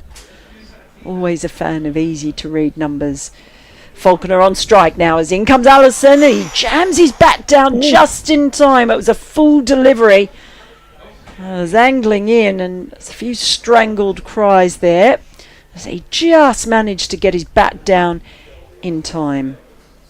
And there's just a little word from his captain, who walks down the pitch to do a little bit of gardening and have a word with the young protege of the Middlesex side. Yeah, Ben Allison, what a return for him to the wicket-taking stakes in the county championship. He's running in now, bowls over the wicket, and it's a defensive shot that comes off the inside portion of Faulkner's bat and just slowly rolls out behind square leg. They'll jog through for another single. I've got some news for you. This is unbelievable. I went for a little walk in my break then. Mm-hmm. And I ran into, not literally because I'd come off the worst for wear, Tim Murtagh. Yeah, I saw you. Yeah, nattering away. Yeah, we did have a natter as Deploy taps his bat and waits as Allison is in around the wicket, and he just steers that one down towards deep third for also Roderick. Up to the stumps again for Allison, which proved to be a successful ploy. Do you know what he told me? Oh, I dread to think. He was in the toilets at Lord's. Our conversation earlier about the conversation, the two captains thrashing it out, as you put it. Mm-hmm. Tim Murtagh was outside the cubicle and heard the conversation. Inside the cubicle. Well, because they yeah. Allison Bowles, it's just clipped to mid-wicket by Falcon. I don't think the two captains were in the cubicle thrashing it out. I think they were. Okay. Well, in which case, then I now know. Well, I now know, as you've now revealed, there were two people. There were two cubicles occupied, because I got it from somebody else. Wow. While Gail and Franklin discussed what should be set up on the final. I'm being so careful about how I describe what was happening in the gents' toilets at Lord's that day now. Yep, 2016, the final match of the season, as Allison is in and bowls to Falconer, who drives expansively, and that's well directed. Does get through the gap, but not quite enough power behind it, and it's reeled in. So I'll just get the... Did they get two there? Did they come back for a second? Yes. Yes. He's on four Yep. I did So come back for a I was told that story by Nick Compton, who said he was in a cubicle and couldn't believe what he was hearing. Ah! So by the set, I wonder, have we just revealed to the world that both Tim Murtagh and Nick Compton were both in cubicles and neither of them knew that they were both there? Well, everybody was in the cubicles. I mean, I'd assume they were on the edge of their seats as they were listening to that negotiation. That's too much information. Oh dear. Yeah, well, I've just heard it from Tim Murtagh. So there you go, another piece to the puzzle of the Lord's men's toilets in 2016. Here's Finch in bowls, and that's driven away by Deploy, wide of mid-off. Lovely shot, no need to chase that one. A gentle jog to go to collect that from the ropes. Lovely shot, 146 for 3. Yeah, it does bring a new a new meaning to edge of your seat, doesn't it? Oh dear. Yes, so it wasn't a conversation I was expecting to have with Tim Murtagh on the boundary. Well, I assume you broached the subject with him. Have you heard the story of? I was explaining that we were talking about that day. In comes Finch bowls and up on his toes, Deploy turns a single through square. And what he did say was, because of course, and only just dawned on me when we were having that conversation, it's the 10th anniversary this year. Yep. So he was saying that there's discussions about having a lunch, getting a lunch. Yep, September. A lot of the players, there are quite a few who are still playing as well. Well, there's Roland Jones and Robson in this side, Simpson elsewhere. What was Gubbins, yes. Gubbins still playing, and Higgins was with Middlesex at the time. Tom Helm also was with Middlesex at the time, but didn't play many games that year. Finch in bowls and onto the hip of Falcon. That's an ambitious appeal. Very, very high. Harry Podmore played a crucial role that year in a victory down at Somerset, and he's now one of the Middlesex women's coaches. Yeah, so I think they're discussing getting together, as they should as well. Well, I think the idea is to combine the 10th anniversary of that one, but it's the 50th anniversary of the 76 title. So I think there's a double dinner of the 50th and the 10th. Does that mean you have dinner twice and you're just really full? Budgets are tight at the moment. I think it's. Oh, I see what you mean. Yeah, well, hopefully so. Here's Finch to Falconer, turn to mid wicket. No run, 147 for 3. I thought you meant two separate dinners. Yeah, I don't think budget stretched that far. I think they're going for 2 courses. Yes, 2 courses. Yeah. You can have the main dinner for the bigger anniversary, and dessert can be for 2016. Yes, yeah. You'd go dinner and dessert as opposed to starter and main? Not normally. I'm more of a starter and a main person. I'm not much of a sweet tooth, but a little bit of hummus or something first will set me right. Faulkner awaits. Here's Finch. He's in bowls, and this is chopped away down to deep third. That's a lovely shot, classy looking shot from Faulkner, carved elegantly down to deep third. Well, on 150 up. On a day that Kane Williamson retires, that is a shot that Kane Williamson would very much approve of. Really played that well. Allison, who's fielding a backward point, had no chance of getting there. Yeah, it's a confident stroke too from the young man. So one of the interesting things that I thought I will tell you about after this ball.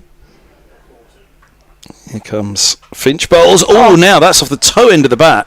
And it goes through in between second slip and gully. Extraordinary, really. You think of an edge, a bottom edge or a top edge, but I'm sure that was the toe edge of the bat as he looked to drive at it. Maybe he was late on it slightly and it came off the top of the bottom edge. But 4 more it is. 155 for 3. Not quite as elegant that time. No, it wasn't. And certainly the score now moving along much more briskly with these two at the crease. Deployers on 19 off 25, and Faulkner is a runner ball 12.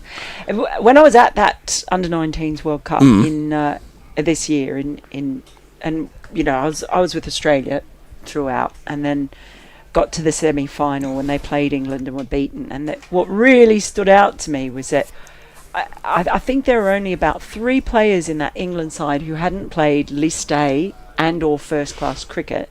As Allison starts a new over, he's in and bowls, it's turned around towards fine leg by deploy. They'll take a single, 156 for 3. So there were players that I had been watching in the One Day Cup. Some of them for a couple of years. Yep. And in the Australian side, there was literally one player who had any experience in List A and first class cricket, and that was Ollie Peake, who has just made his one-day debut for Australia and their tour of Pakistan and Bangladesh. As Allison is in and bowls, and that's just clipped in between mid-wicket and mid-off, mid-on, I should say, and they'll take a run. And he was by far the best player in that Australian side with that experience. And what I know that obviously there are a lot of people who are really unhappy about the demotion, if you like, of the One Day Cup and 50 over domestic cricket in England at the expense of the 100. But there's this little flip side, is that actually I think you've got better prepared young players in this country. As Allison is in and bowls, that's just nurdled into the square leg region. I'll come through for a stroll single. So so you get to the under-19s levels, and yet the England players just looked like men playing cricket. Yeah. Australia still largely looked like a team of teenagers who were very much sort of learning their craft. Yeah, I do think that we need to look to the positive of the One Day Cup. I think it's a brilliant tournament because they're mostly local, homegrown lads playing. Allison bowls. Oh, and that is just whistling past the outside edge of the bat. It's taken at second slip by Ethan Brooks, who throws it up in the air as if to celebrate a catch. Was it off the glove, do you think, or off the outside edge? I don't know. Off the keeper's glove, I mean. Keeper's glove, because Roderick is up to the stumps for Allison, and doing a good job of it too, by the way. It's very athletic keeper is Roderick. I mean, there aren't many unathletic keepers, but he is very dynamic. As we just watch this again. Keeper's gloves, yeah, I think it must be keeper's gloves. He's hovering there as Allison is in and bowls to Faulkner, who once more it ends up at third slip this time. I think he's played it into the ground and it's bounced up to Libby. I think that is down there. Yeah, so I love that tournament. I do. I think it's great. I honestly really looked forward to it when it first came around, when the 100 took so many of the top names up. It just meant that, well, let's get a serious look at some of the youngsters now, and I think it's been brilliant for that. And they're all, lads from Isleworth and from here, there and everywhere around Middlesex. Is Allison to Falconer, who gets another outside edge. That's run away. It's going to be 4 runs, but a very streaky one. It's basically gone through the slips cordon and all the way for 4. It's been a bit streaky from Falconer, but he's now on 17 of 16 deliveries, and Middlesex 162 for 3. So they're getting a move on this pair. And Faulkner, of course, with that side, was then called up to the 100, and wasn't he the first 100 player to have been signed up, having never played a first-class game, or any first-team game for his county? He hadn't made List A, T20, first class, but all of a sudden he was and paid a hefty fee as well, 50,000. I think that sounds about right. It's the other thing I think that happens in those 50 over games is not only the younger players, you're going to learn more from playing in a competitive, vital match with an awful lot on the line and more attention than you will playing in second 11s or absolutely you will, cricket. Yeah. This is me, isn't it? Sorry, here's Finch bowls and deploy turns to mid-wicket, no run. The other thing is that they're often playing along. You talk about often that the 50 over cup. There are a lot of veterans and a lot of very young players. But it's almost like what you would say in Australia is the strength of grade cricket, where you get the youngsters coming in and they kind of get the corners rubbed off them by the sort of wizened and hardened older players and learn a huge amount from that experience rather than just playing with their peers. Finch bowls, and this is punched into the offside for just a single. He hasn't quite timed it. Deploy, he moves to 22, 163 for 3. Well, like Sam Robson, he's in that side for Middlesex. It's great for any youngster going up and opening with him. But indeed, he's had Ben Geddes up there with him in the last couple of years, captaining the side. But Geddes will be a 100 player for years to come, you'd think. Yeah, I did the 3 home games for Warwickshire last year at rugby school, and oh my goodness, what a setting that is for cricket. And they had not been there. Oh, it's beautiful. They had 2,000-3,000 people. Amazing. Finch bowls and nearly chopping on, angling down into the ground. It angled down and bounced backwards from Faulkner. Defending from within the crease. It's been positive stuff from Faulkner, but it has been streaky, and he's been just he's finding his way, isn't he? Centimetre away a few times. We can see it's all there for him. You can see. You mentioned that that shot down to deep third, Williamson-esque. But there are other ones. They might fancy a wicket. Finch bowls to him, it's a bumper and he's hooked it fine. Thought he was late on it though, it felt like he was off the ground as he played it and flashing at it as it was bouncing up and over his left shoulder. Well, just as I say, they might fancy the sniff of a wicket. He really gets hold of that short ball from Finch.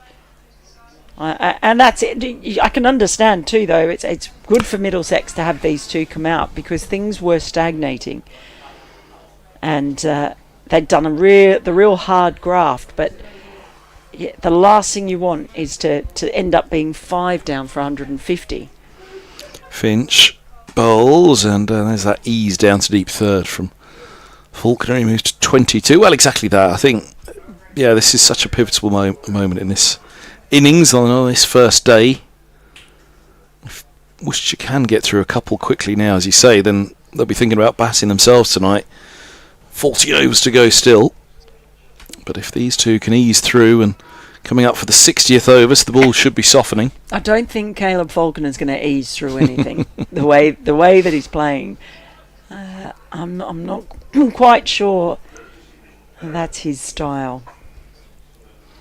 Here's Finch to deploy, dropping the quick single. Young Faulkner has to be quick, and he is. 170. I think that will take 2. No, 169 for 3. It's hard. You've got to get yourself into the rhythm of the scoreboard. Each round, the scoreboard takes a different time to tick over. 57 overs, I'm nowhere near it yet. It's Still getting myself in. no. I do the same. You just wait that extra half second, don't you? Just to see if it ticks over one more. But yeah, I don't mind the counter punch and that these two are offering, trying to put Worcestershire's bowlers under a bit of pressure after those two Ben Allison wickets. It seems very different. And now, of course, the ball 57 overs old, so it should be a bit softer and it should be easier to score. The sky is cleared right up now. Beautiful sunshine as we see Swanepoel return to the attack. He's going to be bowling to deploy. Still got two slips in as Swanepoel bowls, and that's clipped off the hip of deploy. It'll just be the single as it goes down to fine leg boundary. It'll take them to 170 for 3. It feels totally different from the first session and the first hour after lunch. Well, yes. And that maybe this is even though there were those 2 wickets after lunch, courtesy of Ben Allison. Well, they say it's the third and fourth spells of the bowler that you look to score off them in the day, isn't it? Yes. And that's the point we're at now. Ball's 60 overs old. This must be at least his third spell for Swanepoel. He's in now, bowls, and that's down the leg side as Falconer aims to swish that away, but doesn't connect.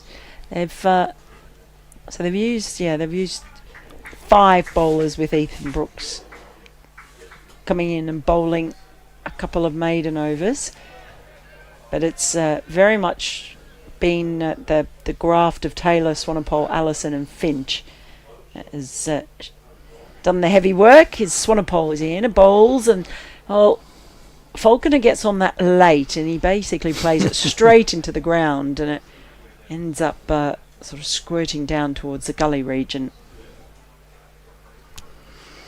When he plays that shot, so he's played a couple of those shots in the Kane Williamson area, but it's not exactly like a Kane Williamson. It's a more aggressive shot that he takes. It's a little bit more muscular. He's carved down to deep third. Swanepoel in, bowls, and he leaves that one alone. The way that he leaves the ball as well like that, it makes me think that the ball is really close to the stumps, because his front pad doesn't. Most people, when they leave, that pad is pushed a long way across, forward and across. He doesn't really move it. He juts that front foot slightly and lifts the bat extravagantly up in the air. But the feet don't really go anywhere. So you think, goodness me, that must have been close to the off stump, but it wasn't.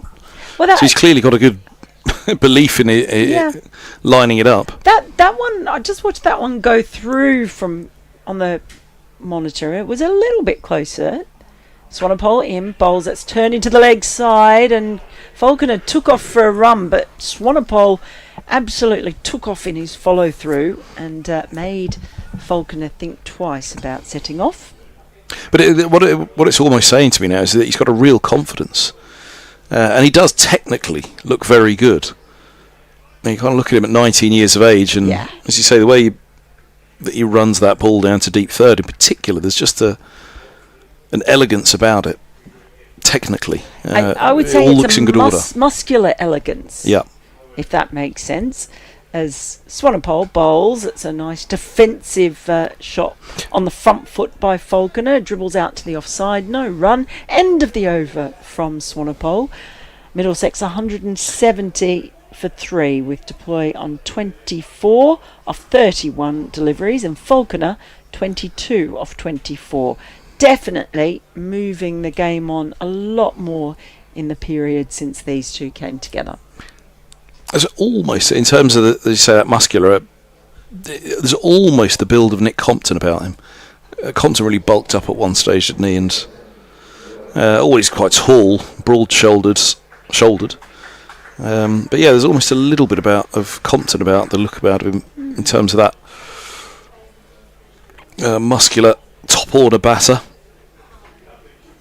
As you look at the slender deploy at the other end. But then deploy hits it apparently harder than anybody else. Yeah, and, well, we wondered if we might see Brett Oliveira roll his arm over. We've got our answer because he is just about to do that. Time for the skipper. 6 overs to tee.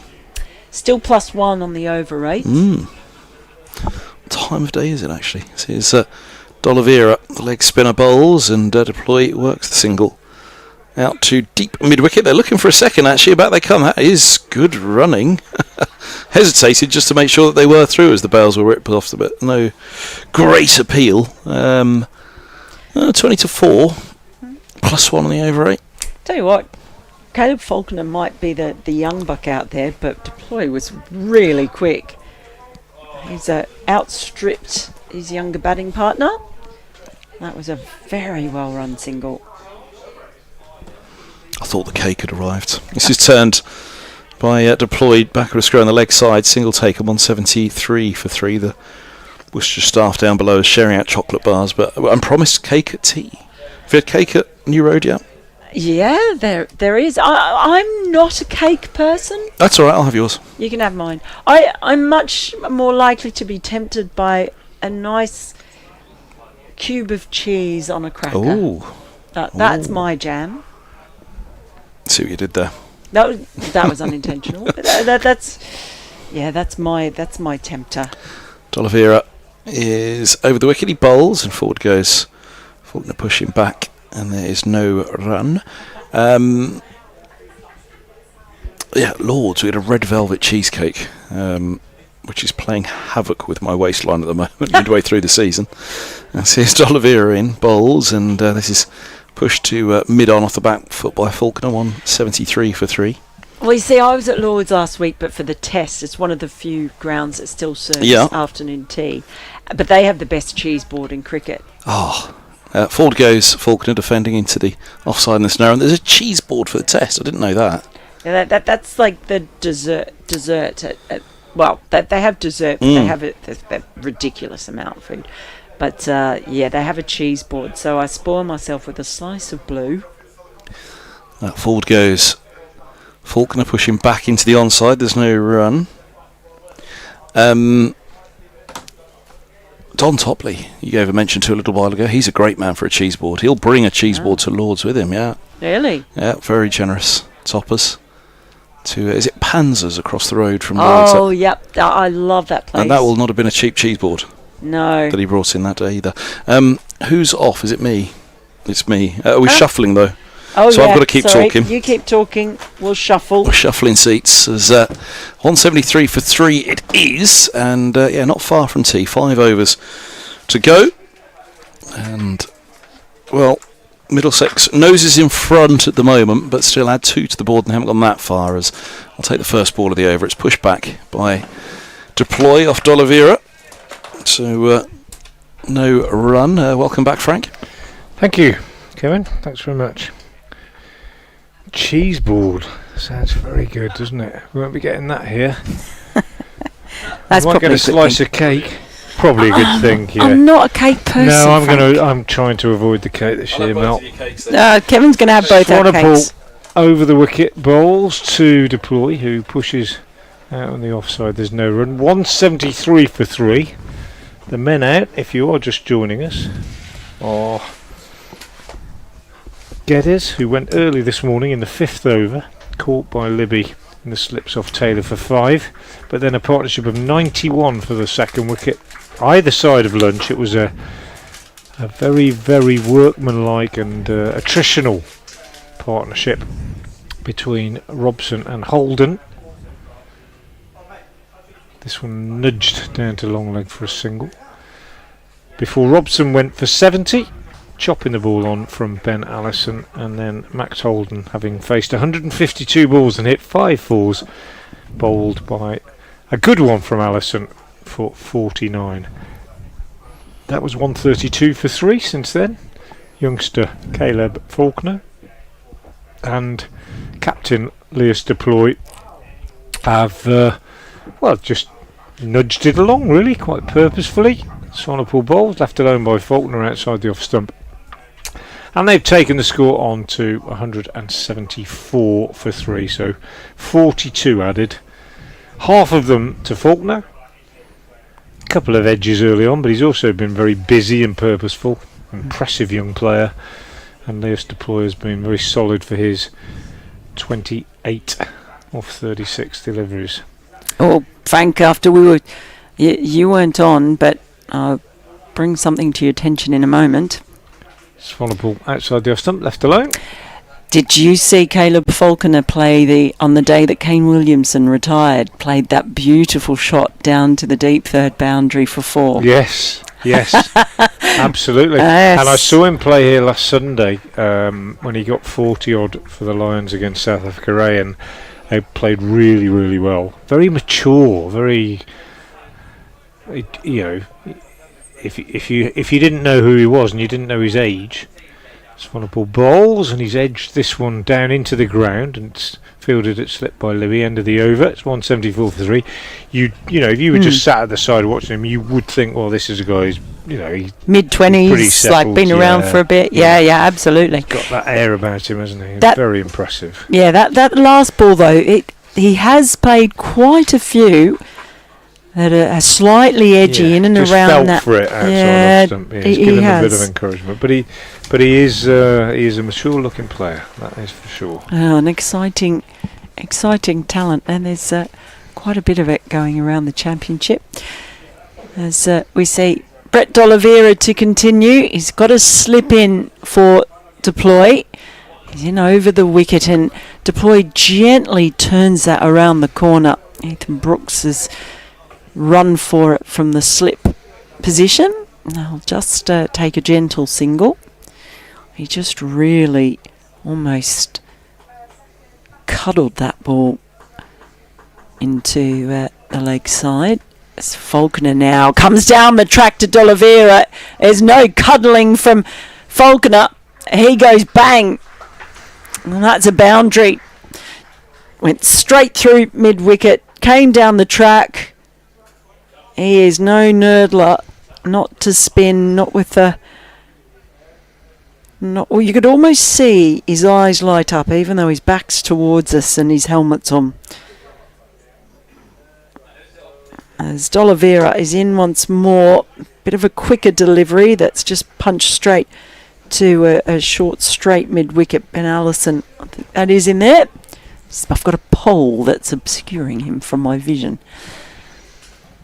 D'Oliveira's next ball is just turned up towards mid-on. No run. Just watched a replay of that boundary. It was a loose one. He dragged it down, didn't he? Could hit it at almost anywhere, Faulkner. His eyes did light up as next ball is down on one knee, and he almost played what looked like it was going to be a sweep shot, and in the end he's just swatted it to mid-on. No run. He's champing at the bit though. He is, isn't he? You can see it. He's twitching. In comes D'Oliveira, and that time he's just driven it quite square in front of point. They won't get a run, and it's the end of the over. D'Oliveira, as always, my goodness, he races through his overs. 179 for 3 with Deploy on 29 off 37 and Falconer 26 off 36. We've had 61 overs. 35 remaining in the day, so that means we've just got 3 overs left before tea. Wonder if Kevin's found his cake yet. There were a couple of pretty rank deliveries in that over from D'Oliveira. The short one, and then that one he slapped up to mid-on was a big full toss as well, watching the replay. But, as we say, he fancies it, Caleb Faulkner, against the spinner. Lewis Deploy nudges the first ball of Swanepoel's first... next over, I should say, out on the onside. His 16th. Got through his fair share today, Swanepoel. Taylor 17 overs, 4 maidens, 1 for 46. Allison 13 overs, 2 maidens, 2 for 45. Finch 12 overs, 3 maidens, none for 43. Brooks just 2 overs, which were both maidens, and D'Oliveira 2. Swanepoel bowls. Deploy. A curiously quiet Deploy, I think. Pushes this out on the onside again. 29 off 39. Well, he might see how how frisky Falconer is looking, and decided he's going to play the sensible hand while Falconer is champing at the bit. Yep. That's been a decent partnership. Swanepoel in again, bowls, and Boy again is driving up to mid-on. I don't think it's been easy to score runs on this pitch when the bowlers bowled it in the right place, as we saw this morning. It's not been a pitch in which anybody's gone out there. Well, maybe Faulkner's got as near to it as anybody. 26 off 36, gone out and sort of played with real fluency. But well, he was going in to run a ball earlier. He's actually reined himself in a little bit. Swanepoel in once more, bowls, deploy in, turns it on the leg side, good tumbling stop at mid wicket by D'Oliveira, and a good tumbling gather by Roderick. And Ben Allison gets in on the act by taking a lob from Roderick and rolling over as well. Absolute tumble tots. It's tumbleweeds everywhere. Swanepoel in again, edged and picked up on the bounce at second slip by Brooks. Picked it up very nicely on the bounce. You saw Deploy's head whip around as soon as he realised he'd edged it, and then the relief when he realised it bounced. And Swanepoel trudges back to his mark thinking, I've done everything I could, I've got it in the right area, I've found the edge, and I haven't managed to get a dismissal. So one ball left in the over, and at the end of the over I'm going to leave you the answer to my quiz, which has just been too difficult for everybody today. Deploy clips the last ball of the over through mid-wicket. It's going to go all the way. Timed that beautifully. And that was a really good over from Swanepoel until that last delivery. And it's almost as though he just lost focus because of the one that had been edged and hadn't carried, and he lost concentration. And Deploy capitalised. 33 to him now, 183 for 3. And the 50 partnership between these two comes up. Very nicely indeed. Right, so what unusual occurrence took place in the Middlesex versus Worcestershire game at Lord's in 1925 involving the bowler Nigel Haig? And the answer is, and I say unusual because it's not something that often happened in those. He was reprimanded for lifting the seam. Oh my goodness. Which became quite common in later years, but wasn't at that time. First ball of D'Oliveira's over is driven out into the covers, and they'll come through for a single. I was saying in the press box, I once played at Kidderminster. I played at Kidderminster for a couple of years in the Birmingham League in the early 80s, and I played with a bowler who I won't name, in case he's listening, but he knows who he is. And he was the most prodigious lifter of the seam I ever played with. And I was warned, if you're fielding at mid-off or in the covers and the ball gets driven at you when he's bowling. As D'Oliveira bowls again, and it's just patted up towards mid-off, no run. It'll be like fielding a razor blade. You could almost cut your hands on the seam. And his thumbnails was like a guitarist's almost, specifically grown for that purpose. On next ball is flayed through the offside. There's a fielder running around from deep cover point. So they'll keep it to a single. And he could rotate the ball in his hands as he walked back with his elbows out. You could see him when he was walking back and he had his back to his elbows would stick out. And he could rotate the ball with his thumbnails under the seam and lift it. He still never won anything. Seam lifting gate doesn't really have a ring to it, does it? It's D'Oliveira bowls and Faulkner his eyes over the ball and just smothers it well, you wouldn't get away with it now. But anyway, apparently Nigel Haig, the gentleman, who's an amateur player,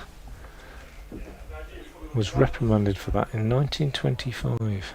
D'Oliveira bowls and Falconer plays that late and it ends up right in the hands of Jake Libby as it rolls down towards backward point. I'll try and find an easier one for tomorrow. Oh, okay. I would never have got that one. Put it that way. In comes D'Oliveira and he plays that offside beautifully. Just waited for it in a quite gentle drive that is picked up by Adam Finch in the outfield behind square leg, and it's the end of the over. Middlesex. One more before tea. Yeah, one more before tea. 186 for 3 with Deploy on 34, Faulkner on 28, and he has reined himself in because he's now 28 off 40. So there were a few edgy shots, a few streaky ones, some lovely shots in there as well, and confident, but he's just reeled it in a little bit. and I think they will see they want to get through to tea with the 3 wickets down, and that'll I think be a really good day for them, won't it? If they put into bat and you've only lost 3 by tea, I think you've done really well. There it is. And there we go. Caleb Faulkner plays that shot. Total control. It was a bad delivery. It's back-to-back boundaries for Swanepoel. One with the last ball of his previous over. This time short outside the off stump, and Faulkner just steers it down to third man. And forces a fielding change because the fielder has stayed down there, and that is a win for Faulkner. Absolutely. And it was a shot of no risk whatsoever. He goes to 32. Good from the young man. And forward to this one, just steers it this time down into the gully.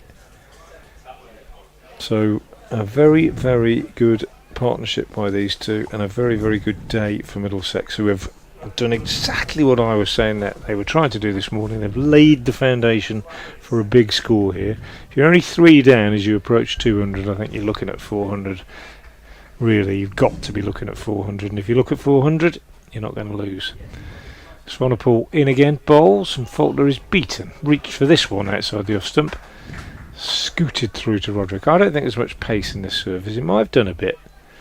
I don't think there's much pace in it at all. Ball's hardly anything gone through to the keeper above waist height. And you've had to bang it in incredibly short to get the ball to climb over the batsman's head. So one hook shot from Holden against Finch. But Finch is the only one who's really been able to it's considerably get it quicker up. than the others. And that is again run down on the offside by Faulkner. And there's no addition. So 2 balls left till tea, 190 for 3. I'll run through the bowling figures for you before the break. Taylor 17 overs, 4 maidens, 1 for 46. Allison 13 overs, 2 maidens, 2 for 45. Finch 12, 3, 43 naught. So 12 overs, 3 maidens, 1 for 43. Brooks 2 overs, 2 maidens. Outside the off stump, left alone this time. D'Oliveira 3 overs, no maidens, no wicket for 11. And Swanepoel is about to bowl the last ball of his 17th over, and he has taken none for 45. The men out Geddes, Courtlaby bowled Taylor for 5, and since lunch the 2 men who added 91 for the second wicket, Robson bowled by Ben Allison for 70 via the inside edge, and Holden bowled by Allison for 49. Swanepoel bowls, Faulkner drives back to the bowler, and there is no run. It's 190 for 3. Deploy has 34, Faulkner has 32, and Middlesex will be very, very satisfied with their day's work so far. Worcestershire with a little bit of regrouping to do during the interval, and we're going to have a cup of tea and maybe a slice of cake, or half a slice in Mel's case, and we will be back after the break at around about 4:15. Do join us then.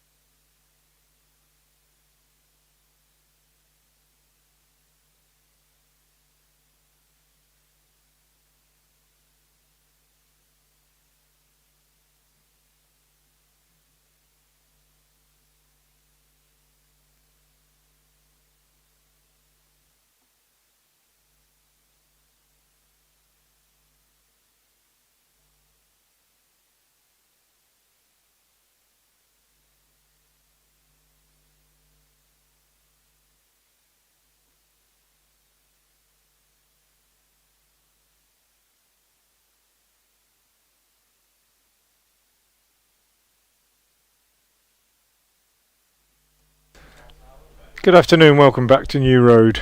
Play about to get underway in the final session of day 1. Middlesex against Worcestershire, or Worcestershire against Middlesex, Worcestershire being in the home side. And the visitors put into bat in a very, very healthy position at the break, 190 for 3, with Captain Leas Deploy on 34 and the youngster Caleb Faulkner on 32. These two have so far added 58 for this 4th wicket without much trouble. And the first over after the interval is going to be bowled by Adam Finch from the Diglis end. Round the wicket he comes now, and Deploy is turning the first ball of the evening session to D'Oliveira, the captain, at mid-wicket. Ben Allison is doing some vigorous arm loosening exercises in front of us, which suggests that he is going to take up the attack from the New Road end, although Ethan Brooks is also loosening up, so I might not be right. Allison 2 wickets so far, probably the pick of the bowlers, I think, not entirely sure. Finch round the wicket is in and bowls, and Deploy gets the first run of the session, just nudging this one off his hip for a single. And the fielding is done by Kashif Ali, who is fielding as a substitute. For whom? I'm not sure. I will try and find out. Caleb Faulkner will now be on strike.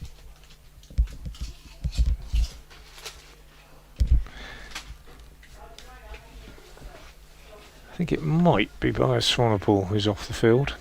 Yeah, I'm pretty sure it is.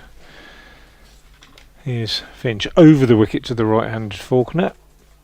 Bowls, and that's very nicely played by Faulkner. Banged in short outside the off stump, and he just steered it down to third man off the face of the bat. A very well controlled shot. He's looked a very mature player, has Faulkner.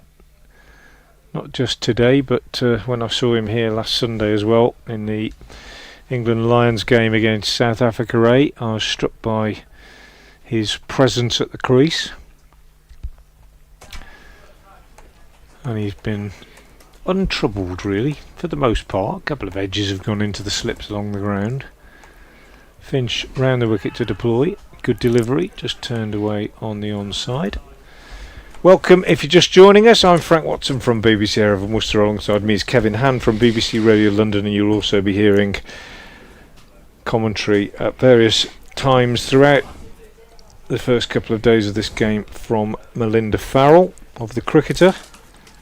She'll be joining us in about half an hour or so. As Finch goes round the wicket again and bowls, and Deploy misses this one down the leg side. Gareth Roderick takes it neatly. He's been tidy, Roderick, as he always is. No extras whatsoever in this innings so far, which is very unusual. No byes, no no balls, no leg byes, no wides. Worcestershire have been quite disciplined, but they haven't been penetrative, and that is probably the biggest disappointment for the captain and the coach after the toss was won this morning. But they have kept at it. Finch is in and bowls, and Deploy is steering this one very nicely off the back foot, square of the wicket on the offside, but only for a single, as Dan Latigan does the fielding, and that is the end of the over. 193 for 3. So just 3 runs coming from it, and we've now had 65 overs, and we've got 31 left in the day. Sorry I'm slightly late back, Frank. I was waiting for the cake to arrive. No cake, Frank. No cake. Worcestershire. Don't blame me. I've no idea what happened. You're the gatekeeper, or the cake keeper, aren't you? I have no influence with the caterers. None at all. It's Ethan Brooks who will bowl, not Ben Allison. So when you did get was obviously cake, just keeping loose. We usually, even this. Is it season, from the we've got ladies' it. pavilion? Yeah, and they haven't served it today. Today's the first day of the season that the ladies. Yeah, that's the problem, isn't it? What do you mean? Not been, well, I haven't seen the queue going up the steps and all that. Do you think there's no cake in the ladies' I don't pavilion? think there is today. I'm not sure why. This must be a first, mustn't it? Yeah, I don't know why. Don't know. Well, That's going to have to go on the live page if there's no cake in the ladies' pavilion today. No, well, don't put that because I'm not sure. According to Frank Watson. Yeah, but definitely don't put that. Brooks is around the wicket. He starts up to least deploy in this over, and the left-hander's forward, driving to mid-on, no run. Do you know what I love about the cathedral here at New Road? It's how the colour changes throughout the day, and as I speak, it's changing colour. Look at the sun hitting the front of it. This is a point now I was trying to make. I know. Listeners know. Listeners. Even the Middlesex listeners who weren't listening know exactly what you're going to say. You're right. Here's a full ball from Brooks to deploy and a single take. And this is a conversation that Frank and I were having off air earlier when I was listening after Middlesex's Navia Sharma and Ben Geddes inspired victory at Old Trafford. Driving back, listening to Frank and Martin Emerson bringing you Worcestershire against Durham, and they were battling over who has the nicer cathedral, Worcester versus Durham. And your third voice that day was David Townsend, who I said, DT, you must pop in and tell them that it doesn't really matter because Middlesex have the best cathedral of the lot. Westminster. But then Middlesex doesn't really exist, does it? So. I thought I'd get you to bite at some point on that today. It's the third time I've tried, folks. He's finally bitten. 194 for 3 as Faulkner pushes back up the track and there's an overrun. Yeah, the battle of the cathedrals between you and Marty. But you're right. Seriously, going back to your original point, you're right. It does appear to change hue, doesn't it, according to the light, and it. The other thing about it, I suppose, that we don't really appreciate, we all take it for granted living here, is the angle that you get from the cricket ground is just the best sort of angle of the building as well. Brooks bowls, Faulkner works into the leg side. I think inside edge onto the pad because it's trickling down to long leg. Made it halfway to the fielder. No run, nothing signalled by the umpire. So. Bat was certainly involved. 195 for 3. Lovely evening now, beautiful. Well, every time I look out there, it seems to look better. You say, sit back and miss the hotel. Yeah. How did they manage to get away with that? Most picturesque ground in the world, or one of them. They built that.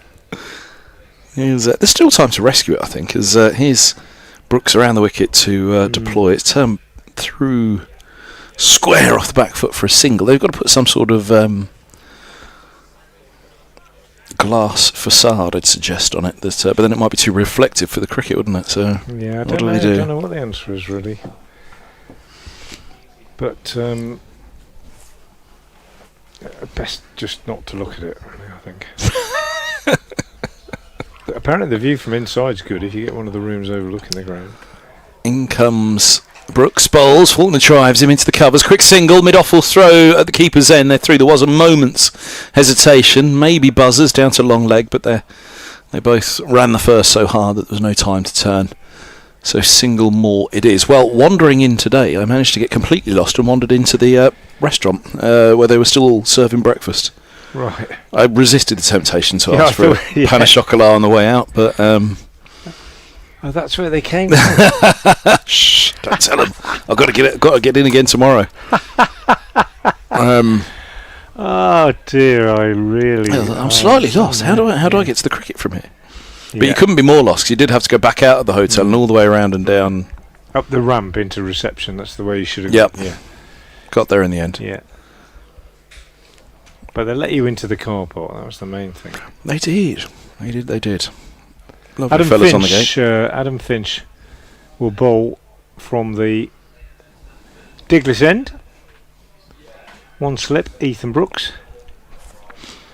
And the rest of the field fairly well spread as he comes in now and bowls over the wicket to Faulkner, who just turns this up to mid-on. And there's no room. We've got a debutant out there, Henry Cullen. He will have had quieter days. Sorry, he will have had few quieter days than this. He's been in at slip for most of the day. He's currently... He might be the man who's off the field, you know, because Swanepoel is now back out there. I think Cullen might be the man who's off. as Falconer turns this on the leg side, square of the wicket, and it's fielded by Cullen, so he's not off the field. They get 2. He's been at slip all day. I was about to He's say, out on slip. the leg side boundary. Debutant at slip. Yeah, he's That's been at asking first for slip trouble. all day. No, he's a keeper. He's a keeper. It's asking for more trouble. Yeah. So it's not him who's off the field. But anyway, it was him who fielded. That's him out deep square. Latigan at long leg. Allison at third man. Swanepoel at backward point. D'Oliveira extra. Taylor at mid off. Waite at mid on. Libby at mid wicket. And there's a big shout for LBW, and he's got him. And it looked a good shout simply because of the way that Falconer fell over. Planted his left foot and then his head went outside the line of the ball. He fell over it, and the umpire, Sirishan Mugam, didn't take long to give that. So it's an important wicket for Worcestershire. Just watching the replay now, and yeah, that looks a pretty good shout to me. Plum turned round, actually got quite front on, didn't he? Some might say Plum anyway. Well, it looked a decent shout. You're not biting again. Yeah. I don't tend to say things like plum. Plum. Anyway, he's gone, and it's 194. Useful partnership. 58 for that fourth wicket. And Falconer, LBW to Finch for a very, very well made 37. So, to the middle comes Joe Cracknell, back from injury. Adam Rossington recalls to Middlesex for one final hurrah where it all began for Rosso. Came back for a short stint in the blast, but he's done and gone now to the Euro T20 League. And Cracknell's return timed to perfection because Rossington's contract with, I think, the Dutch in the Euro League began immediately after the game at MTS on Sunday. But Cracknell will be keen to make up for lost time, be desperately disappointed that he's missed out on the blast, 'cause he's a big... I've always said I think he's the best player that came through the Middlesex Academy. The best player in T20 cricket, the most explosive batter. So here's Finch into Cracknell, balls, and he's out, caught behind. 2 in 2 for Finch. Fended at it, felt for it, didn't need to play it, I don't think. I'll have a look at the line again before I make a definitive statement on that one. But 2 in 2 for Adam Finch, and suddenly Middlesex are not looking quite so comfortable as they were. They are 199 for 5. No, didn't need to play it. Not a lot of foot movement, and well, maybe we'll forgive him for the fact that he's been out for a while and he's just come back in. But a bonus wicket for Worcestershire. Adam Finch picks up 2. Gareth Roderick gets his first catch of the innings, and James Cracknell's gone without scoring. Well, it's cricket all over, isn't it? You're out for all that time. You finally first ball. That's it. If you're to write cricketing things that just happen, that's one of them, isn't it? So, yeah, shame for Cracknell. Drags himself off, absolutely. Yeah,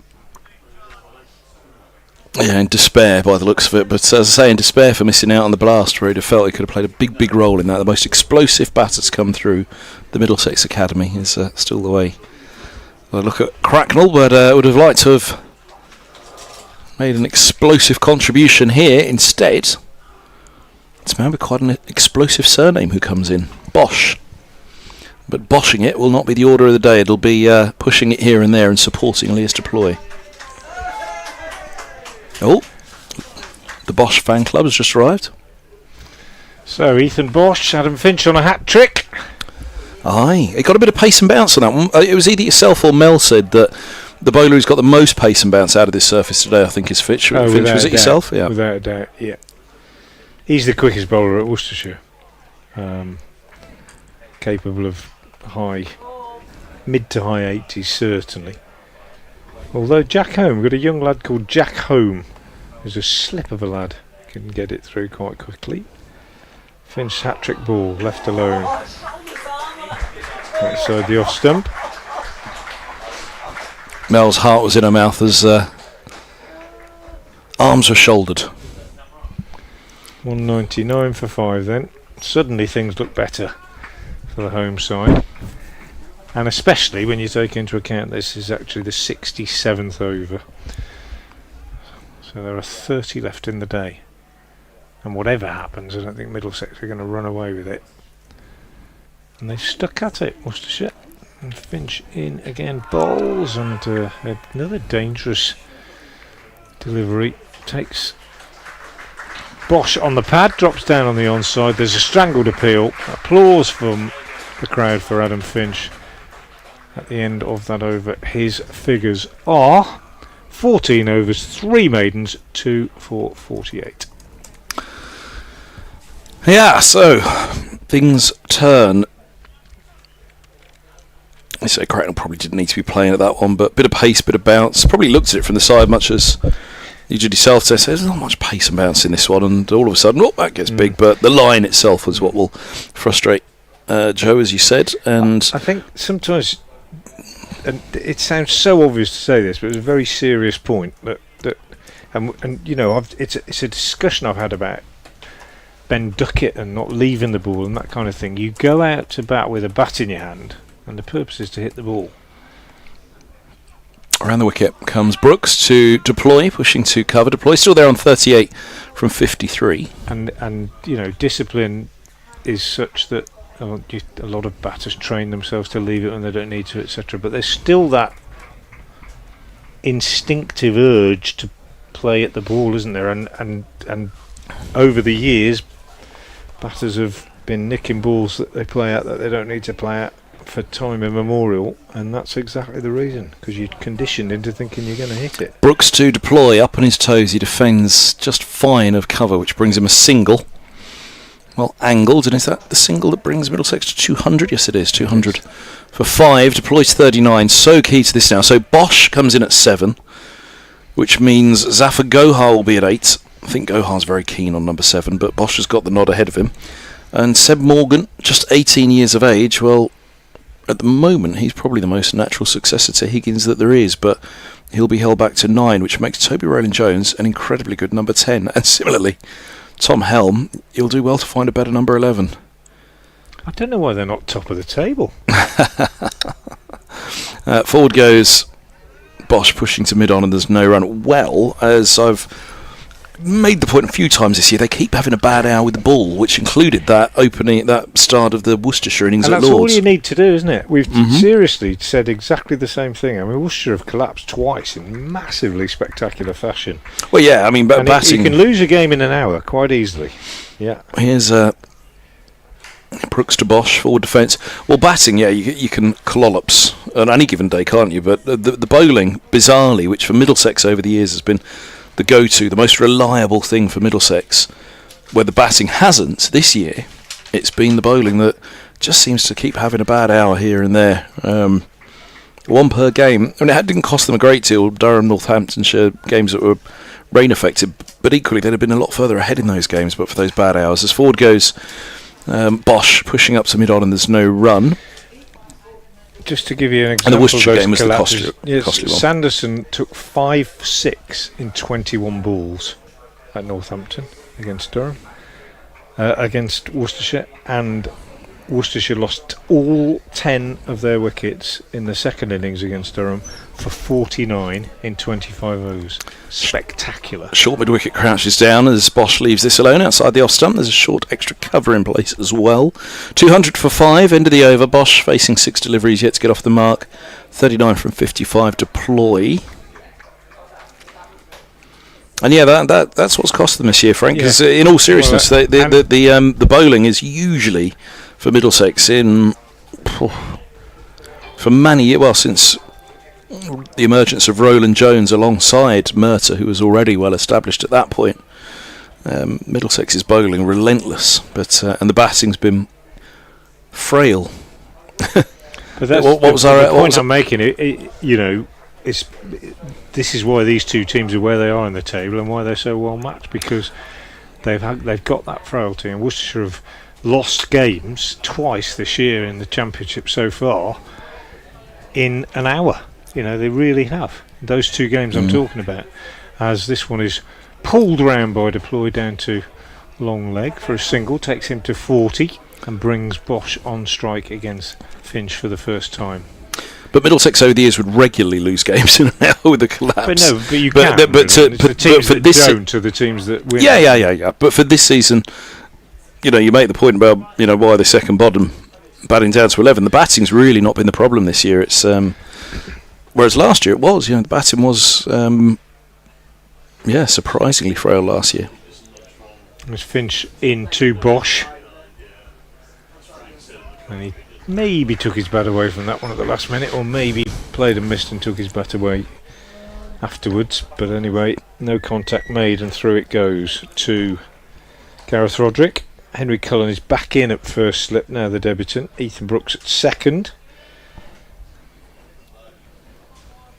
and Adam Finch hoping to drive home a little bit of a post-tee advantage that Worcestershire have gained. He's in now and bowls, and Bosch is on the back foot and playing defensively up to mid-off.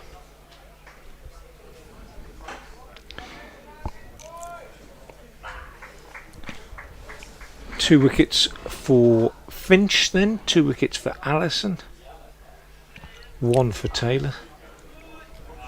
The other bowlers wicketless, none of them particularly expensive. Allison and Finch have both gone for 3.5. D'Oliveira just a little bit more than that.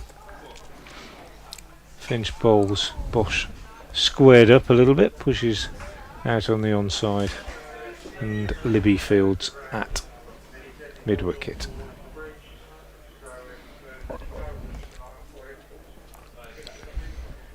Still to come, Zafar Gohar, Seb Morgan, Toby Rowland-Jones and Tom Helm.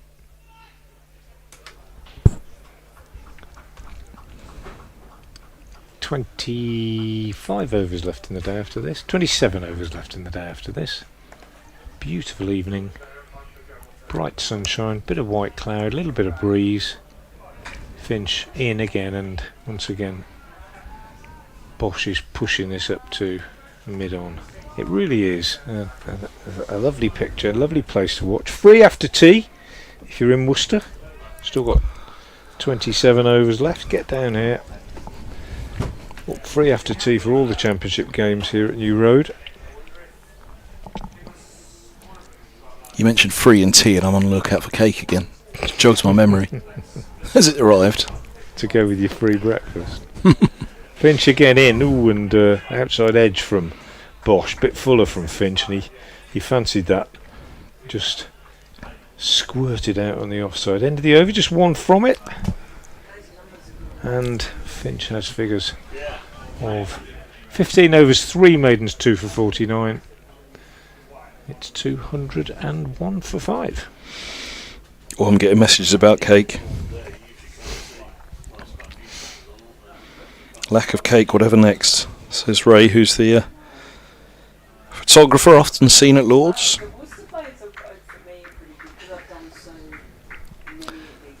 Here is Brooks, none for 5 from 4 with 2 maidens. As he bowls to Deploy, slightly tucked up by that. Keeper up, keeping Deploy in his crease.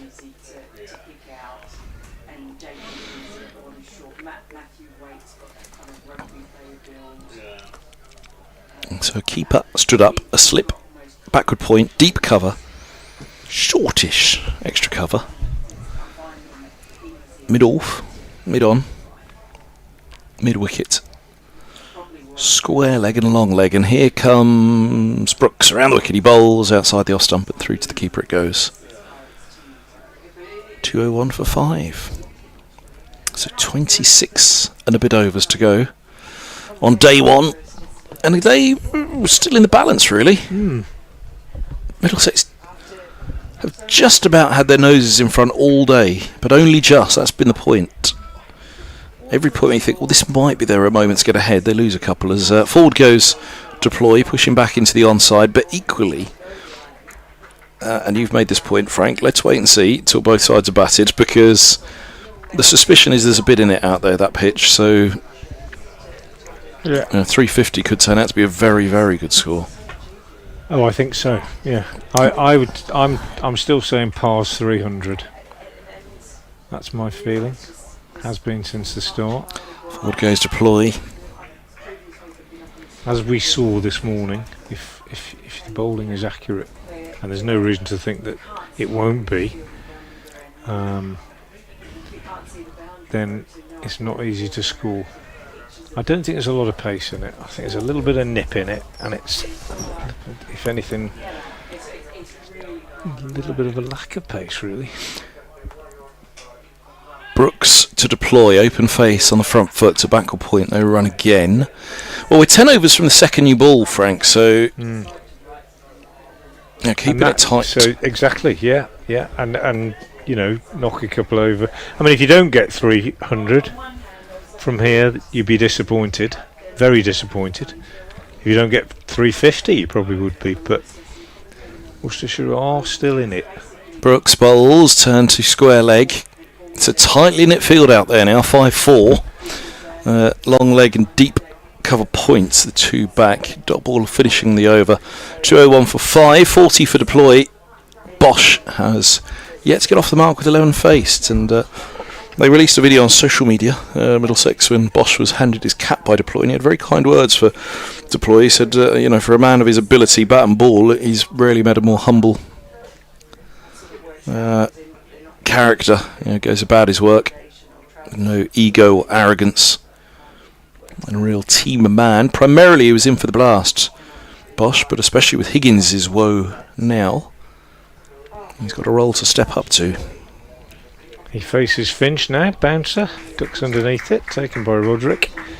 Maiden from Brooks, that one, 5 overs, 3 maidens, no wicket for 5 for the fifth seamer. Matthew Wake clearly injured as far as bowling's concerned. He's in the side but hasn't bowled today, and I think that tells its own story. He's out there fielding because he's been a key bowler for Worcestershire this season and has bowled very well, very, very consistently, but not bowling today. Finch in again, bowls, and on the back foot Bosch is steering it out on the offside, still not off the mark. He's faced 13 deliveries. Ben Allison's come back from a lengthy layoff and bowled pretty well today, 17 overs, 3 maidens, no wicket for 45. But the key aspect of the day, definitely that second wicket partnership between Robson and Holden. 91 they added. Doesn't sound a great deal, and it did take 41 overs, but they laid down a foundation which could easily have been different had they lost more early wickets. Finch bowls again, Bosch plays defensively out on the offside, and there's no run. Yeah, it's been a proper day of cricket, hasn't it, this one? Yeah, I think that's a good way of describing it. It's been attritional is the word, isn't it, that is often used, and that probably sums it up really. Both sides have made it difficult for the other side. That's the point. But both have had their moments where they've got on top. It's I think it's pretty finely balanced at the moment. It's been good, been enjoyable. Finch again in bowls, and Bosch again is working this to the onside. He gets round quite a long way. That right shoulder comes round quite a long way, and a ball that maybe a technician would like to see played between the bowler and mid-on ends up going to mid-wicket. His right side, the right side of his body, the right knee just collapses a little bit and the shoulder comes round, but it's obviously something that he's worked on. It'll make him very strong through the leg side. Possibly if you can get it to nip away, you might have him in trouble. That one is left alone by Bosch outside the off stump, a little bit shorter from Finch. 201 for 5 the score remains. Men out. Robson bowled Allison 70. Geddes first to go caught. Libby bowled Taylor for 5. Holden bowled Allison 49. Deploy not out 40. Faulkner LBW to Finch for 37.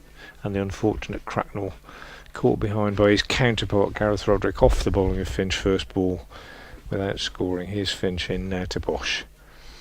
Balls down the leg side, loose one, and it's the end of another maiden over. Bosch still not off the mark. Finch now 16 overs, 4 maidens, 2 for 48, 201 for 5, and we've got 25 overs left in the day. 9 more before the new ball.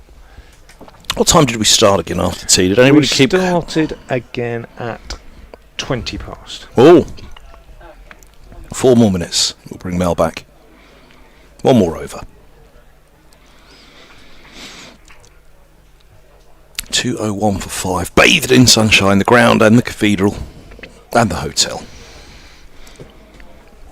And so here's Brooks around the wicket to deploy. He gets in behind this, defending once more. What's your Friday night got in store, Frank?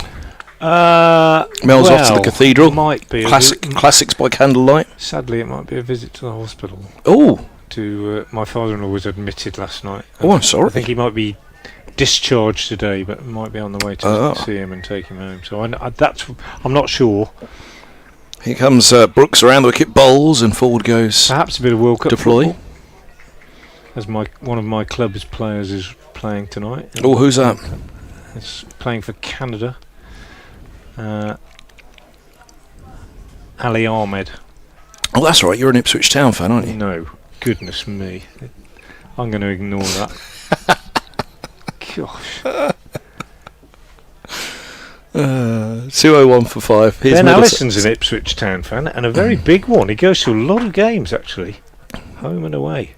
Around the wicket comes Brooks, bowls, and this is pushed back. No run. Yes, very serious Ipswich Town fan, Ben Allison. As you can imagine, we have a little bit of banter. Oh, what are they looking at the ball? No, Ali Ahmed playing for Canada tonight in the World Cup. Well, he's in the squad, whether he'll play or not. But that's not Norwich's most exciting prospect in the World Cup. Norwich's most exciting prospect in the World Cup is a player called Mohamed Toure, who plays for Australia. Oh, he's a Liberian refugee, or his family were Liberian refugees who settled in Adelaide. And he has become an Australian international. And Matthew Waite is now loosening up. Goodness me. I think he's going to have a ball.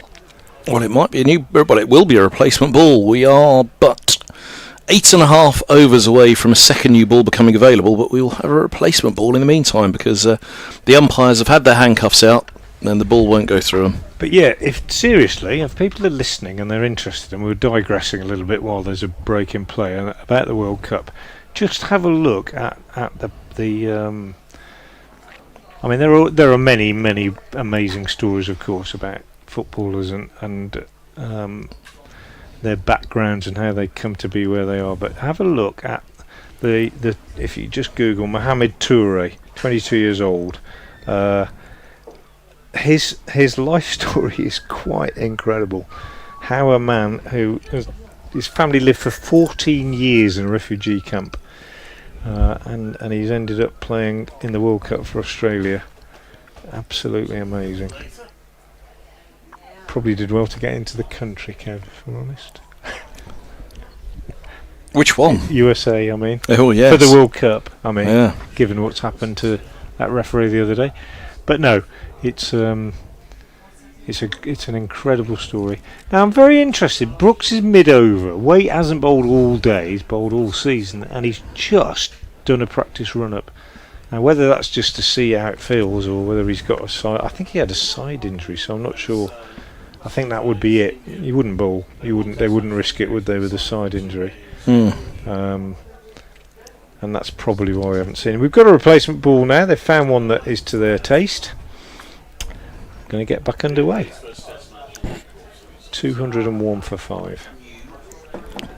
Well, we'll be having a second new ball, or it will be available in 8.5 overs. So, was it much ado about nothing? We'll know in 8.5 overs time, I suppose, whether getting this replacement was worth it, worth the wait. Around the wicket comes Brooks. Replacement ball in hand. It's left alone. And it takes a little bit of bounce through to the gloves of the keeper there. Taken by the left shoulder by Roderick. He is stood up, we should add. But bit of pace and bounce. That's the other thing. Again, you say you wait till both sides are batted. You've got to wait until you've seen a couple of different cricket balls used. Mel could see I was going very carefully through that sentence as Ward goes to deploy, pushing back up the track, and there's no run. A couple of different cricket balls used out there by both sets of bowling lineups. So we've got a different one to look at now, but the second new ball, 8.1 overs until it becomes available. Because it can be, a ball can be a bit quicker. The ball can be a bit harder, and definitely. The pitch looks quicker then. So here's Brooks around the wicket, he bowls, and deploy is on the back foot and looking to turn through square, suggesting from right arm around to the left hander that it was missing the leg stump, but there we go, not out. But excitement with the replacement ball. 201 for 5, 40 to deploy. Bosch has yet to get off the mark, and I shouldn't be talking about replacements when Mel's about to come on mic. Replacement players, she's off a long run up on that at the moment, isn't she? She replacing you or me?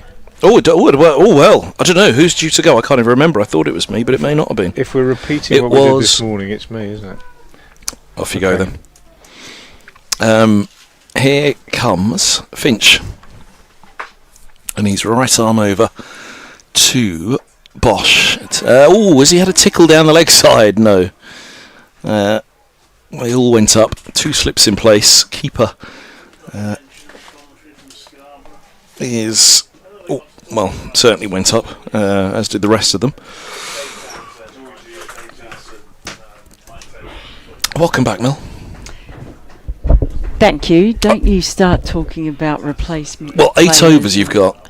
8 overs. This is probably the right time, unless this replacement ball kicks into life. It looks a bit livelier. In comes Finch, bowls and throwing the bat at that was Bosch outside the off stump. He's none from 18 now, but that was a little wild, especially at a replacement ball, which maybe deploys come down to say to him, don't forget the ball's just been changed, so have a look at it first. Well, he was going for a bit of nominative determinism batting because he really went to give that one a Bosch. Yes. Indeed. If the ball ends up in the stands, we all know what to say. And off goes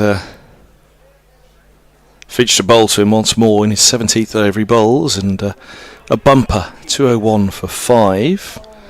Replacement players. Go on. We've been nattering about it first thing this morning, and I said save it for on air, and then I didn't ask you about it until what time is it now? Nearly 5 o'clock it must be. So apologies. Now's your moment.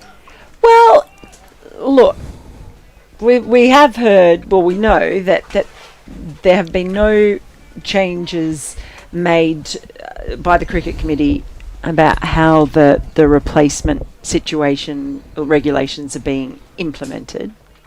Finch bowls a Yorker.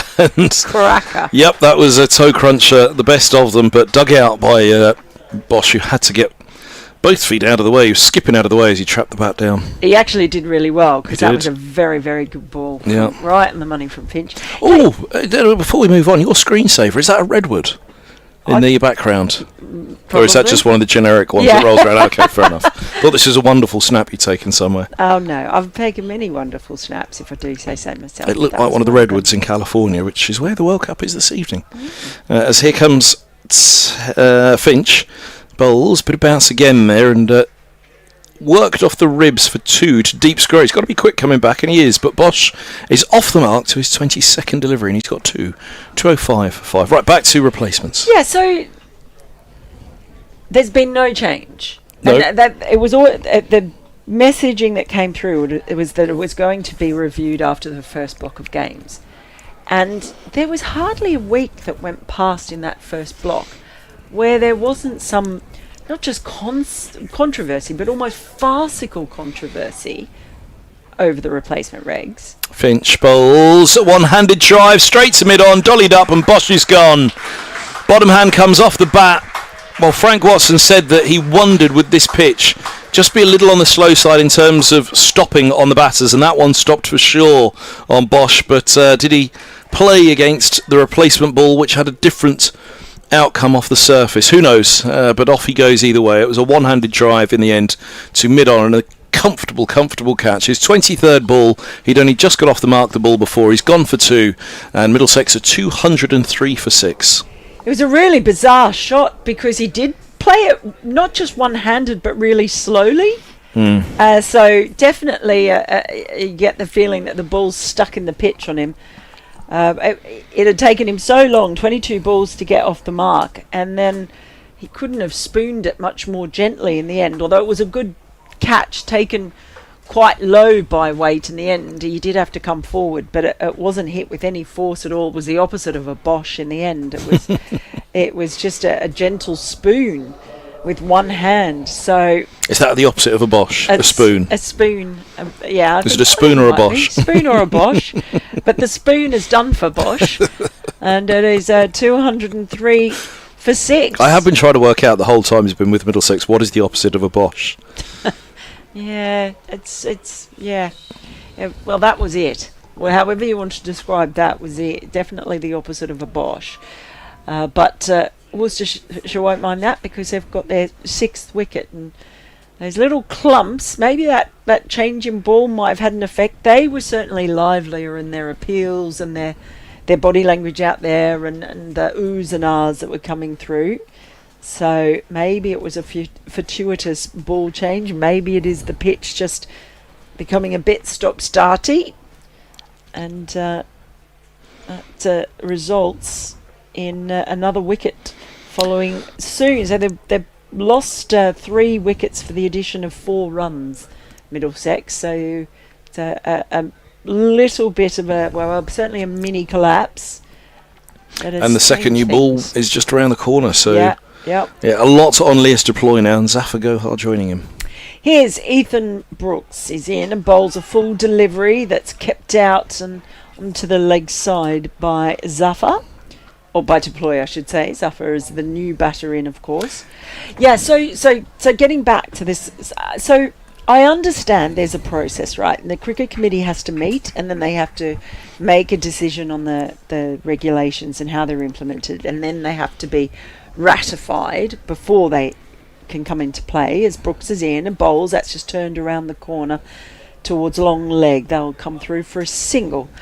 But I don't know. I've spoken to a lot of people in the game. I've spoken to coaches and players, fans, journalists, loads of people.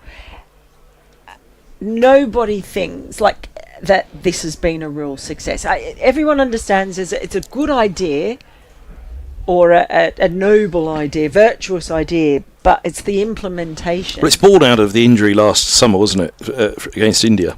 In comes Brooks, and it's left alone by Zafar. Yeah, so the ICC has they want the various boards around the world to do it. So Australia did it in the Sheffield Shield, and I don't want people to think that I'm saying things are better in Australia, because I don't ever say that. But the way it was implemented in the Sheffield Shield was better for a number of key reasons. So Brooks in. Bowls to Zafar, who defends back to the bowler. Number 1, so each side is only allowed 1 replacement player, right? And you have up until stumps on day 2 to make a replacement. If it's on day 3, day 4, you can't have a replacement. So basically that was to try and negate teams trying to get an advantage if they've got tired bowlers on the 4th day, bringing in a fresh set of legs to bowl gas. Okay, that's the first one. As Brooks is in and bowls, and it's defended again by Zafar, no run. So that was one. So I can see that. That's not a bad one. I can go either way with how long you do it, but limited to 1. But what they do, also the other difference, is if one side makes a replacement, the other side is allowed a tactical replacement in response. Wow. Yeah. So I didn't know that, I must admit. Yep. Brooks in, bowls. That's defended into the leg side by Zafar. Doesn't that, you've got an injury, and because you've got an injury, it's a double blow that you lose that player injured, and they get to call up, as you say, fast bowler who can bowl gas. So it's a double blow for the fact that you've got an injury. Well, and it came up though. It came up in the. There's a reason though that usually a team chooses one player over another, and so it came up in the final between Victoria and South Africa, where South Australia, where Victoria had a replacement player come in because of injury, and South Australia, Ryan Harris is the coach. They thought seriously about, do we bring in a different bowler? And they decided, no, actually, look, this is the best team that we've got, and we're better off sticking with that team. In the end, they won the game. So these are a couple of differences. Around the wicket comes Finch. Has punched a deep point, single taken by Deploys onto 42. So you can debate the merits of those, but here's the one that I think is really key, and I don't actually think it would take a change or a signed off, ratified set of regulations from the cricket committee. If a side proposes an injury replacement player, and they take it to the opposition says, yep, fine with that, then they get on with the game. Only if the opposition says, no, we're not happy with that, then the match officials become involved and they decide whether or not it's a fair enough like-for-like replacement. Now, here, almost every time there's been a controversy, the opposition has had no problem with the replacement player that's been approved. And so everyone's happy, but the match referees got involved and made a really subjective and I think in some cases very flawed assessment of what constitutes like for like. Around the wicket to Gohar, a bumper to Zafar Gohar from Finch. He sways inside it, through it goes. So case in point, I was up at the game at Durham when Lancashire were there, when Aaron Shetty busted his thumb, and it was thumb or his finger, anyway, couldn't bowl. Tom Hartley was there, and so you've obviously his left arm spinner, but the match referee decided after Durham had said, yeah, we're happy with that, no, because Tom Hartley played Test cricket 2 years ago. Round the wicket, Finch to Gohar, who only just sways inside that one, just slightly backwards. Gloves are up, bat were up, and head was barely back, but through it passes, and Deploy comes down to have a natter with him. So you've got a spinner who could replace a spinner, might be slightly different, sure, but and a genuine serious injury, and the opposition's happy, but Tom Hartley wasn't in that side for a reason. He wasn't selected for a reason. He's been out of form, and otherwise he'd be in that side. This is full, and it brings Gohar forward, looking to drive through to the keeper. That passes as well. Nervy moments out there. So that's what has really frustrated me. And then the replacement player, I think it might have been George Bell, keeper batter. Yeah. Comes in as the supposed like for like. So like for like no longer is about skill sets. It's about whether a match referee decides that someone's a better player than someone else, which to me is nonsense. So that's it's nonsense because they were selected behind the player. Exactly. Exactly. Round the wicket is Finch once more, as this is defended off the back foot by Gohar to point. One to come of Finch's 18th. So I think the messaging could absolutely change towards the match officials that, okay, if both sides are happy with it and it is a similar skill set, then that's okay. But I think most are in agreement, aren't they? Your annoyance is that it hasn't changed already. Is that right? Yeah. Correct. Here is a full one, dug out. No, it's not dug out, it's gone through. Well, he's down on one knee, Gohar, as he slammed the bat, which is face down on the track at the moment, as he very nearly is himself, trying to keep out a Yorker, and it went through. Big puff of dust taken by the keeper. It beat the bat, but it beat that off stump as well, the Yorker. 205 for 6. Deploy has 42. Zafar Gohar has yet to get off the mark. We have 5 overs to the second new ball becoming available. I spoke to one coach who I've heard about players who are not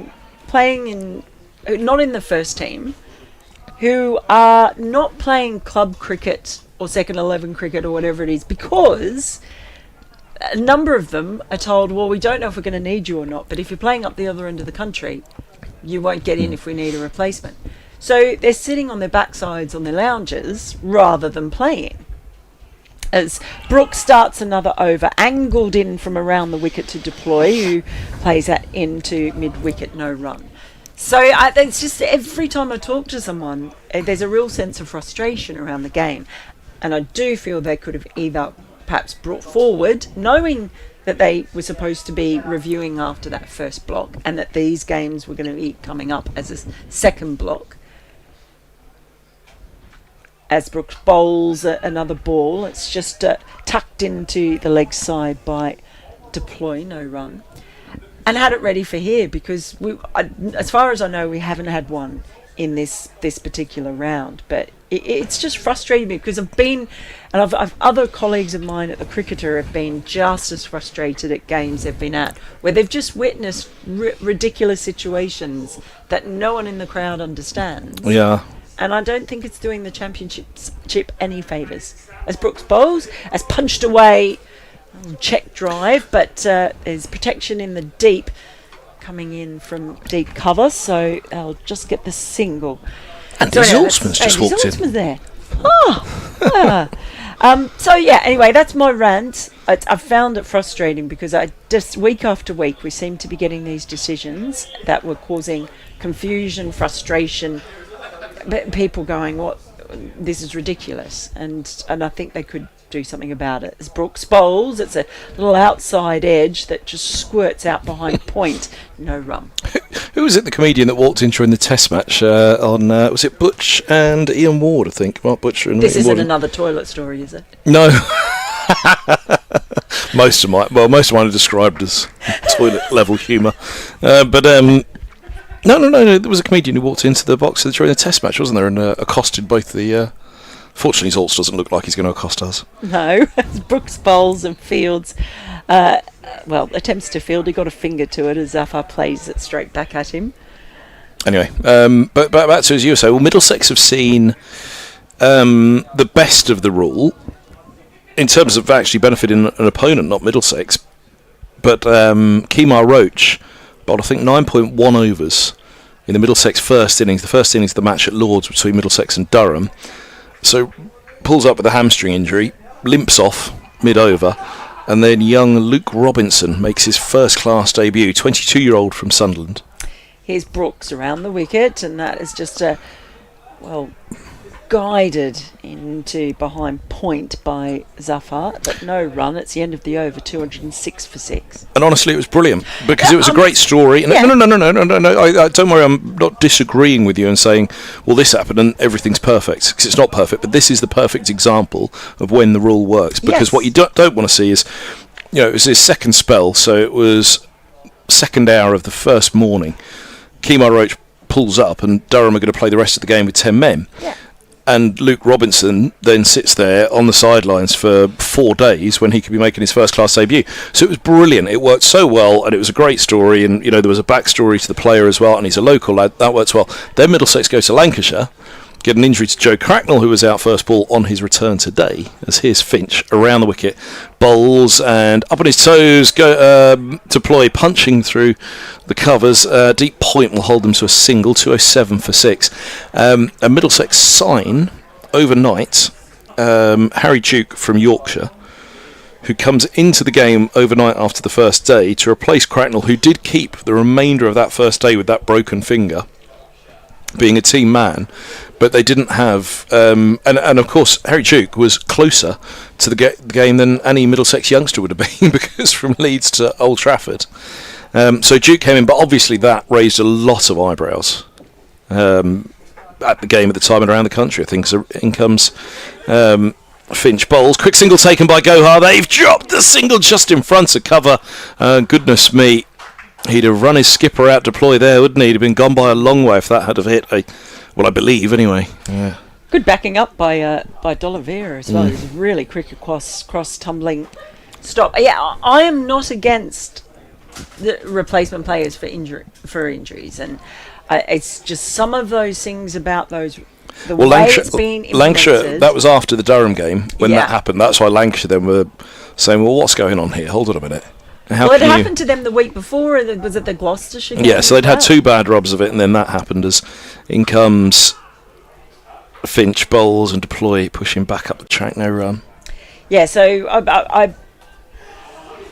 I just the one that really sticks for me is this really weird interpretation of what like for like means, and I just think that's become really bizarre, and it's left fans confused, it's left teams confused. Maybe the thing, and they should perhaps be able to nominate replacement players before the match. Round the wicket comes Finch, Bowles. It's a bumper through to the keeper, 208 for 6. So I think there's an admittance, isn't there, that look, there's problems, but we wanted to trial it so we could find out all the problems and then fix it. And that's okay, but I think they found those out in so why haven't they fixed it? Halfway through that first block, to be honest. They knew what the problems were, and so what annoys me is that it's still here in this second block. So that's what I find really frustrating, and especially the one that really I think is frustrating, the whole like for like situation. I don't think that would actually change. Round the wicket comes Finch. This is pushed to cover. There's no run. 208 for 6. I don't think that requires the whole process, the change, the ratification, all of that sort of thing. I think that's a messaging to the match officials about what does like for like mean, and I'm not sure that they've actually got what like for like means. It's so subjective. That Tom Hartley situation was just mind-boggling. Yeah. He was on as a replacement fielder, and yeah, he's had his struggles over the past 2 years. So how long do you have to go back?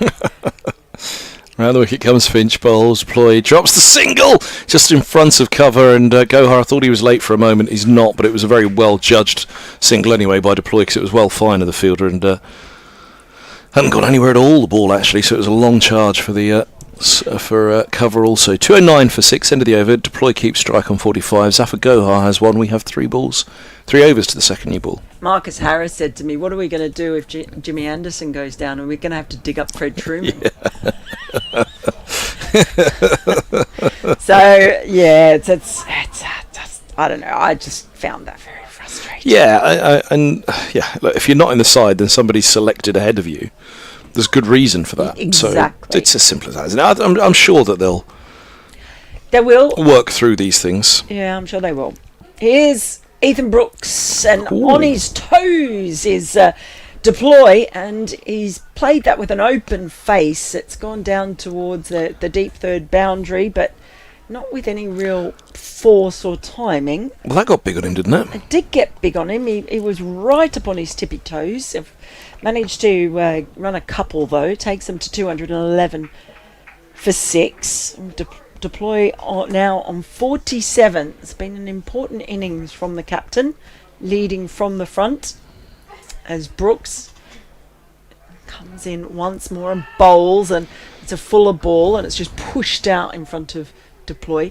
Ethan Brooks, when he runs in, I don't know if you get this impression, it always looks to me like he almost runs on his tiptoes. He's got this high knee tiptoeing thing, as if he's running through a field of tulips that he doesn't want to crush. Wasn't there an Australian at Derbyshire last year, and he almost begins his run up like a prancing pony, and he's 6'5", so I see exactly what you're saying on this one.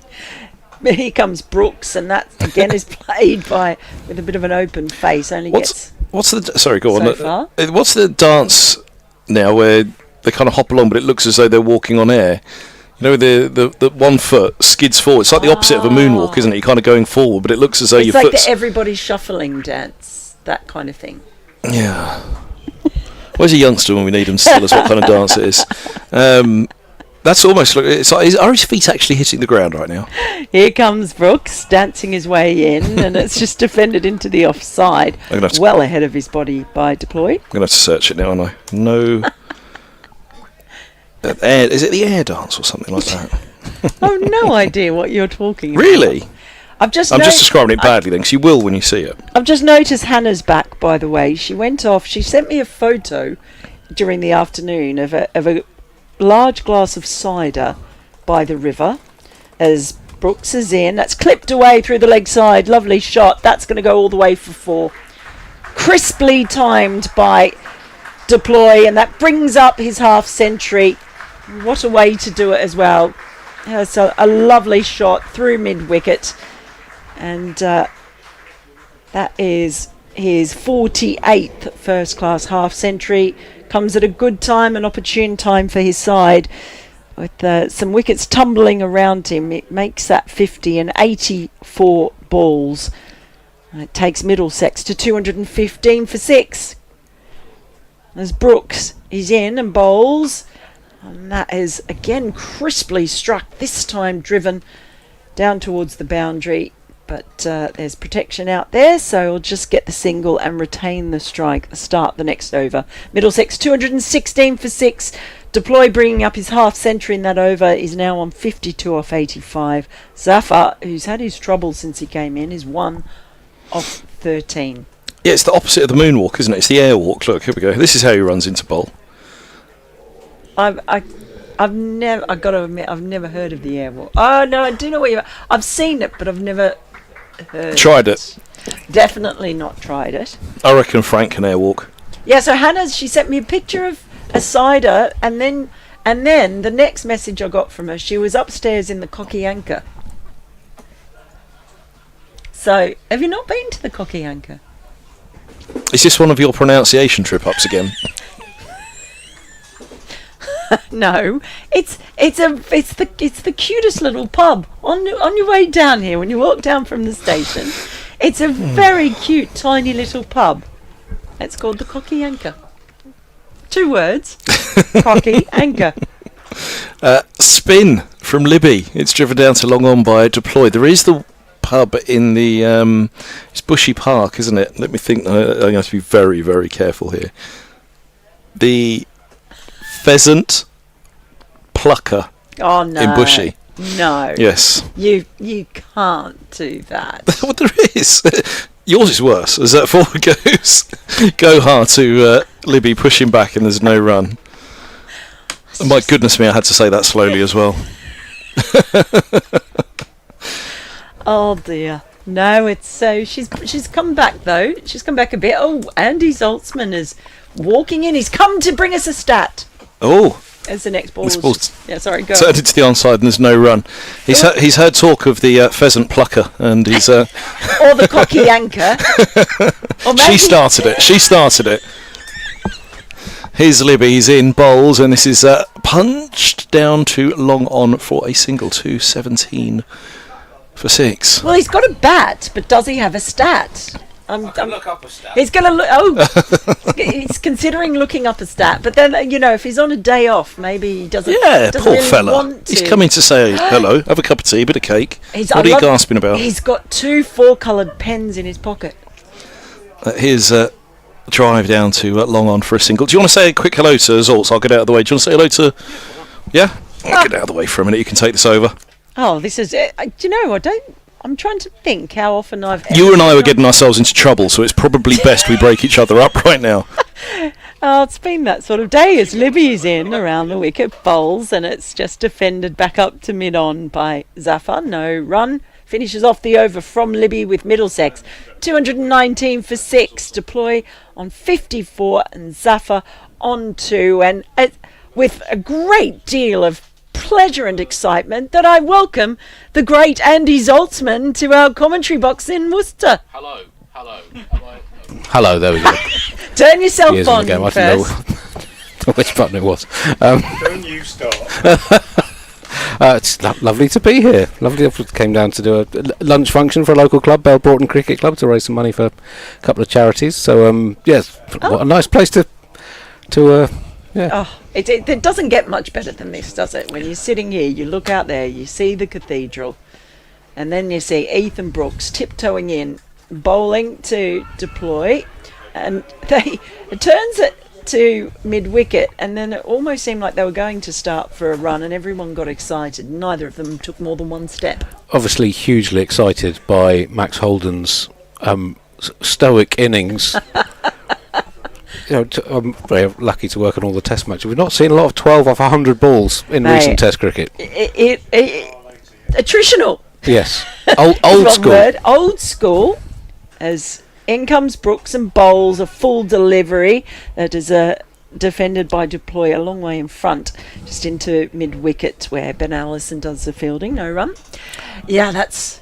Well, so... Because the slowest, like 50 or whatever, was it Barnacle Bailey? Oh, Barnacle Bailey. He had a very slow one in the 58-59 Ashes. Chris Tavare had a heroically slow one in India for England in the early 80s.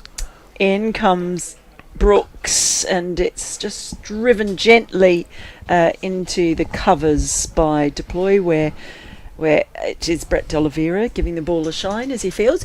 Because I was at that women's test at Wormsley when Laura Marsh, she scored the slowest ever half century after Barnacle Bailey. Yeah, that was a solid sort of 300 balls. Yes, it was.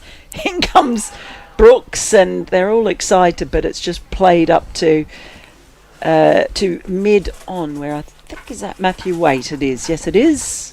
We need to celebrate these. We live in a chaotic world, and then someone getting 12 of 100 balls in modern cricket is to be celebrated as an oasis of calm amidst the global chaos. But there's been a lot of chaos in this country in the past week, to be fair. Here's Brooks, is in, and bowls, and that's just sharpened the reflexes of Deploy. He was on him a bit quicker than I think he thought. He's just played it, though, into short mid-wicket, where Ben Allison, again, does work. The stat I wanted to look up was the last time in first-class cricket that someone had only 12 after 100 balls. Because it feels like that is something that is vanishingly rare. Yes, if you tell me it's Joe Denley, I'll be very, very happy. In comes Brooks, bowls, and this time Deploy looks a little more on top of this one, pushes it into the offside. No run. Did you cover that already or not? Well, no, so it's 219 for 6, by the way, at the end of the over. When he got that, I said something about a dentary, which is... Oh, right, yeah. We always call it... It's a bit of a press boxing when we always just acknowledge someone's dentary when they haven't scored a lot of runs, but they've faced 100 balls. My son had that in a kids' game. They played a 2-day game, and his team was batting to avoid an innings defeat on day 2, and he was 4 off 100. Oh, wow. Accidentally hit a 4 and was promptly out. So, but everyone clapped when he faced his 100th ball. It was lovely. That's fantastic. So who was it? Did you look? Well, no, I need to get my laptop out. Oh. Give me a sec, Mel. Right. So Zoltz is going to find this out. This is great. I love having Zoltz here. Usually reserved for TMS, but we have the pleasure of his company today on a glorious, it has turned out to be, afternoon here at New Road. Still a bit of a breeze out there, but it's a lot warmer and sunnier, more pleasant than I thought it was going to be. So we start a new over from Tom Taylor. He's in and bowls, and that's just gently guided by Zafar into gully. No run. So not looked very comfortable out there, Zafar. He's faced 18 balls now for his 2 runs. So while we're on the theme of stoic and attritional batting innings, it seems quite relevant. I once had a game when I was a kid. I scored 6 in 95 minutes, of which 4 were an edge between the keeper and first slip. Proper cricket. Taylor in and bowls to Zafar, who gently turns that into mid-wicket to D'Oliveira. No run. Clouds have just obscuring a bit of sunshine now, but it looks like they're passing quickly. Wind very strong, clouds moving quickly, and it is quite breezy out there today. A couple of those trees are really bending now with the prevailing wind. As Taylor starts his run up around the wicket to Zafar, who is on the front foot defending back to the bowler. No run. And his Oldsman next to me is tapping away on his laptop frantically. Magical databases. Oh, I love your database. It's a thing of beauty. It's wonderful to. You've got a special way your mind works, I think. Everyone who's particularly good with stats, I admire it immensely because I can't do it at all. Here's Taylor in a bowls, and that's a play and a miss by Zaffo. He was just pushing forward, really hung his bat out there, whizzed through to Robertson. They're sensing something here, the Worcestershire players. Zafar is their target because he does not look comfortable at all. I can see the wheel of doom. Yes. is circling on your laptop. There's quite a lot of data for it to churn through here. Taylor runs in, bowls, and this time he's on the back foot. Zafar just plays it along the ground to gully, no run. It's a fluctuating day, isn't it? Well, look, it has been, because we had the go slow, and the Worcestershire bowlers, they bowled well as far as they were very tidy. There weren't many loose balls, but there also weren't that many LBW shouts or plays and misses. So where there was a couple of my colleagues were saying maybe they just didn't quite bowl full enough. As in comes Taylor, it's driven with a little bit more authority by Zafar, but only as far as mid-off. I'll finish off the over, 219 for 6, so maiden over there for Taylor. And then you had Ben Allison come on, you had Roderick coming up to the stumps as well. Allison had 2 players out, and all of a sudden it was like, okay, turning a little bit more because they'd gone so slowly in the morning. But then a real counter punch, you'd have to say, from Deploy and Falconer, that seemed to be putting Middlesex back on the front foot. And then along comes Finch, and he gets 2 in 2. So there's it's been a really enjoyable day's cricket. You look like you have the smirk of a man who has an answer, by the way. No, I don't have an answer. It's this. Obviously, I've set it to look for all scores after 100 balls since the year 2000. Obviously, that's quite a lot of numbers for a laptop to churn through. So it was a different smirk. Yeah. I've read the smirk wrong. Allison, now it is to run in away from us. He's in and bowls to Deploy, who plonks out on the leg side, no run.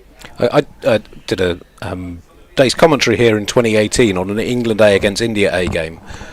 Before the test that summer. The India A team had some of their sort of rising stars. Rishabh Pant just before he made his test debut, Mohammad Siraj before he was in the Indian side, and Alistair Cook batted all day for about 180.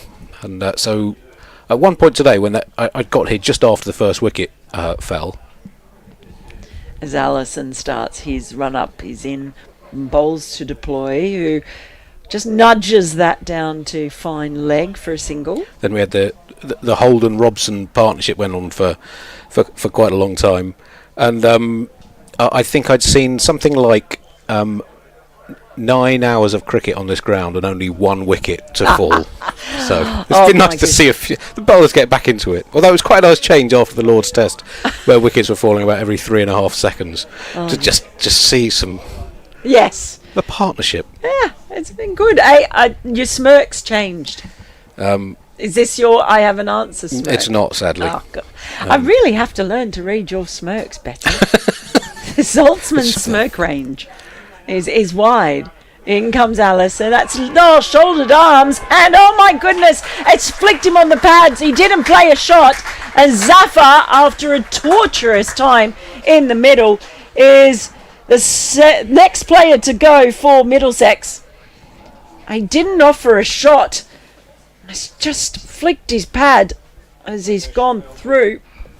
And, he never looked comfortable while he was out there in the middle. He departs for 2 and of 24 deliveries. And Middlesex now 220 for 7. So this game really has shifted about.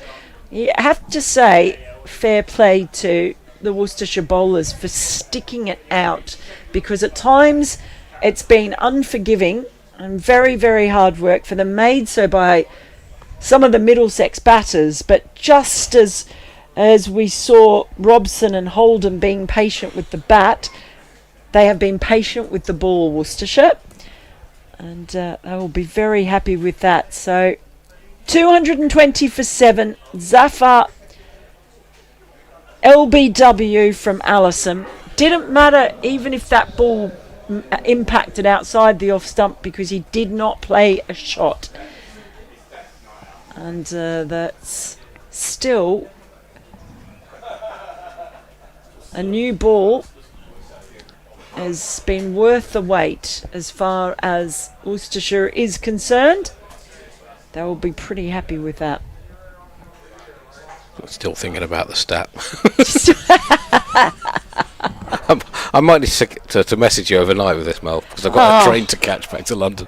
See, there's one stat that I've asked you this, and I've asked Andrew Sampson this before, and neither of you have ever given me an answer, and I'm always still waiting for it. Do you know what it is? Do you remember what it is? No, what's I want to know how many times Morgan is the new batter in, by the way, and he defends the first ball into the offside from Allison. Now, how many times does a bowler have to get a batter out before they're officially the bunny? What is the bunny number? I don't know if there's an official mathematical formula for that, for bunnydom. I think there should be, because the term is used, and I want to know at what point I'm allowed to use it. It would have to be a percentage, right? Right. I mean, so if you get someone out 5 times out of 10, or 5 times out of 100, that's a big difference. Here's Allison, bowls left alone outside the off stump by Morgan. So you could, if you call the scale the Crawley-Henry scale, yeah. Zach Crawley to Matt Henry, or 8 for 29 in what tests. about the Warne Martin scale? Yep. Shane Warne, Chris Martin. Yes. That's probably one of the, or was it? No. We had the Atherton McGrath. Cullinan. Darryl Cullinan. South Africa. Yeah, he was a fine player. One. But that needs an entire new mathematical form. You could win a Nobel Prize for that, Mel, if you can work that out. Allison chunders in, and that is short and pulled, and that's going all the way for 4. So Morgan is off the mark with the boundary. Much like Caleb Falconer, his under-19s partner. He's come out here to get things moving. 224 for 7 now, Middlesex, with Deploy on 55, and Morgan has come out, he's on 4, having faced 3 balls. Ben Allison, meanwhile, he's 14 overs, 3 for 50. He's played a very, very important role in this day for Worcestershire. Bad news on the stat. It's not Your worked, computer's and broken. I do not have to go and get it. But I will let you know, Mel. I will message you overnight, Message so me you can overnight. regale your audience with the stat tomorrow. When the last time, I mean, it's probably not that long ago, but it feels in the age of cricket and the world we're living in, 12 off 100 feels like a true achievement. It was something. It was something. I'll never forget that Laura Marsh 300. It was like 350 balls or something to reach her 50, and I remember Australia didn't take the new ball, and it rolled into our tent, and we were like, take it, hide it. New over begins from Taylor, and that has played quite nicely by Deploy, and there's a fumble. No, there's not. It's actually a tumbling stop, I should say, on the boundary rope that prevents the 4. Latigan. It's Dan Latigan out there on the boundary, and he gets a little high 5 from Ethan Brooks running out there, who ran all the way out there to say, well done, Dan. Laura Marsh's half century was 291 balls. Okay, so I was exaggerating. It felt like 350. Finished on 55 off 304. It was a long time. Here's Taylor in bowls, and Deploy went to turn that into square leg, and it's ended up as a little leading edge, but It went along the ground to D'Oliveira, who was lurking close in the covers. But we should celebrate it. It is an achievement of focus and application. That was first innings as well. It was, yes. And Australia didn't take the new ball when it was available. Like, what are you doing? In comes Taylor, bowls off the back foot. It's fleed along the ground out to deep point where Latigan is patrolling. So it'll just be the single. Anyway, I need to go home now. But it's been Going lovely all the talking way to you. back, where are you off to? Back home to London. Oh, well, thank you for gracing us pleasure. with your presence at New Road. Lovely to see you. I'll see you at the Oval in a few days' time. Look forward to it. Thanks. Andy Zoltzman, that was the great Andy Zoltzman. And he's very kindly popped in to have a little chat, but very disappointingly did not give me either stat that I wanted. So really, it's a failure from him in all departments. Here's Taylor, and that one's left alone outside the off stump. Thank you, Zoltz.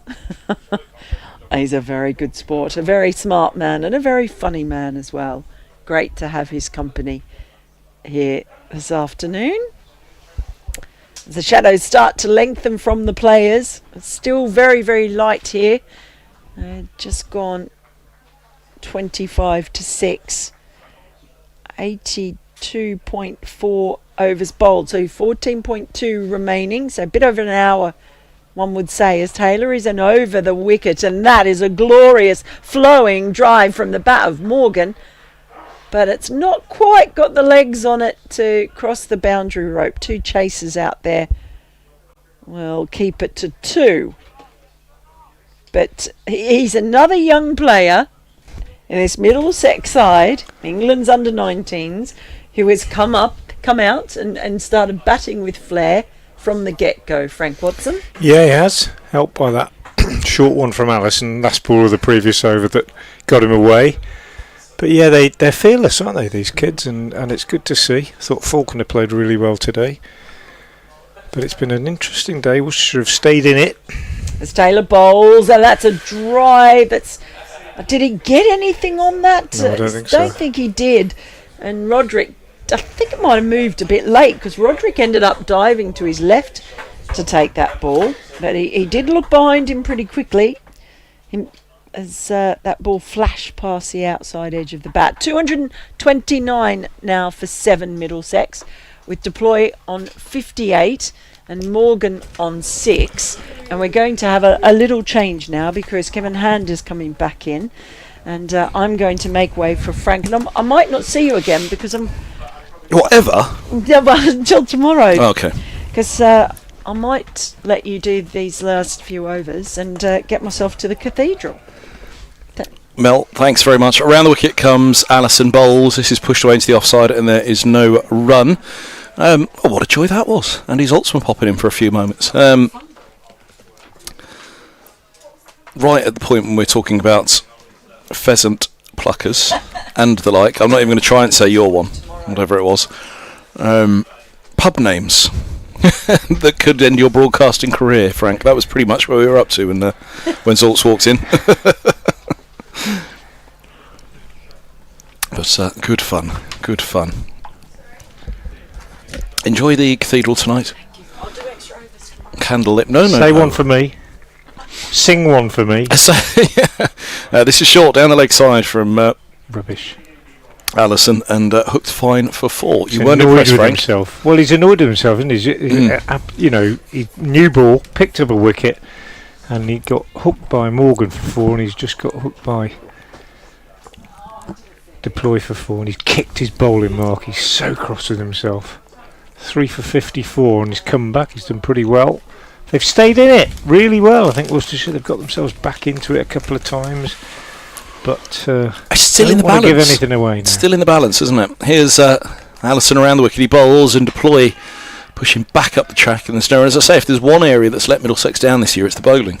So it's not let it down badly. We just mentioned, it's a bad hour here and there, and yes, it will be interesting to see whether they can get on top here. As I say, this is I think he's probably got better bowling figures than he had here at New Road, but if somebody was to ask me the best performance by Tom Helm in first-class cricket for Middlesex with the ball in hand, it was here at New Road, so whether he'll channel the inner spirit of that, it was a long while ago now. As forward goes deploy, struck on the hip by that one, left alone, 2-3-3 for 7. That would have been pre-title win for Helm, so it would have been somewhere around 2014, 2015 maybe. Let's look that one up actually. Or would it have been 2017? Would it have been the year after the title he was breaking through? I'm just trying to think how young he would have been at the time. Yeah, I was going to say, he seemed that seems a long time ago to me for Tom Helm. Well, it was his real breakthrough performance in first class. That it was, absolutely blew Worcestershire away that day, and all the England bowling set up were here. All the ECB bigwigs when it came to bowling, and they were watching him. And that was the day when you thought, well, this will be the beginning of it. You won't see much more of Helm because he'll be off and away for England. But like I say, injuries haven't been that kind to Helm over the years. A wonderful T20 bowler for Middlesex, but it's been a difficult format. Goodness me, without Helm it would be even more difficult. Here's Allison around the wicket in his 15th over. He bowls, and this is dabbed on the back foot by deploy into the onside. Picks up a single. There's a deep square setback and a long leg. He bowled that bumper earlier in the over, didn't he? But this one just on a length. Middlesex coaching ranks away to our right hand side in the dugout. They've been sat there all day. Peter Fulton, Tim Murter, Ian Salisbury, Greg the physio, the masseuse with the wonderful name for a masseuse, Spike. This his length ball played defensively by Morgan into the offside, and there's no run. Hadn't seen Rory Coots today, so I hope he's okay, the club coach. End of the over, 234 for 7. Allison now 15 overs, 2 maidens, 3 for 55. Pick of the bowlers, maybe, I think, for Worcestershire. You could argue Finch, similar figures, 19 overs, 4 maidens, 3 for 55. Has also bowled very well, 6 wickets between the two of them. Tom Taylor, unusually for him, just the 1, 19 overs, 5 maidens, 1 for 51, but he's been quite economical. And it's been a day of hard county cricket played between two pretty well matched sides, it would seem, as Taylor comes round the wicket now, bowls to deploy. He's watchful in defence, playing that out on the offside. He hasn't got away, Lewis Deploy. Likes to score quickly, as Kevin said, with a very minute-y walk to the wicket. But the fact that he's 63 off 104 tells you, A, that the bowling's been quite tight, and B, that he's lost partners at the other end and feels some responsibility to hold things together, as indeed he must now. The new ball having been taken, 5th over with it, and Taylor is in and bowls, and Deploy is steering this one down to 3rd for 4. Off the face, past the diving Libby at backward point / deep gully, and just a bit of width from Taylor capitalised upon by the Middlesex skipper. Goes to 67. Give you some scores elsewhere during this over, if I can just get onto the list.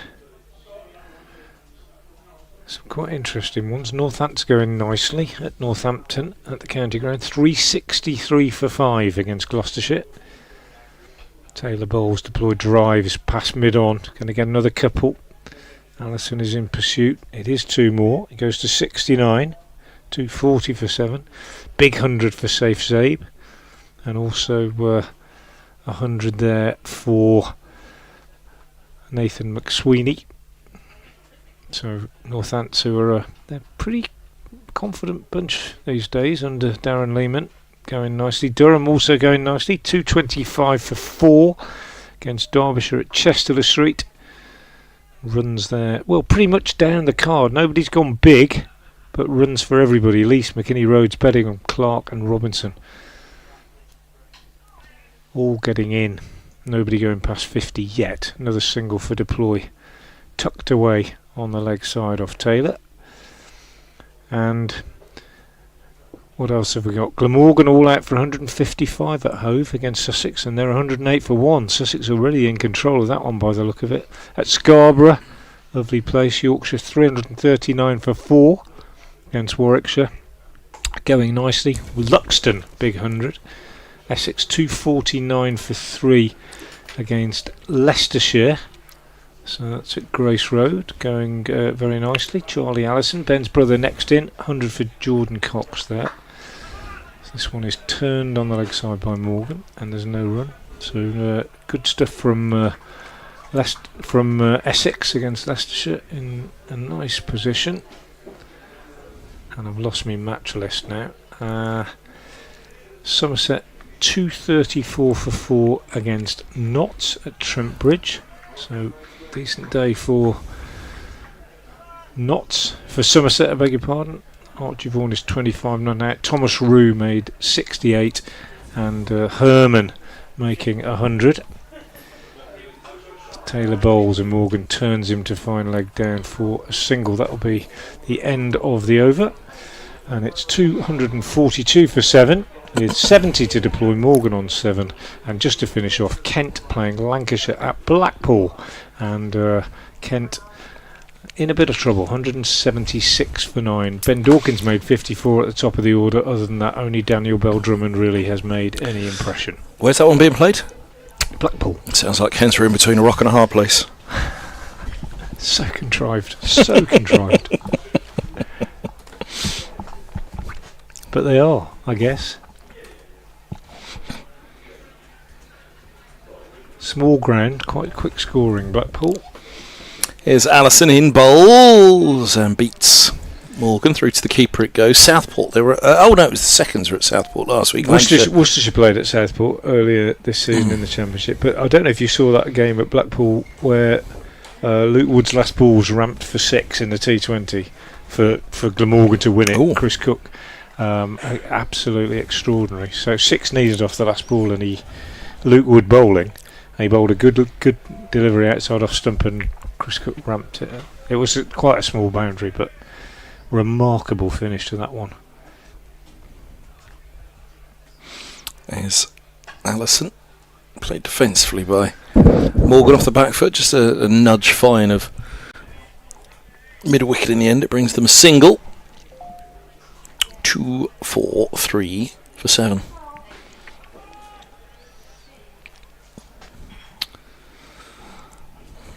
Most of the crowd have stuck with it this evening, and the old time's at 10 to 6. Yeah, not as big a crowd as we've had on Fridays. Oh, really? Yeah, Fridays have been the best attended days of the Championship games so far. I don't know.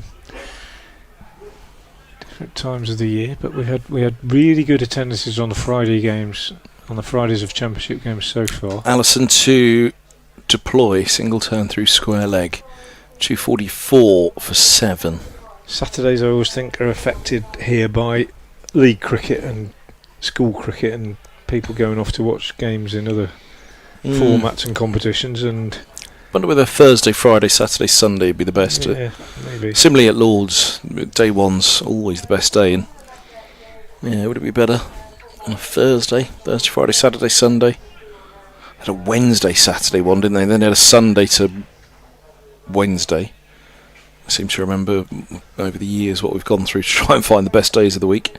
Allison in bowls and leg side to Morgan, who tries to whip it on its way down the leg side. He can't get anything on it. That little area over there on the top of the bar, it almost looks like a driving range, isn't it? Like you're going up to the top and you can start firing some golf balls off the other side.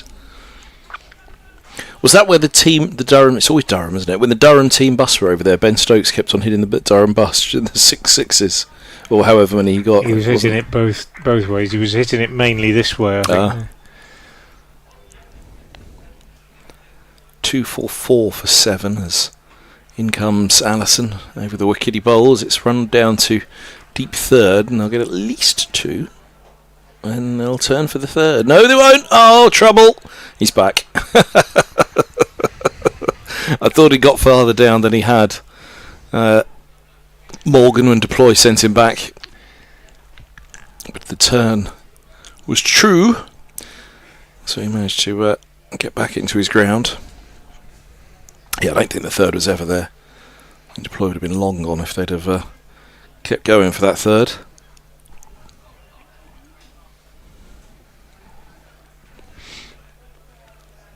Two, 4, 6 for 7. Were you here for that game, the Stokes demolition? I wasn't here on that day. In comes Robinson Bowles, and this ball's turned. I was for a single through square by Morgan. You're watching like the rest of us, or listening. He's kept the strike. Morgan? Yeah. I mean, Morgan's a fabulous batter. Arguably, he's too low in this order below Bosch and Gohar, but I think 18 years of age, Middlesex are happy to let the more senior players take the higher role.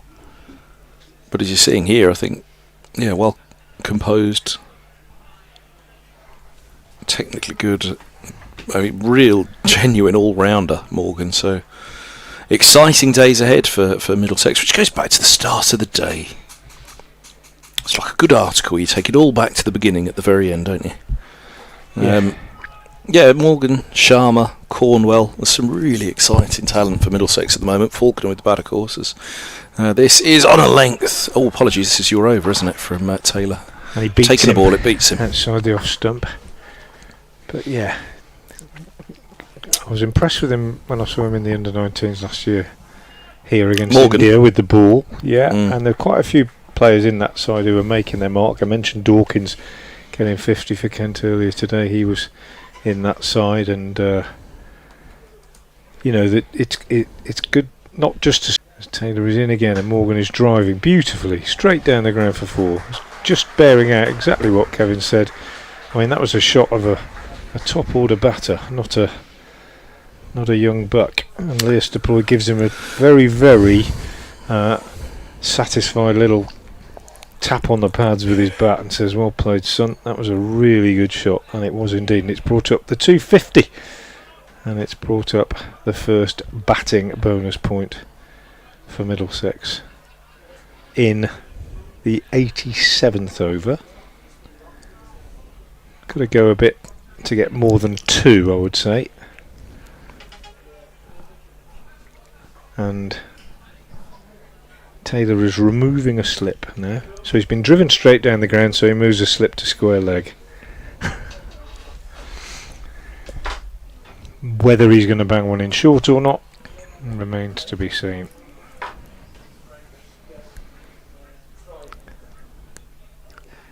Bowles, and Morgan just steers out on the offside. Wants a single, but never there. No extras in this 250. Rich, I'll be proud. Yeah, that's it. I mean, it is unusual, isn't it? No extras. Very, very unusual. Not even a leg by.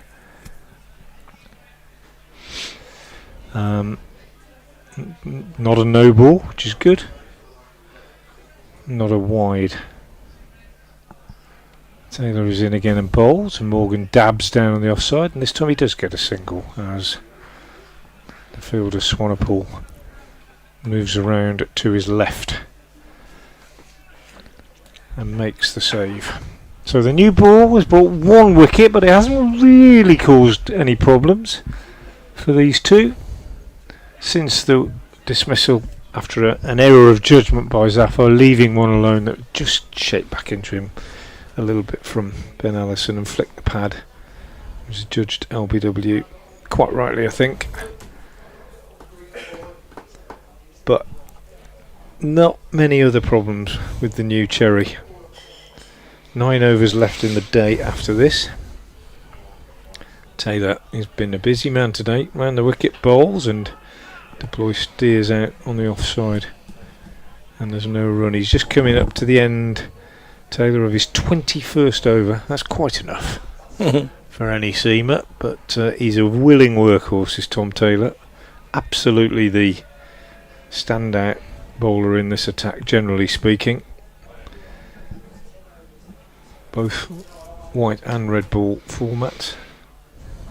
Brother of James, of course, who plays for Surrey. Turns now to complete his over from the Diglis end. Arms pumping. And takes deploy on the splice, I think, because he just dabs that down the offside. End of the over. Good over from Taylor. Just 1 run coming from it. 21 overs, 5 maidens, 1 for 64. His tidy figures. Middlesex 252 for 7 with 9 overs left in the day. You're listening to BBC Radio.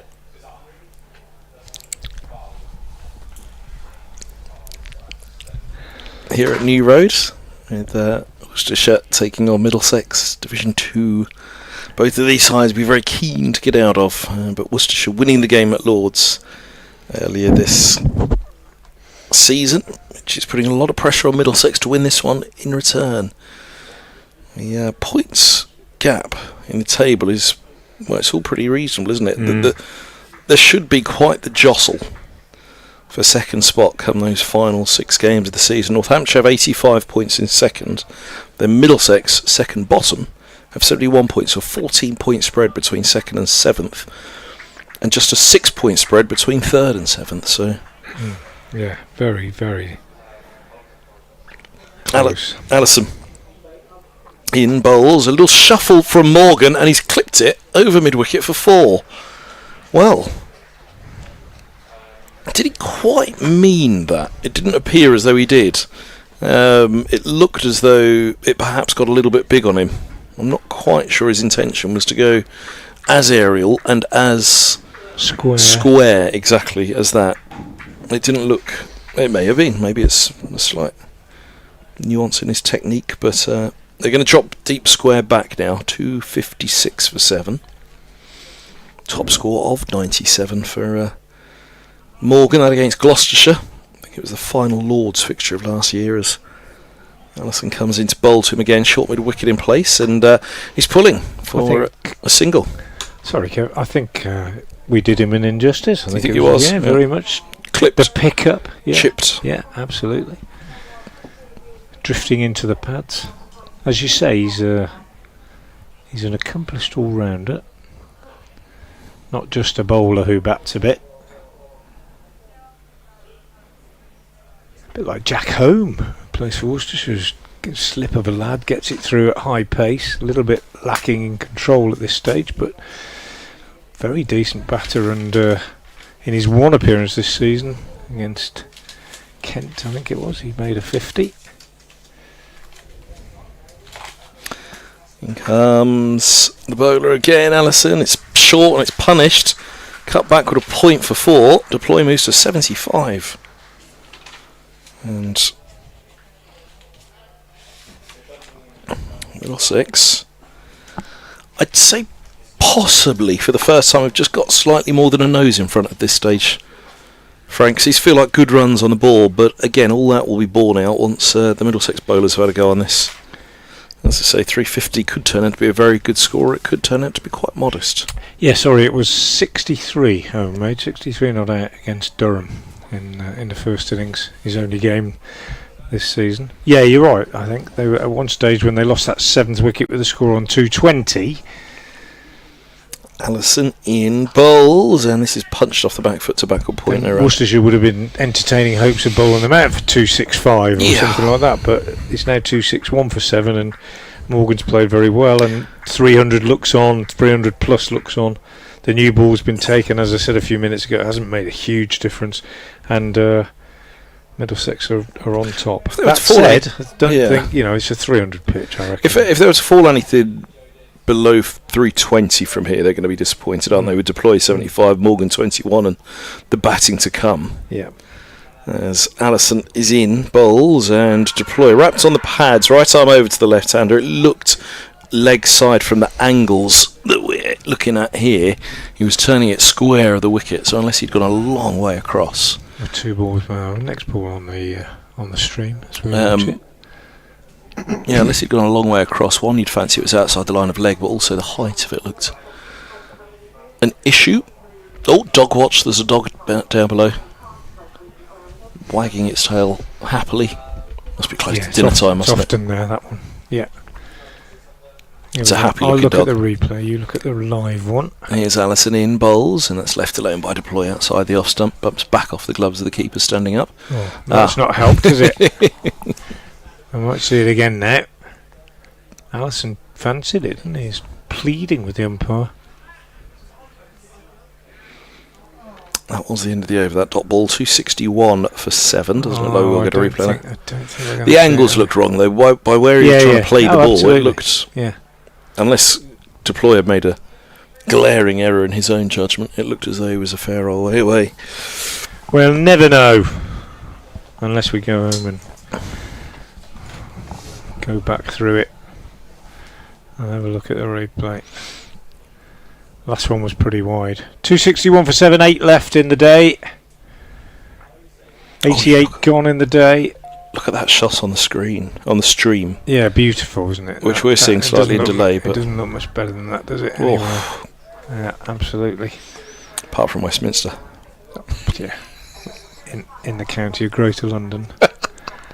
Taylor over the wicket bowls. Morgan drives, not where he intended. Thick inside edge out to deep backward square, fielded by Latigan.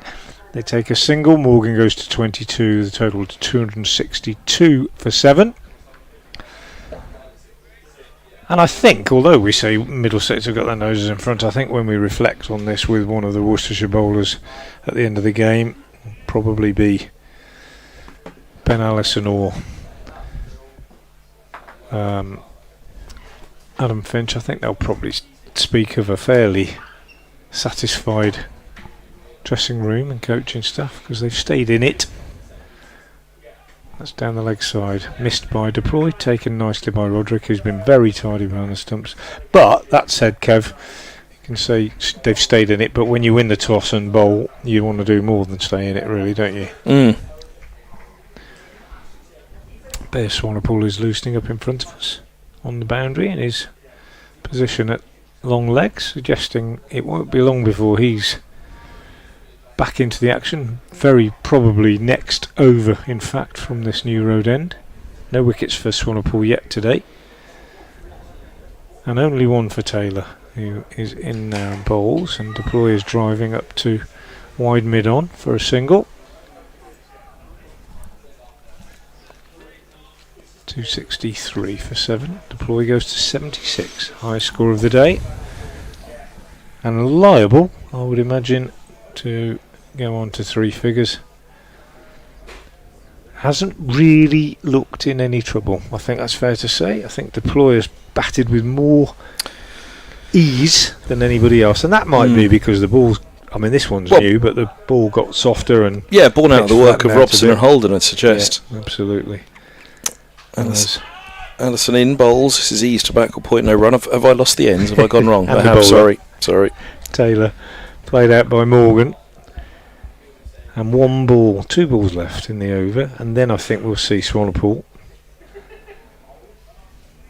Yeah, beautiful evening. As I say, the breeze has been keeping us pleasantly cooled all day. Bright sunshine most of the day, and very, very pleasant indeed.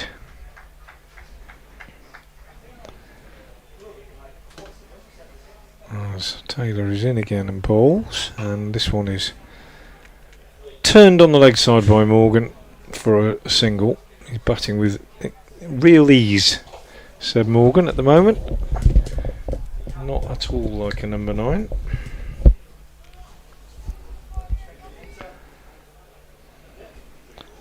And my update should be coming any time for BBC Hereford and Worcester.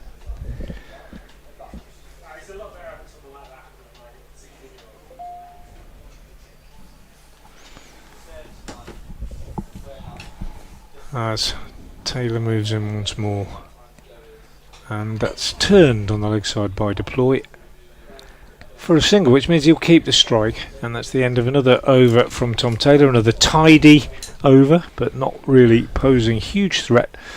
22 overs now for Taylor, 5 maidens, 1 for 68, and it will be Bear Swanepoel, 17 overs, 3 men's, none for 45 so far, to take up the attack from the new road end. Ben Allison having completed 17 overs, 2 maidens, and taken 3 for 69. Where's the next batch for Worcestershire? Where are we off to next week? We are here again against Gloucestershire. Oh. Yeah. Then back into T20s.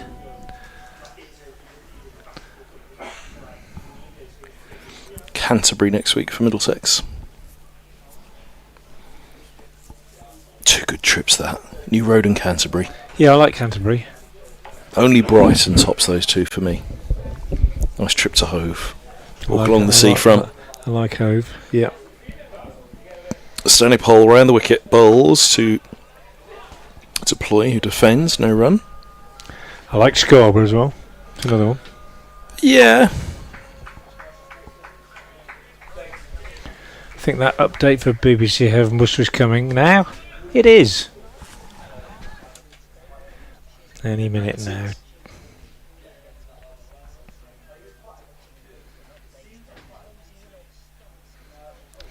Yeah, they are just over 6 overs left in the day, Malcolm, and it's been a day of attritional cricket. Middlesex put into bat, made a very slow start against accurate Worcester bowling, and by lunch they'd only reached 62 for 1, Tom Taylor getting the first wicket. Robson and Holden, the architects of that big second wicket partnership, both fell in the afternoon session. Robson for 70, Holden for 49, a wicket. Both those wickets falling to Ben Allison, who's returned to the side and bowled pretty well.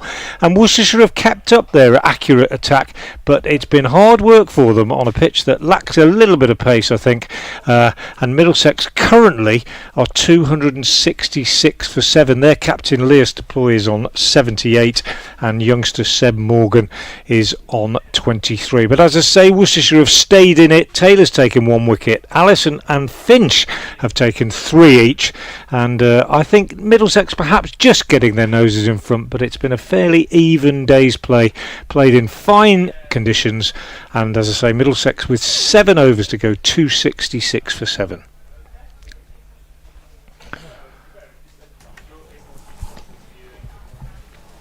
Here's Sonny Pole in bowls, and forward goes Morgan, pushing to mid-on. There's no run. Shadows stretching for the first time today. The pavilion roof, the shadow creeping out onto the field, so see the roof of this stand.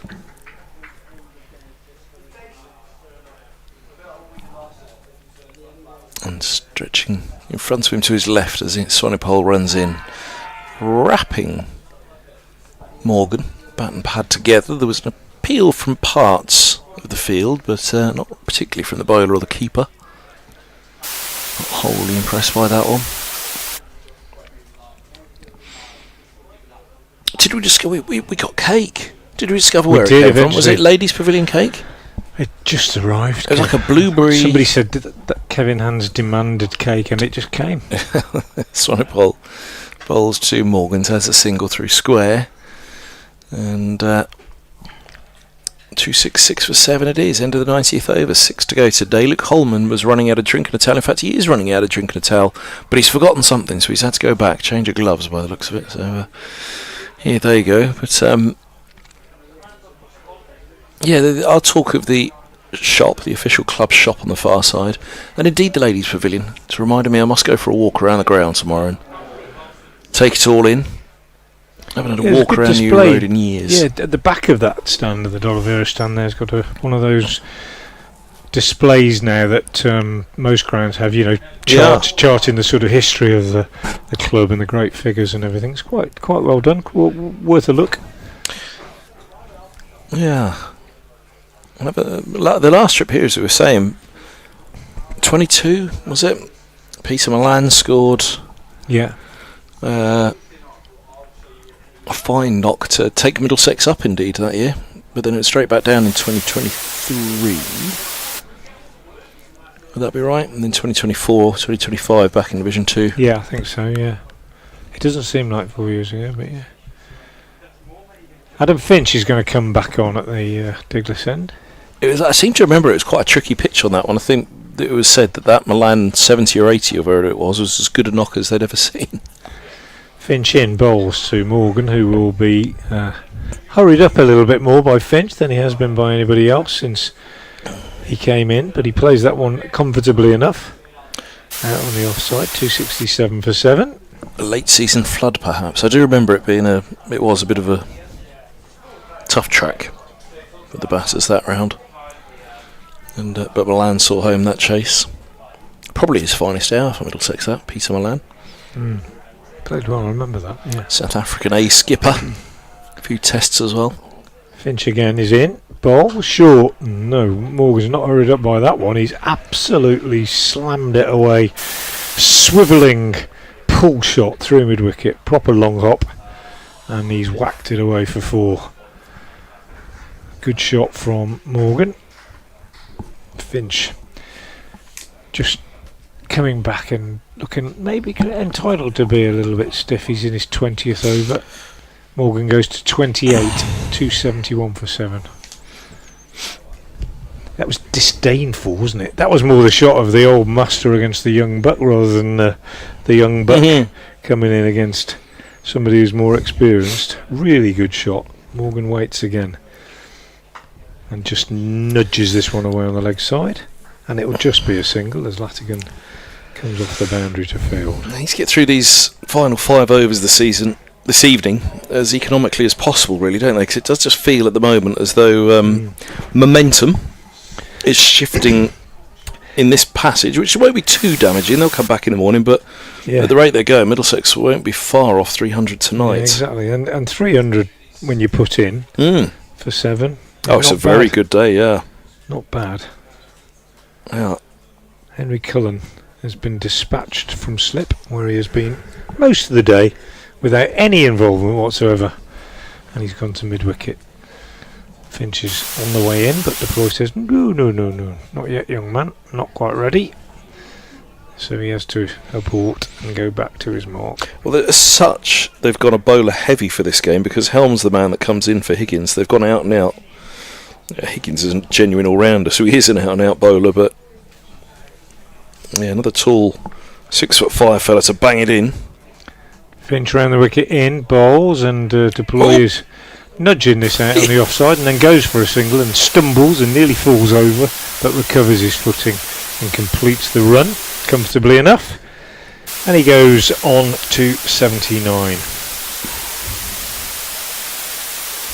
It'll be like Mel stumbling out of that pub she was off to. Have you heard of it? What's it called? There's something Anchor on the river. Oh. Well, yeah, the Anchor. I know where that is. But she doesn't need to go to the Anchor because she's staying in a hotel which is on the river, which has got a perfectly nice bar. Bouncer from Finch, ducked under by Morgan. He was hurried that time. Yeah, I know where the Anchor is. Very close to where I live. It's 2 words, though, isn't it? It's not just the Anchor. No, it's just the Anchor. Oh. Yeah. Was she sold Well, I don't know. The only one I know on the canal, on the river, is and where the river joins the canal, is the Anchor. Was somebody winding her up then, because she told us that it had a... Well, if it has, it's a nickname that I don't know, but there you are. That's the one, and it's right by the hotel where she's staying. That's another bouncer from Finch, which Morgan shapes to hook and then decides against it. Allowed it to go through to Roderick. End of the over. 5 left in the day. 273 for 7. Deploy 79. Morgan 29. Another men out. Geddes 5. Robson 70. Holden 49. Falconer 37. Cracknell 0. Bosch 2 and Zaffar 2. Oh, there is another one. Oh, there you go. It's not on the river, apologies, in Worcester. Oh, right. Oh, that's it. Yeah, no, that's not on the river. No. Yeah, I've heard of that one, yeah. I'm surprised she's going there, because that's up in town, I think. Anyway. I think her niece, who's with her today, was wandering around Worcester and had stumbled across that one. Right. Swanepoel is around the wicket and bowling to the left-handed Deploy, who runs a single to deep third. They thought about 2. He's in a rush, isn't he, Deploy? He's on to 80. Ran that first so quickly. Keeps losing the strike. Yeah, but then Morgan's on 29 from 31, so you'd almost think, well, fine. Yeah, absolutely. Come back and let him get 100%. Going again tomorrow with 100%. Roland Jones and Helm to come. Both of them will quite capably hold up an end. And genuinely, it's ridiculous to think Roland Jones and Helmer at 10 or 11, but you know, they regard Morgan as a genuine all-rounder, and he's in at 9. So Swanepoel's over the wicket, bowls so many drives beautifully. Gorgeous shot. That's one of the shots of the day, straight to mid-off. He moves to 33, 278 for 7. And his strike rate over 100, 33 from 32, but they've all been proper cricket shots, haven't they, from the youngster? Oh yeah, absolutely. And this partnership's worth 58 now. And it's almost happened kind of without you noticing, and Worcestershire have got themselves into a position where they were really threatening with that 7th wicket, and it's all just dissipated a little bit. I think this is born out of the morning. As here's Swanepoel to Morgan, who pushes back and there's no run. I think Robson and Holden batted so well to defy them this morning. And as we say, put overs into the legs of the bowlers, get them into their 3rd, 4th, and we'll look at them now in their 5th, 6th spells of the day. As you said, Taylor was 21 overs, and I think your exact words, that's more than enough, thank you, for the first day. I mean, if they can come back 7 down in the morning and have a reasonable start tomorrow, as Swanepoel's in, bowls, Morgan defends. With Morgan there, they're still as such in the recognised batters realm at the moment, aren't they? He's really regarded his batting as well as you can see. The lad's got an incredible amount of potential, bat and ball. Off goes Swanepoel, he bowls, that's left alone outside of the off stump. There it goes, with Noah Cornwell, who is here, part of the squad, Navia Sharma as well. It really is an extraordinary array of attacking seam bowling talent that Middlesex have, but with the bat Morgan as well, and Faulkner. It does promise brighter days ahead, but one of the points we were discussing this morning and all that is that other counties getting them away, wasn't it? So here's Swanepoel bowls, and oh wow, Morgan's pulling out the party pieces now. Back foot punch, elegant as you like, stroked away, and the batters ruefully turn to look, who's going to go and get that one then. 282 for 7, and Morgan moves to 37 from 36. And Frank, they are cashing in right now, aren't they? But in majestic way, particularly Morgan. Yeah, 2 lovely shots in that over. Particularly, I love that second one. Yeah. Back foot, high left elbow, and there aren't many shots that are more difficult to play. Maybe just the one off the back foot, high left elbow, straight back past the bowler. But that was beautifully executed. I mean, and he doesn't try and hit it too hard. He just strokes it really. I was going to say, we see Faulkner earlier. He's a muscular young man, isn't he? Belies his years slightly to look at him, but no, Morgan's a slip of a lad still, isn't he? But he's playing and bowling like really is blowing his years. Finch will continue. Deploy still says, hang on a minute, your fielder isn't in place at mid-on, don't start running up yet. And he's entitled to take his time. Settles now over his bat and waits. Just the one slip now as Finch comes in round the wicket and bowls, and that's an absolute tennis ball bouncer. Yeah, he's got away with that. Banged in very short. 1 for the over, says the umpire. Oh, that looked like a massive no ball, that, didn't it? Deploy. Well, he's not the biggest, I suppose, to be fair. Deploy, and he got into position to sort of play a swat, and he couldn't reach it. I don't know how he's got away with that one, but he has. So there are still no extras. Yeah. But it's a dot. It's a dot, as far as Finch is concerned. Umpires 3 overs left after this. Umpires have got to get to the cathedral as well, haven't they, clearly? Finch again is in round the wicket. Deploy just nudges this one away down the leg side. Just watching that one again. No, maybe is it right? Maybe only just sort of went over his shoulder, really. I think it's because it looped down again after it had gone past him, and Roderick had to dive forward to take it, that it looked as though it might have gone up a bit more than it had, but umpire got it right. They haven't a lot to do, the umpires, today, have they?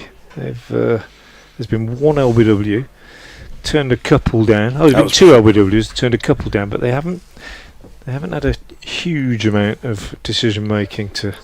Gohar was plumb, wasn't he? That one he left alone. Well, I don't know about plumb, but yeah, it was. I think it was going to hit. Yeah, just a little flick of the pad. I think he knew, don't you? Yeah. I think he just didn't look, did he? Yeah. Man's been dispatched back to deep backward square in case Morgan takes on the Finch bouncer. And he doesn't take it on, he ducks underneath it. He knows it's coming. I mean, what Finch needs now is the real Yorker, I think. Yeah. But this is as much bringing back some control, though, isn't it? To say, look, if you want to try and hit this for 4, by all means. Yeah. But you're likely not going to hit it. And if you do, there's a good chance. He's got to pitch it up now because he's bowled 2. But yeah, what I mean is you set the trap. And you just pitch it up and it's nicely played. You set the trap, you put the man back, and then you bowl the Yorker. And I know that's really obvious, but when you've been bowling pretty much banging it in as your modus operandi for most of the day, then it's more effective if you get the Yorker. And he has bowled a couple of very good Yorkers, hasn't he? There was one when you were commentating, and can't remember who it was. Ethan Bosch, I think it was, dug it out, didn't he? And it was a beauty. Anyway, in he comes again now. 285 for 7. He bowls and leading edge, and it's popped up on the offside, and he's not able to get a hand on it. They didn't see it, did they? Short extra cover.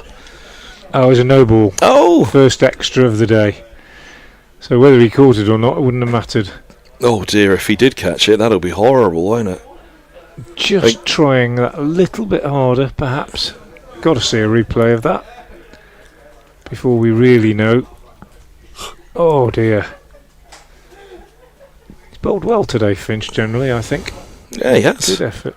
I don't think any of them bowled badly. I'm not going to see it, or are we? Yeah, we are going to see it. Here we go. Oh, it's skied up in the air. No, it didn't go to hand, did it? I don't know. Well, like I said, short extra cover kind of went backwards and then went forward. He didn't... lobbed away, and he got away with it anyway. So it was a no ball. 285 for 7. 3 overs left after this. It's going to be a 6:35 finish, isn't it? Or thereabouts.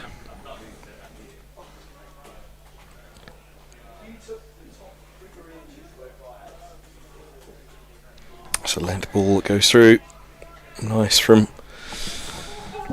Finch on this occasion, beating Morgan. 37's his name, deploy 81. Ended the over 285 for 7, and there's a reddish glint on the window of the cathedral over there at the bottom. Now the sun's hitting it. See the circular pane. Ah, yeah. There's a reddish glint at the bottom, isn't there? Yeah. Don't get that at Westminster, I don't think, but sure. But you do at Durham. Graffiti.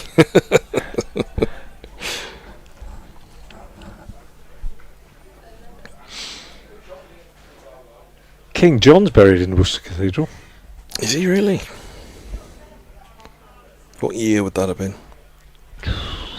Well, he put me on the spot. I'll check. I don't want to get that wrong. He signed the Magna Carta, didn't he?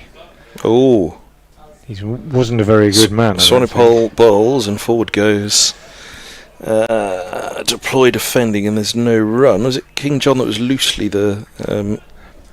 go on. Passed away in October 1216. 1216. Yeah. And his son Henry III commissioned a Purbeck marble effigy and tomb, which I used to, when I taught at the King's School, I used to stand next to weekly when we had assemblies in there. Sonipol. Really appreciating it. Bowls, this is push back, no run. King John, was it on King John that they loosely made the king of... was Prince John? Was it Prince John in Robin Hood? Was it loosely upon King John? No, I don't know. I'll have to say I don't know. But he is... why was King John a bad king? Well, you can't believe everybody. King John is widely regarded as one of England's worst monarchs. Taxation, I assume. So here's a length ball, which is allegedly along the floor to backward point. Due to disastrous military campaigns that lost vast territories in France, brutal tyranny and crushing taxation. His relentless abuse of power provoked the barons into open rebellion, forcing him to sign the historic Magna Carta in 1215. Yeah, that's what I say. I think Prince John in okay, yeah, Robin Hood was I think I'm right on that now. I'm having to search it up. Sonipol setting off again. Balls to deploy, defends up the track. Not entirely factual, of course, Robin Hood. No. As I say, loosely based on. There's a new one coming out, isn't there, with Hugh Jackman? Yeah. Is there? Oh, right. Isn't it The Death of Robin Hood or something? Oh.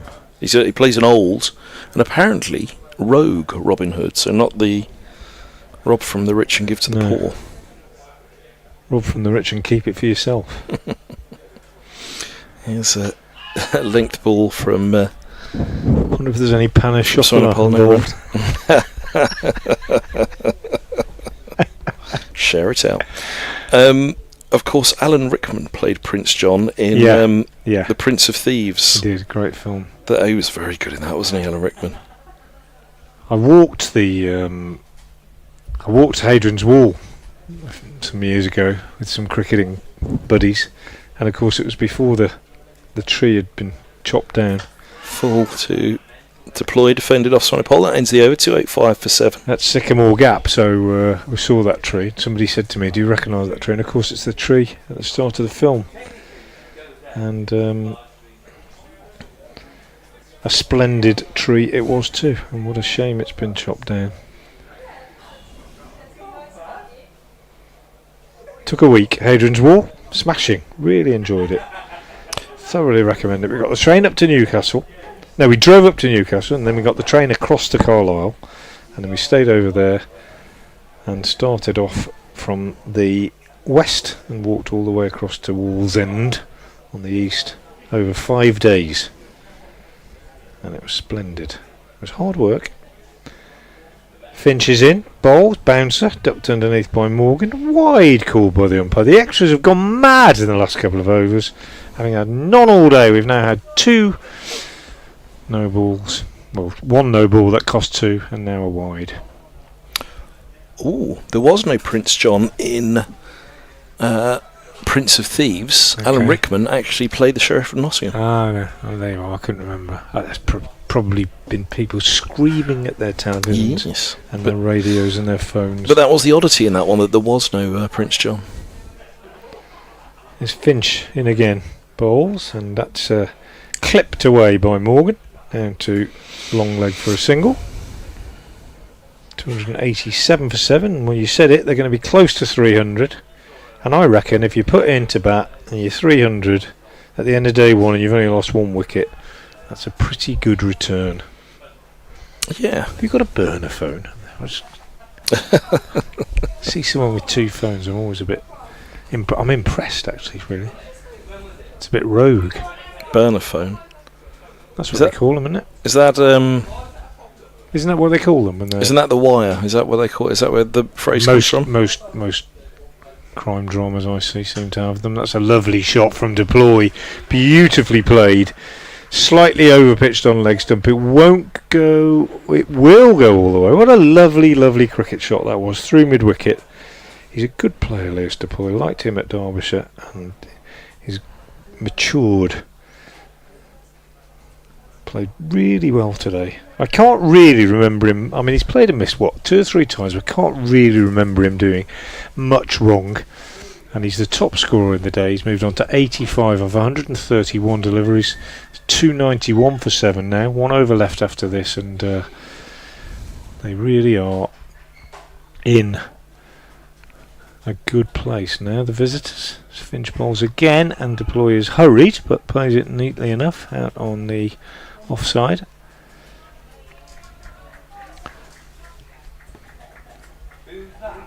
So 1 over left. 9 deliveries left in the day. 1 wicket for Taylor. 3 for Allison. 3 for Finch. Getters out for 5. Robson for 70. Holden for 49. Falconer for 37. Cracknell for 0. Bosch for 2. Zafar for 2.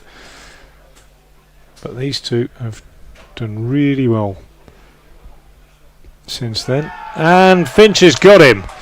Well, having said he's not looked in any trouble, Finch has produced an absolute snorter. Oh, look at Deploy cannot believe it. I think it's flicked his glove in front of his face. That's my impression.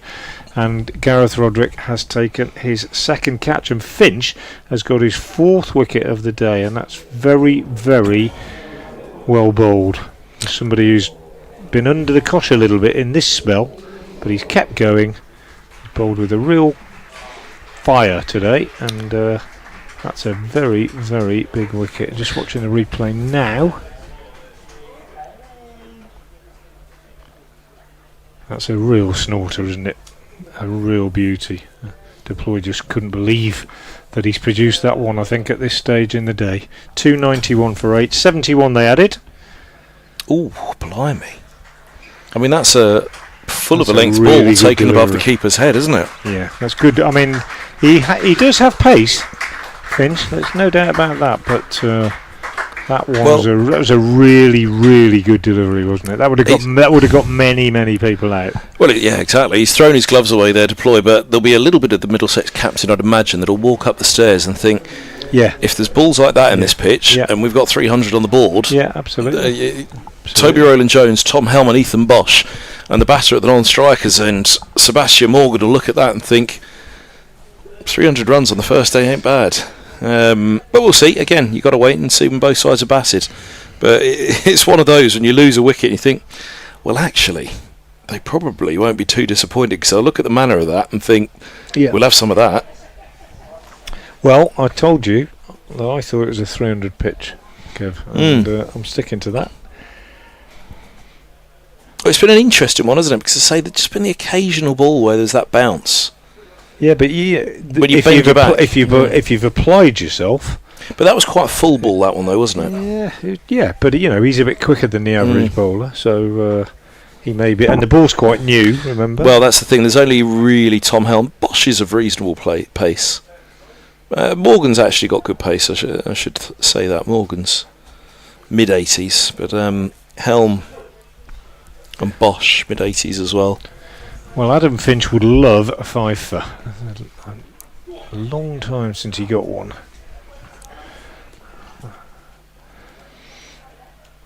The interesting thing is we've got 8 balls left of the day, 2 wickets. Well, there's 2 wickets to take in this over if there's 1 wicket to take with one of the 2 balls left of this over if Worcestershire to bowl Middlesex out tonight.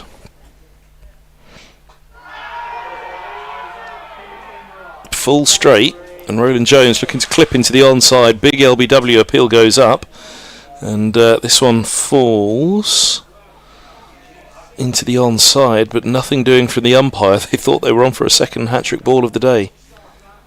1 ball survived this over, and their Middlesex won't be bowled out on the first day, but yeah, he held his bat out, Rowland-Jones, as if to say I got a bit of a nick on it, as if to say that to Finch as much as anything else. I don't know, the batters sometimes do that subconsciously, don't they? But it was a good delivery. Toe cruncher again, do you think, or top of off? I don't think he's going to waste this ball by bumping it. Well, I know. Well, it looks as though it might be short, though, because he's putting a man back to... It's going to be the bluff, surely, isn't it? Point. Well, I don't know. Anyway, we'll see. You've got to be hitting the stumps, whether it's top of off or bottom of off. Comes in now anyway, Finch, and bowls it, and it's outside off, and he's left it alone. So good over, though, from Adam Finch. Came back well after being hit for 4. 291 for 8. Rowland-Jones yet to get off the mark. Morgan still there on 36. 1 over left in the day. They put him back to drop give him the single, didn't they? They then put it outside off and said, here, I'll take the single down to deep point and we'll bowl to you next over. But Rowland-Jones put his bat above his head and said, I'll leave that well alone. Because, of course, he'll be thinking, well, we can't be bowled out today now. So that means you've got to come back out in the morning. I think they missed a trick there slightly, Worcestershire, in terms of making him play. Because I'm sure the cricket knowledge in Rowland-Jones's head would have said, if you can leave this alone, leave it alone. So it's Bears Swanepoel to bowl the last over of the day. Here he goes. 2 slips go down. His right arm over. 291 for 8. And he bowls to Morgan, who is beaten. Through to the keeper it goes. Beats the forward defence. And life at the end of the day for the bowlers, who had just started to look a little tired, hadn't they, for the last half an hour, 40 minutes or so, but they've got to spring in their step again. And well, the key thing is now, Frank, wrap it up in the morning quickly for Worcestershire. We talked about Middlesex being disappointed, falling below 320 as in comes Swanepoel bowls. Morgan turns to the onside, mid-wicket fields. They could be wrapped up below 300. Yeah, there's not. I mean, there's not much in it, is there? There's not. But my point being, don't let them hang around for an hour in the morning. Absolutely. Whether they hang around for 10 minutes and get 30 runs. At the end of this over, if it stays like it is, more or less, then both teams are going to feel they've had a decent day. Middlesex may be the better of it, but I think when we talk to Worcestershire players, they'll say, well, we stuck at it really well. Got that wicket near the end, that helped. Swanepoel to Morgan, leaves alone, outside off. And I think that's fair enough. I think both teams would take something from it. If you were in either of those dressing rooms, you would be thinking, yeah, we've done okay today. It's been a proper day's cricket. Neither side has really dominated. And I think that was the throwing away the gloves there from deploy at the end, because he was so annoyed he got out. But I think Morgan, 38 now, Holden, Robson, deploy. Swanepoel's in, bowls, and left alone by Morgan through to the keeper. As you look at the scorecard, from a coach's perspective, you kind of look at it and say, or a captain's perspective, you say, why didn't somebody get the 100? Yeah, absolutely. Why didn't somebody get the 100 having got that far? But and he thought it was going to be him, and he just couldn't. I don't think he could believe the ball he got. I think that's the truth. And that's the thing. You know, that's the way you'd look at it yourself, looking at the card. But I think looking at it from a neutral perspective, let's wait until both sides are batted, because 320 on this might not be bad as his. Swanepoel in, bowls, and this ball's turned to mid-wicket, and there's no run. And again, it'll be about the start, won't it, with the Worcestershire innings. Can Worcestershire keep Middlesex at bay for 30 odd overs and build their own innings? All to play for, and a fun day ahead, I'd suggest.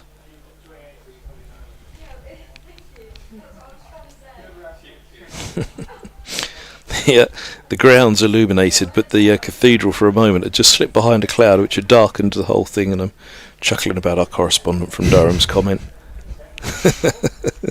There you go, it doesn't look dirty. It looks dirty when the sun goes in. It's Swanepoel bowls, playing around it, but I think there was bat involved. Because if not, they'd have been screaming at that. He said it could do with sandblasting. Oh my goodness me. Oh my goodness me. Oh, he says it for effect some of the times. I'm sure he does.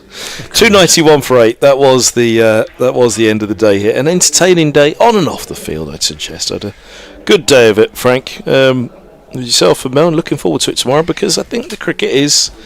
I think it's set up for a good game, this, and we're hopeful of 4 uninterrupted days, aren't we? I think there's a shower or two around on day 3 or 4, but. Yep. Good day's cricket. That's the close. 291 for 8 off 96 overs. 1 wicket for Taylor, 3 for Allison, 4 for Finch. Top scorer Deploy with 85. Holden made 49. Robson made 70. Falconer 37. And Sebastian Morgan is 38 not out. Hope you've enjoyed our coverage here at New Road. We'll be back at 11 o'clock in the morning. And that is the end of a very, very well contested day's county cricket. Thank you for being with us. We'll be back tomorrow.